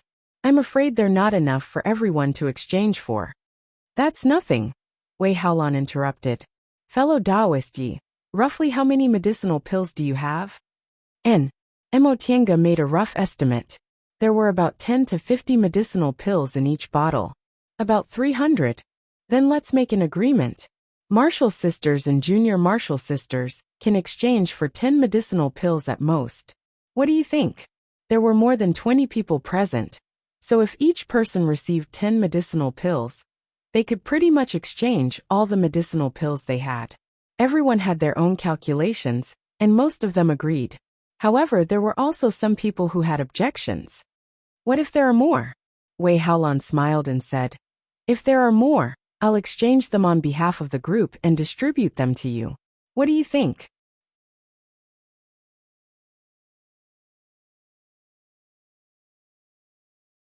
Chapter 198. After Wei Haolan made her decision, none of the Foundation establishment cultivators had any objections, so the matter was settled. These cultivators' main purpose was naturally to exchange for soul-strengthening pills, which could be used to increase the cultivation of Foundation establishment cultivators. Therefore, Wei Haolan first confirmed the number of soul-strengthening pills and distributed them to the cultivators present. The other restorative spirit pills and purifying spirit pills were also indispensable, but if there weren't enough monster core materials, then they could only give their quota to other cultivators. Originally, look-preserving pills were considered medicinal pills that weren't too popular in shops or in exchange fairs, but Bishuang Court's situation was special. There were about 20 female cultivators present, and they didn't have many look-preserving techniques to begin with, so nearly 30 look-preserving pills were instantly snatched away. There were even 2 female cultivators who started quarreling over a single medicinal pill. Shut up, Wei Haolan shouted when she saw this. Emotienga could see that Wei Haolan had quite a bit of prestige in the school. Although there were female cultivators whose cultivation levels weren't inferior to hers, they all quieted down the moment they heard her shout.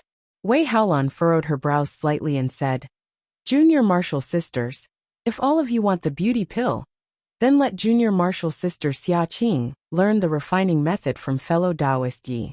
When the time comes, you can exchange for it yourselves if you want it. This was indeed a solution to the root of the problem. The materials needed to concoct look-preserving pills that could preserve one's appearance for 10 years weren't considered rare. In Kunwu, even aura refining cultivators who came from a cultivation group or clan could still afford it. If Xia Qing learned the concoction method, Bishuang Court would send people out every year to exchange for the materials. At that time, they could concoct several dozen pills and distribute them among their disciples. After hearing Wei Haolan's words, the 2 female cultivators were finally convinced. Finally, the medicinal pill was exchanged for by the other female cultivator. In the end, Emotienga already had a pile of strange materials in her hands. Among them, the most numerous were beast cores, which were colorful and had all kinds of attributes. Sadly, the highest level they had was only a 4th rank Yaodan. After all, a 5th rank Yaodan was equivalent to a completion stage cultivator. They were only at the foundational stage, so killing a 5th rank Yaodan was not easy. After exchanging the last bottle of medicinal pills, Emotienga was finally done. Just as she was about to heave a sigh of relief, she suddenly heard hurried footsteps coming from the stairs. It seemed like someone was running up the stairs in a hurry. Wei Haolan frowned in displeasure. Then, a white-clothed youth in the early stage of Foundation establishment appeared at the door. I'm sorry. The man stood at the door, his fair face flushed. I'm late. Emotienga cast a glance at this person and was secretly shocked. Although she had never seen him before, she recognized him. More than a year ago, inside Wanderer Ziwei's Immortal's cave, the 2 female cultivators, Yin and Lu, were both trapped in the illusory formation. At that time, the one who appeared was exactly this white-robed male cultivator. She remembered that the 2 of them called the Phantom Big Brother Tang. Almost all the female cultivators present had smiles on their faces when they saw this person. Only Wei Haolan's expression was slightly more serious, but she only coughed and said, Junior Martial Brother Tang, why are you so late? Fellow Taoist Ye's medicinal pills have all been exchanged. Ah, The male cultivator was dumbfounded. His gaze shifted to Mo Tiange, who was standing next to Wei Haolan. He was at a loss as to what to do. Done changing. This time. The one who spoke was one of the male cultivators who rarely spoke before. His tone was ice-cold. Junior Marshal Brother Tang, you're really leisurely. Sect head said before that the exchange meet must be punctual. But you're already 2 hours late. I have something to do. That person walked towards her in a somewhat awkward manner. Before he could say anything, he saw a female cultivator stand up and say, Junior Marshal Brother Tang, I exchanged a lot of medicinal pills. I'll give you some. Before Junior Marshal Brother Tang could answer, another female cultivator said, Senior Marshal Sister Lu, you didn't exchange a lot, right? If you give more, you won't have any left. She then turned towards that person and said with a smile, Big Brother Tang, what were you busy with? There's no need to worry about medicinal pills. I exchanged a few more, so I'll give you half. This female cultivator didn't seem very old, and the way she addressed him was the same as Yin and Lu. Right after she finished speaking, a third female cultivator said, Junior Marshal Brother Tang, you should exchange with me. Although I don't have enough medicinal pills, I still have a lot of metal element beast cores. Presumably, Junior Marshal Brother Tang needs them. Senior Marshal Sister Yang, the youngest female cultivator, raised her eyebrows and shouted, Who wants your beast cores? We're all here for medicinal pills at today's exchange meet. Big Brother Tang, it's a deal. In a moment, we'll discuss how to exchange medicinal pills. The third female cultivator didn't have a good temper. When she heard this, she flipped her hand, pulled out a crescent moon-shaped blade-shaped magic tool from her waist, and slammed it on the table. Junior Marshal Sister Hua, it's up to Junior Marshal Brother Tang to decide whether he wants the beast cores or not. You don't need to refuse on his behalf. This Junior Marshal Sister Hua was probably used to being arrogant. When she heard this, she didn't say anything else, and also pulled out a flying sword from her waist. Senior Marshal Sister Yang, I'm giving you face. If Big Brother Tang refuses you, you'll lose face. You. Enough. Wei Haolan finally shouted, There's an honored guest here, so how can you act like this? You don't need to worry about Junior Marshal Brother Tang's medicinal pills. Just now, we used the sect's name to exchange them for Junior Marshal Brother Tang. Senior Marshal Sister Wei. Unexpectedly, Wei Haolan's words didn't have any effect this time. Junior Marshal Sister Hua didn't admit defeat at all. She scowled and said, You're abusing your position for personal gain. You're using the sect's medicinal pills as a favor. Wei Haolan's expression turned cold when she heard this. At that moment, Senior Marshal Sister Yang interjected. Senior Marshal Sister Sect Head is the sect head. What's wrong with making this decision? Junior Marshal Sister Hua, aren't you meddling too much? You're not Junior Marshal Brother Tang's dual cultivation wife. You also don't have a share.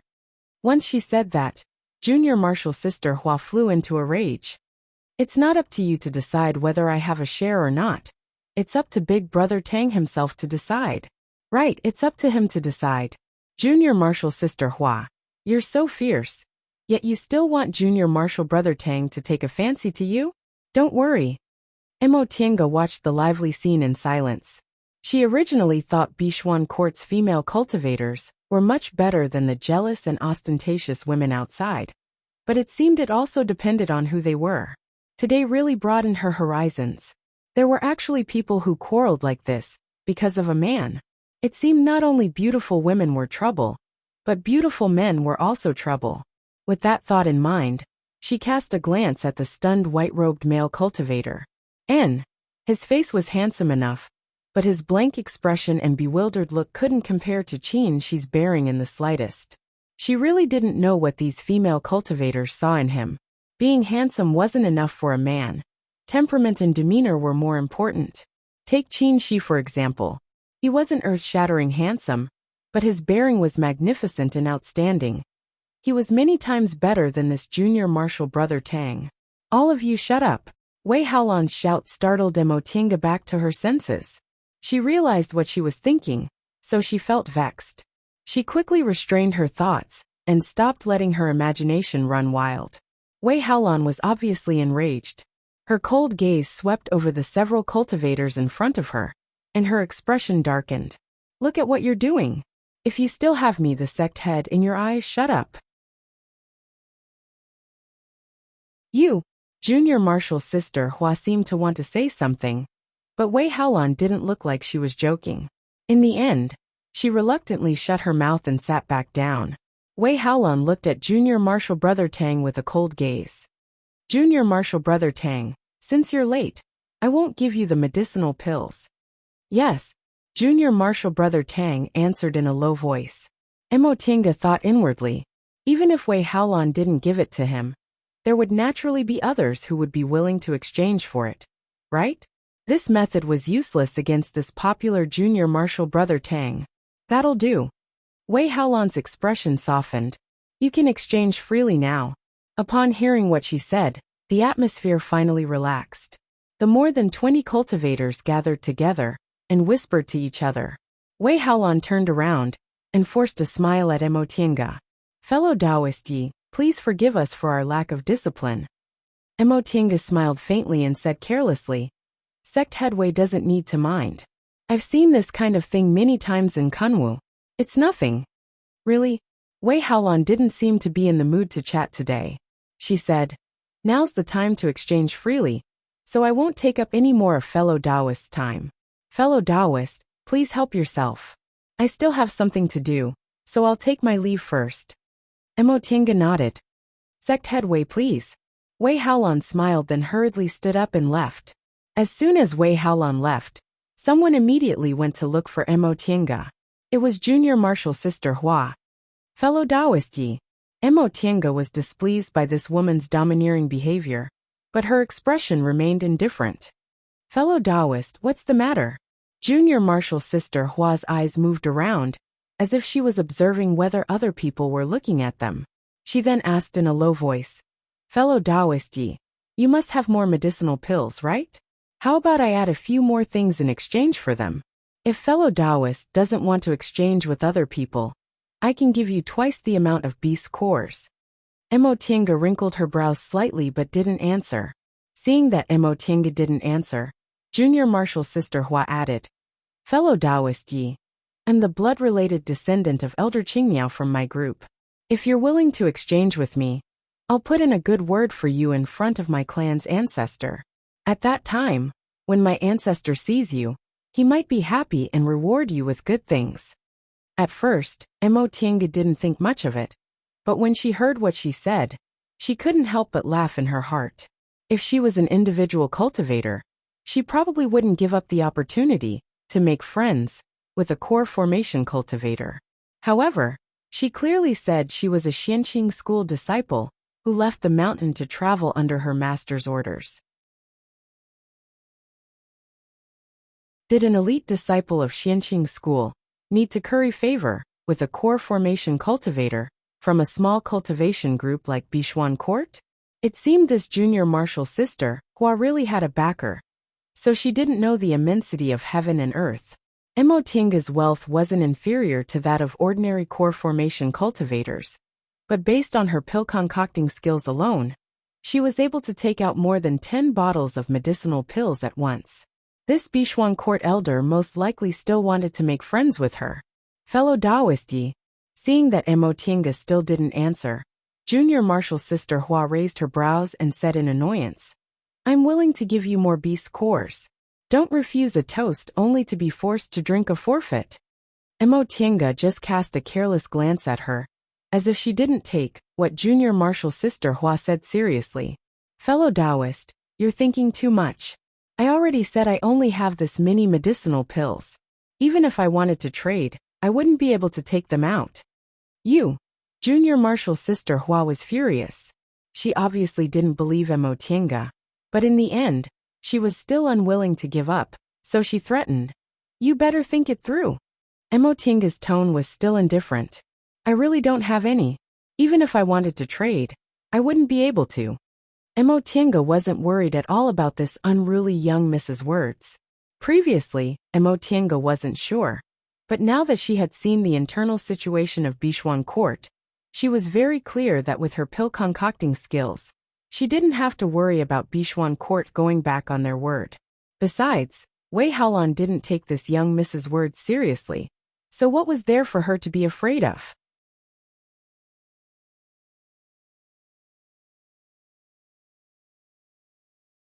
Chapter 199. Following that, Emotinga continued to exchange some Kunwa spiritual plants for beast core materials, among which there was no lack of good stuff. In the end, that unruly young lady surnamed Hua didn't bother her, but she sat on the side with an unhappy expression and glared at her from time to time. Emotinga turned a blind eye to her.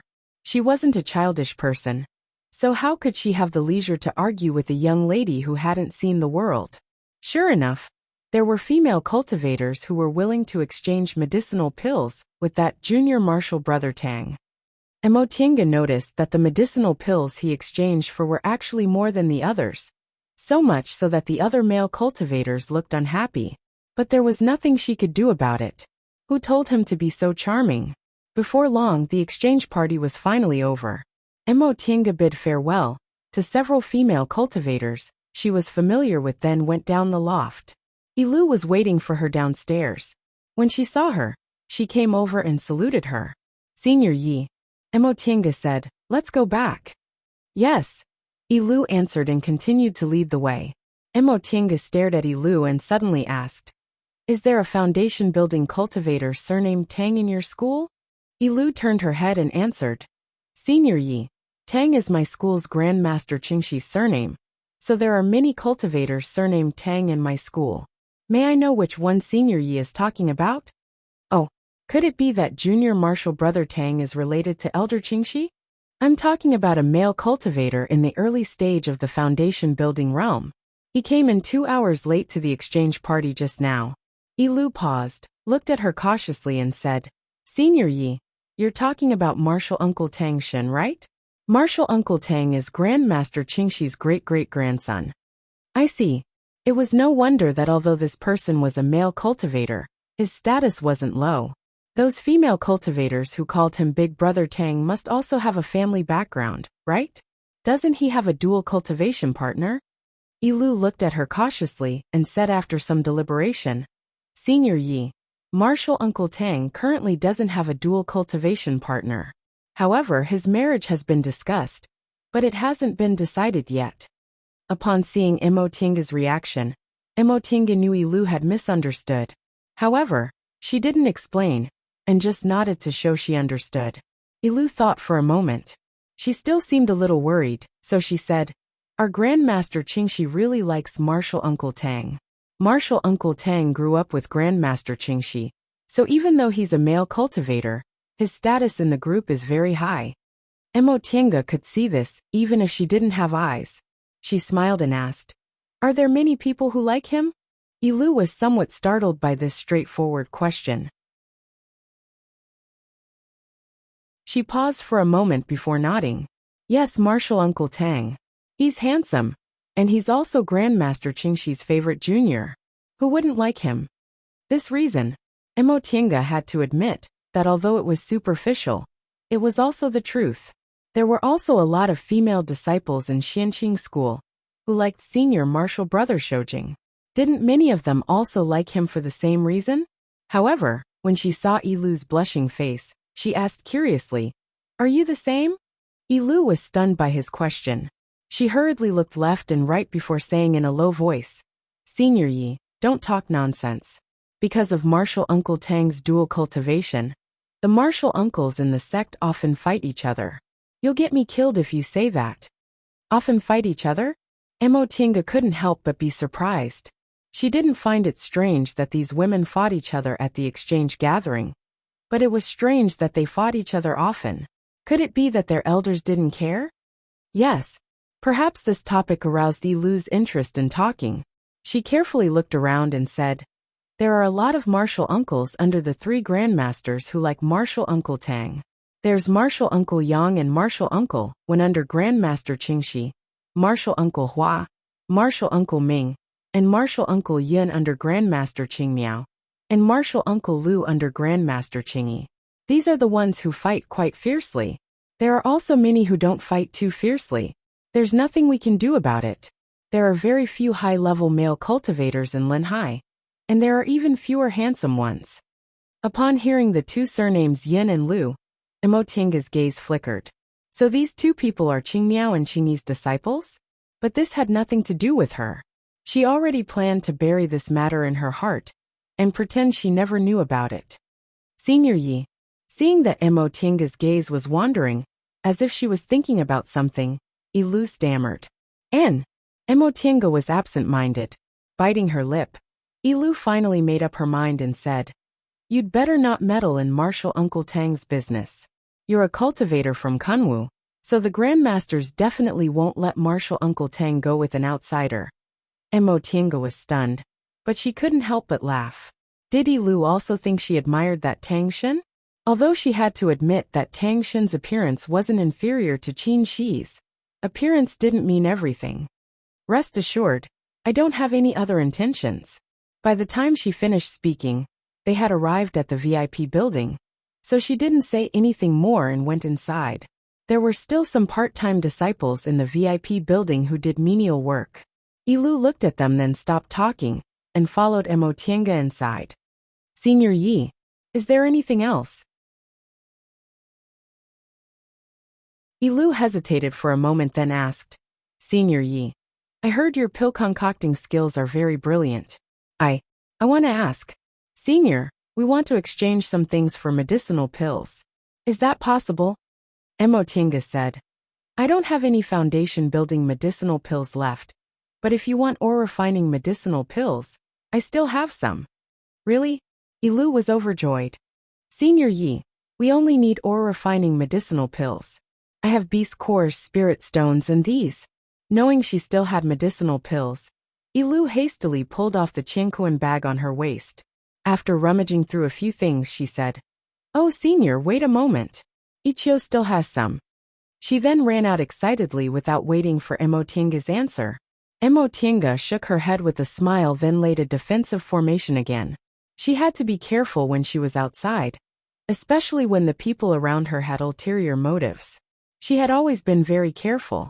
She made the people of Bishuan Court think she was useful, but she also didn't want to be useful to the point where they wanted to imprison her. However, she couldn't be careless, so she couldn't lack defensive formations. Before long, Lu hurriedly ran back while pulling Ichio along. Both of them looked very happy. Once Ichio arrived, she also took out her Qingkuan bag and took out several kinds of things. "Senior Yi, please take a look. Can I exchange these for medicinal pills?" Emotienga gave them a cursory glance. Each of them had 100 or 200 spirit stones, several first-rank beast cores, and some scattered materials. In the end, they were ore refining cultivators. The things they could take out were far inferior to those of foundation-building cultivators. Thinking Emotienga was dissatisfied, Lu said somewhat shyly, "Senior Yi, our cultivation levels are low, so we can't get anything good.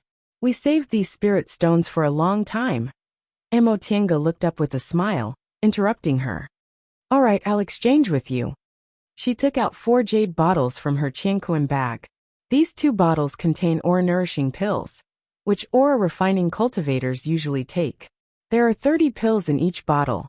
These 2 bottles contain ore-converging pills, which are 10 times more effective than ore-nourishing pills. There are 10 pills in each bottle. The 4 jade bottles were placed on the table. Lu and Ichio were overjoyed. According to the price in Kunwu, these things were worth 500 or 600 spirit stones. Medicinal pills were even more difficult to obtain in Linhai, so they were worth far more. After taking the medicinal pills, they couldn't wait to open them and take a look. The 2 of them thanked Emotienga repeatedly. "Thank you for your reward, Senior Yi." They naturally knew that the spirit stones and medicinal pills they gave were far less than the value of these medicinal pills. "No need to thank me. Just take it as a reward for taking care of my chores these past few days." Emotienga never thought she could get anything from these 2 female ore refining cultivators. In any case, these were just leftovers from when she concocted medicinal pills for Jinji. Thinking of Jinji, she was in a daze for a while. By now, Jinji should have returned to Mount Taikong and finished the foundation building pill test, right? She didn't know whether he passed or not. If he did, he should have entered closed-door meditation to build his foundation. She wasn't worried that Jinji wouldn't succeed. It was very rare for ordinary cultivators to succeed in building their foundation on the first try. With that master of hers watching over him, even if he didn't succeed, nothing would happen. Moreover, before she left, she secretly prepared several foundation-building pills and constitution-enhancing pills for Jinji, which she put in another small bag, and told him to only take them out when he built his foundation. With the extra foundation-building pills she gave him, Jinji presumably had a great chance of successfully building his foundation. It was just that she didn't know whether he was obedient or not. Thinking up to this point, Emotienga suddenly wanted to go back. Although she'd only been out for more than a year, it felt like a long time had passed. She missed Jinji, missed her master, and missed that small immortal's cave. She'd been at Xianqing school for almost 20 years. She had relatives, a master, and friends. She really considered Xianqing school her home. This feeling was very good. At least when she was injured or tired, she had a place to go back to. Yilu and Ichio thanked her profusely and left. Emotienga touched the space between her eyebrows and entered the virtual sky world, thinking about what to do next. Since she felt she'd been out for a long time, should she go back to Xianqing school? Generally speaking, from the late stage of the foundation building realm to the peak stage of the foundation building realm, it would take 30 to 50 years to cultivate smoothly. However, her aptitude was extraordinary now, and the medicinal pills she had were also much better than ordinary people's. Presumably, she would only need about 20 years. As for forming her gold core, it might take more than 10 years of preparation. As long as she wasn't too unlucky, her chances of forming her gold core shouldn't be too low. She was only 38 years old. If everything went smoothly, she would be able to form her gold core when she was around 70 years old. However, Emotienga was somewhat hesitant about this decision. If she went back and continued her closed-door meditation, it would be meaningless for her to deliberately suppress her cultivation level and prevent herself from advancing too quickly. For ordinary cultivators, the faster they reach core formation, the better. In today's cultivation environment, no matter how diligent a cultivator was, it was very difficult for them to form their gold core before the age of 100. Therefore, in the celestial pole, it was difficult for a few cultivators to form their gold core before the age of 100, even in 1,000 years. Those who could do it were all called geniuses. Because of this, her senior martial brother Shou Jing was able to form his gold core before he was 100 years old, even though his talent was not outstanding. That was why he was so famous. However, Emotienga couldn't simply think of it this way. With a cultivation environment similar to the distant past era, geniuses from the distant past era, and countless medicinal pills, her spiritual aura grew very fast, and it was very difficult for her to encounter bottlenecks in realm breakthroughs. In this case, forming her gold core before she was 100 years old was almost certain. But after all, this wasn't the distant past era, so she would encounter problems that ordinary people wouldn't encounter. Her chief master once sighed in private that her senior martial brother Shou Jing formed his gold core too early. He was too young, and his foundation was unstable. Fortunately, he liked to run around on his own, and could be considered to have experienced a lot, so nothing bad happened to him. It was also because of this that her master repeatedly warned her that her mental state must keep up with him in order to form her gold core. Advancing her cultivation level too rashly wasn't a good thing. With this thought in mind, Emotienga became hesitant. It had only been a year. The time she spent traveling was still too short.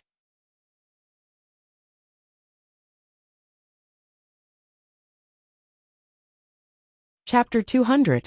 Whether or not she could go back could be discussed later. At the very least, she'd have to stay at Bishuan Court for several months. Teaching alchemy was not an easy task. Pill recipes could be bought and sold, and the steps could be explained, but the things that needed to be paid attention to during alchemy were not clearly recorded in the pill recipe. Every alchemist had their own secrets, which were the key to success in alchemy. In addition, there was also how to form hand seals during alchemy. The pill recipe did not explain clearly. Most basic alchemy pills did not require hand seals, but some special alchemy pills required hand seals to perfectly mix the various ingredients together. Every alchemist had their own unique variations on these hand seals, which were different from the ones on the pill formulas. These changes, coupled with the time and alchemy fire during alchemy, were completely integrated to achieve the best results. Fortunately, Xiaqing was extremely talented in alchemy and comprehended very quickly. Emotienga felt Emotienga's talent was much higher than hers. It was just that Emotienga didn't have a lot of good materials for her to practice with, so her pill concocting realm couldn't advance. Little by little, Emotienga taught Xiaqing how to distinguish the degree of fusion between materials and what aspects to pay attention to when forming hand seals. Emotienga wasn't afraid that Wei Haolan wouldn't fulfill her promise after she taught Xiaqing. As soon as she entered Bishuan court, she already revealed that she left the mountain under her master's order. With Wei Haolan's experience, she should have known Emotienga was an elite disciple of Xianqing school the moment she heard what Emotienga said. Even though Bishuan court was located in Linhai, isolated from the rest of the world and thousands of miles away from Xianqing school, big cultivation groups always had some special methods to track the whereabouts of their disciples. If she was detained in Bishuan court and was investigated, a nascent soul cultivator from such a small cultivation group would be enough to consign them to eternal damnation. Every day, Emotienga would study the art of pill concocting with Xiaqing. Occasionally, when she was free, she would also discuss the path of cultivation with other Bishuan court cultivators. Several months passed by in a flash. Fellow Taoist Xia, Emotienga called out to Xiaqing, who was practicing figuring out the weight of materials. If someone else called out to her right now, Xiaqing definitely wouldn't even raise her head. However, since the person calling her was Emotienga, Xiaqing immediately raised her head. Fellow Taoist Yi, did I do something wrong? No. Emotienga chuckled, then took out several jade slips from her robe and handed them to him.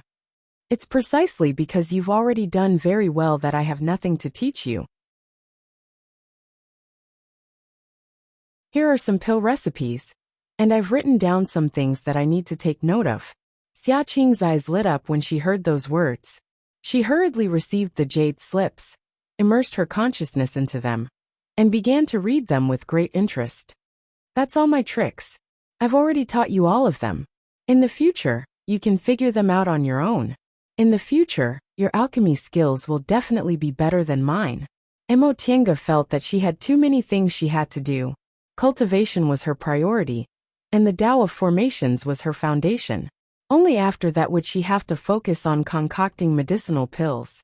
Xiaqing, on the other hand, was wholeheartedly focused on concocting medicinal pills.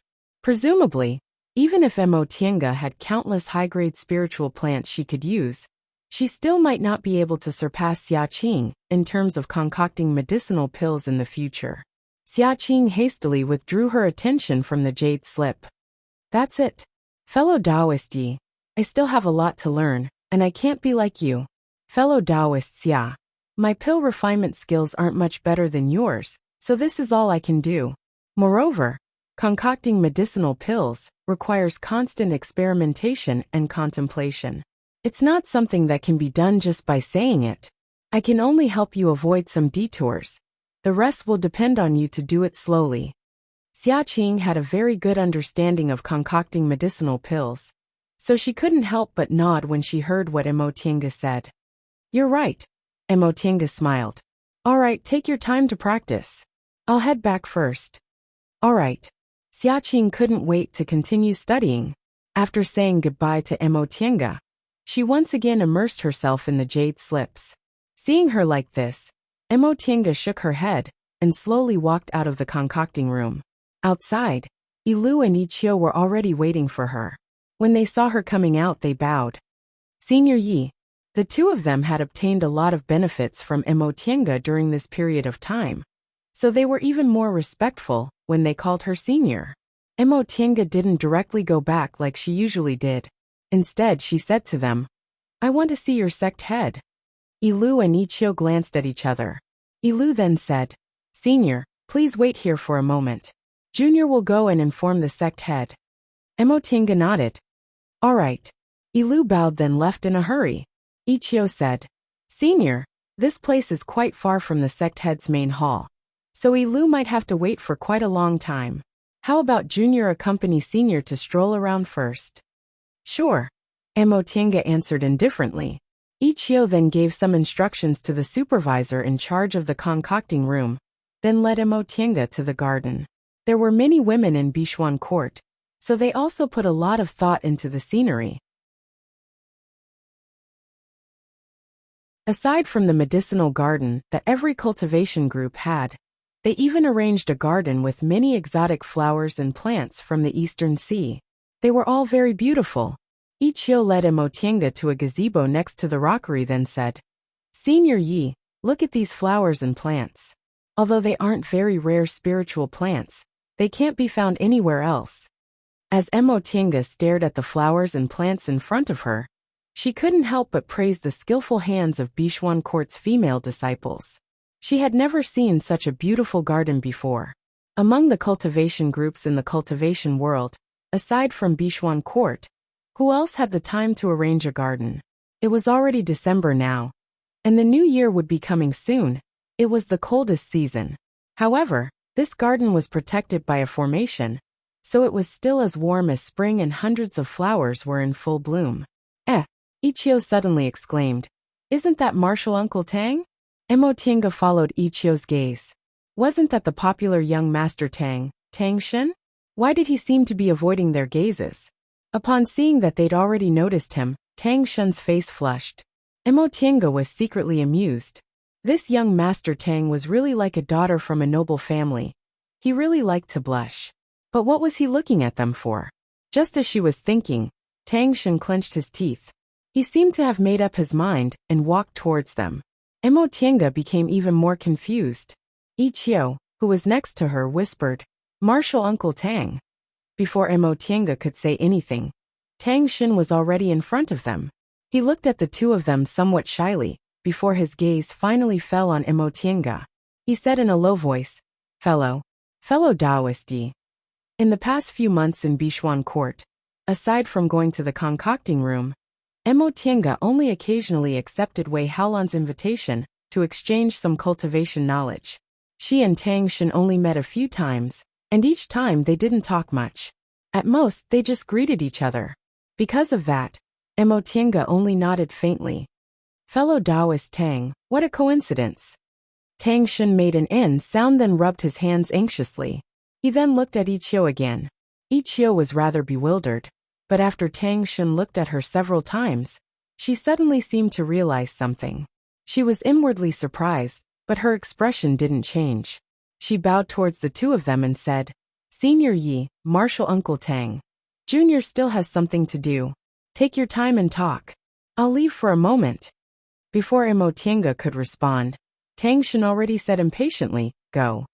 Upon hearing what Tang Shin said, Emotinga could only swallow her words and watch as Ichio slowly left the garden. It was already evening.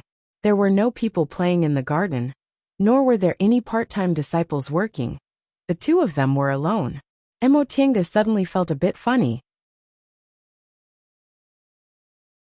If this scene was seen by this young Master Tang's admirer, she'd most likely become Bishuan court's public enemy tomorrow. She really didn't know what this young Master Tang wanted to say. Ichio left, but Tang Shin still looked hesitant. Sometimes he rubbed his hands, and sometimes he wiped his palms. Emotinga really didn't like a man acting like this, so she took the initiative to speak. "Fellow Taoist Tang, is there something you need?" "Ow!" Tang Shin was startled back to his senses. He gulped, seemingly trying to calm himself down. "Fellow Taoist Yi, let's sit down and talk." Emotinga glanced around. There was only a small table in the pavilion, so no matter how they sat, it would look too intimate. She said, "It's the same if we stand and talk." What she said was obviously a refusal. She didn't want to appear intimate with him. Tang Shin glanced at her with a bit of surprise, but his mood actually calmed down. Ever since he was a child, he had many admirers. Bishuang Court was a cultivation group for female cultivators. So the martial sisters he grew up with always wanted to get close to him. He also always thought female cultivators were the same. But now, he could see that this fellow Taoist didn't want to be too intimate with him. So he heaved a sigh of relief. As for what he wanted to say next, he also felt it would be easier for him to say it. I heard, fellow Taoist, you will soon return to Kunwu, right? Mo Tiange nodded. Yes. I've taught all my pill concocting skills to fellow Taoist Xia Qing, so I'll be leaving soon. Then, Tang Shen cautiously glanced at her. Can I leave with fellow Taoist Yi? Mo Tiange was dumbfounded. She stared at Tang Shen for a while, and only said faintly when she saw his face blushing again. Fellow Taoist Tang, as Elder Qingxi's beloved grandson, it shouldn't be a problem for you to leave Linhai, right? Why do you want to leave with me? Tang Shen glanced at her nervously, then said in a low voice. Although I can leave at any time, great-grandmother doesn't feel at ease leaving me alone. However, the martial sisters in the group are too clingy, and the martial brothers aren't very friendly to me. Mo Tiange frowned and said in confusion. Could it be that your ancestor isn't worried I might have bad intentions?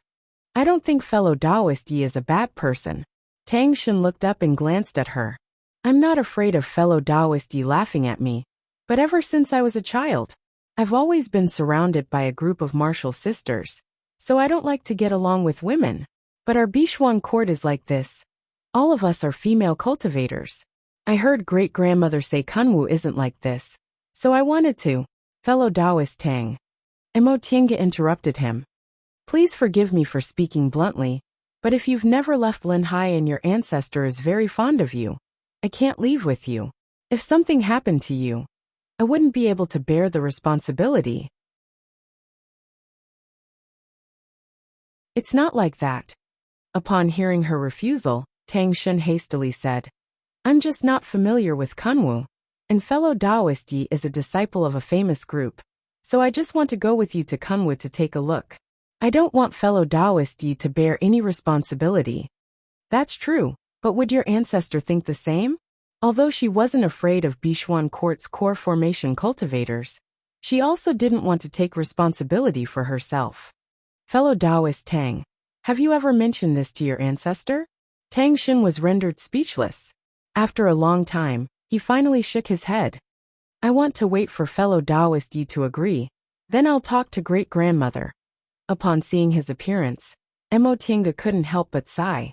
Fellow Taoist Tang, I don't want your ancestor to misunderstand that I'm abducting her beloved descendant, so you'd better explain it to her first. Besides, to be honest, with fellow Taoist's temperament, it's better to have fellow disciples accompanying you. No matter how fellow disciples treat you, they'll always be more reliable than an outsider like me. You're tuning in to the Li Mei's Wuxia Whispers YouTube channel. We're so grateful for your support. And don't forget to subscribe to join us on this incredible journey through captivating stories. Your generosity through donations truly makes a world of difference, as it's the primary source of revenue that allows me to expand and enhance this channel for you. Thank you from the bottom of my heart for being a part of this adventure.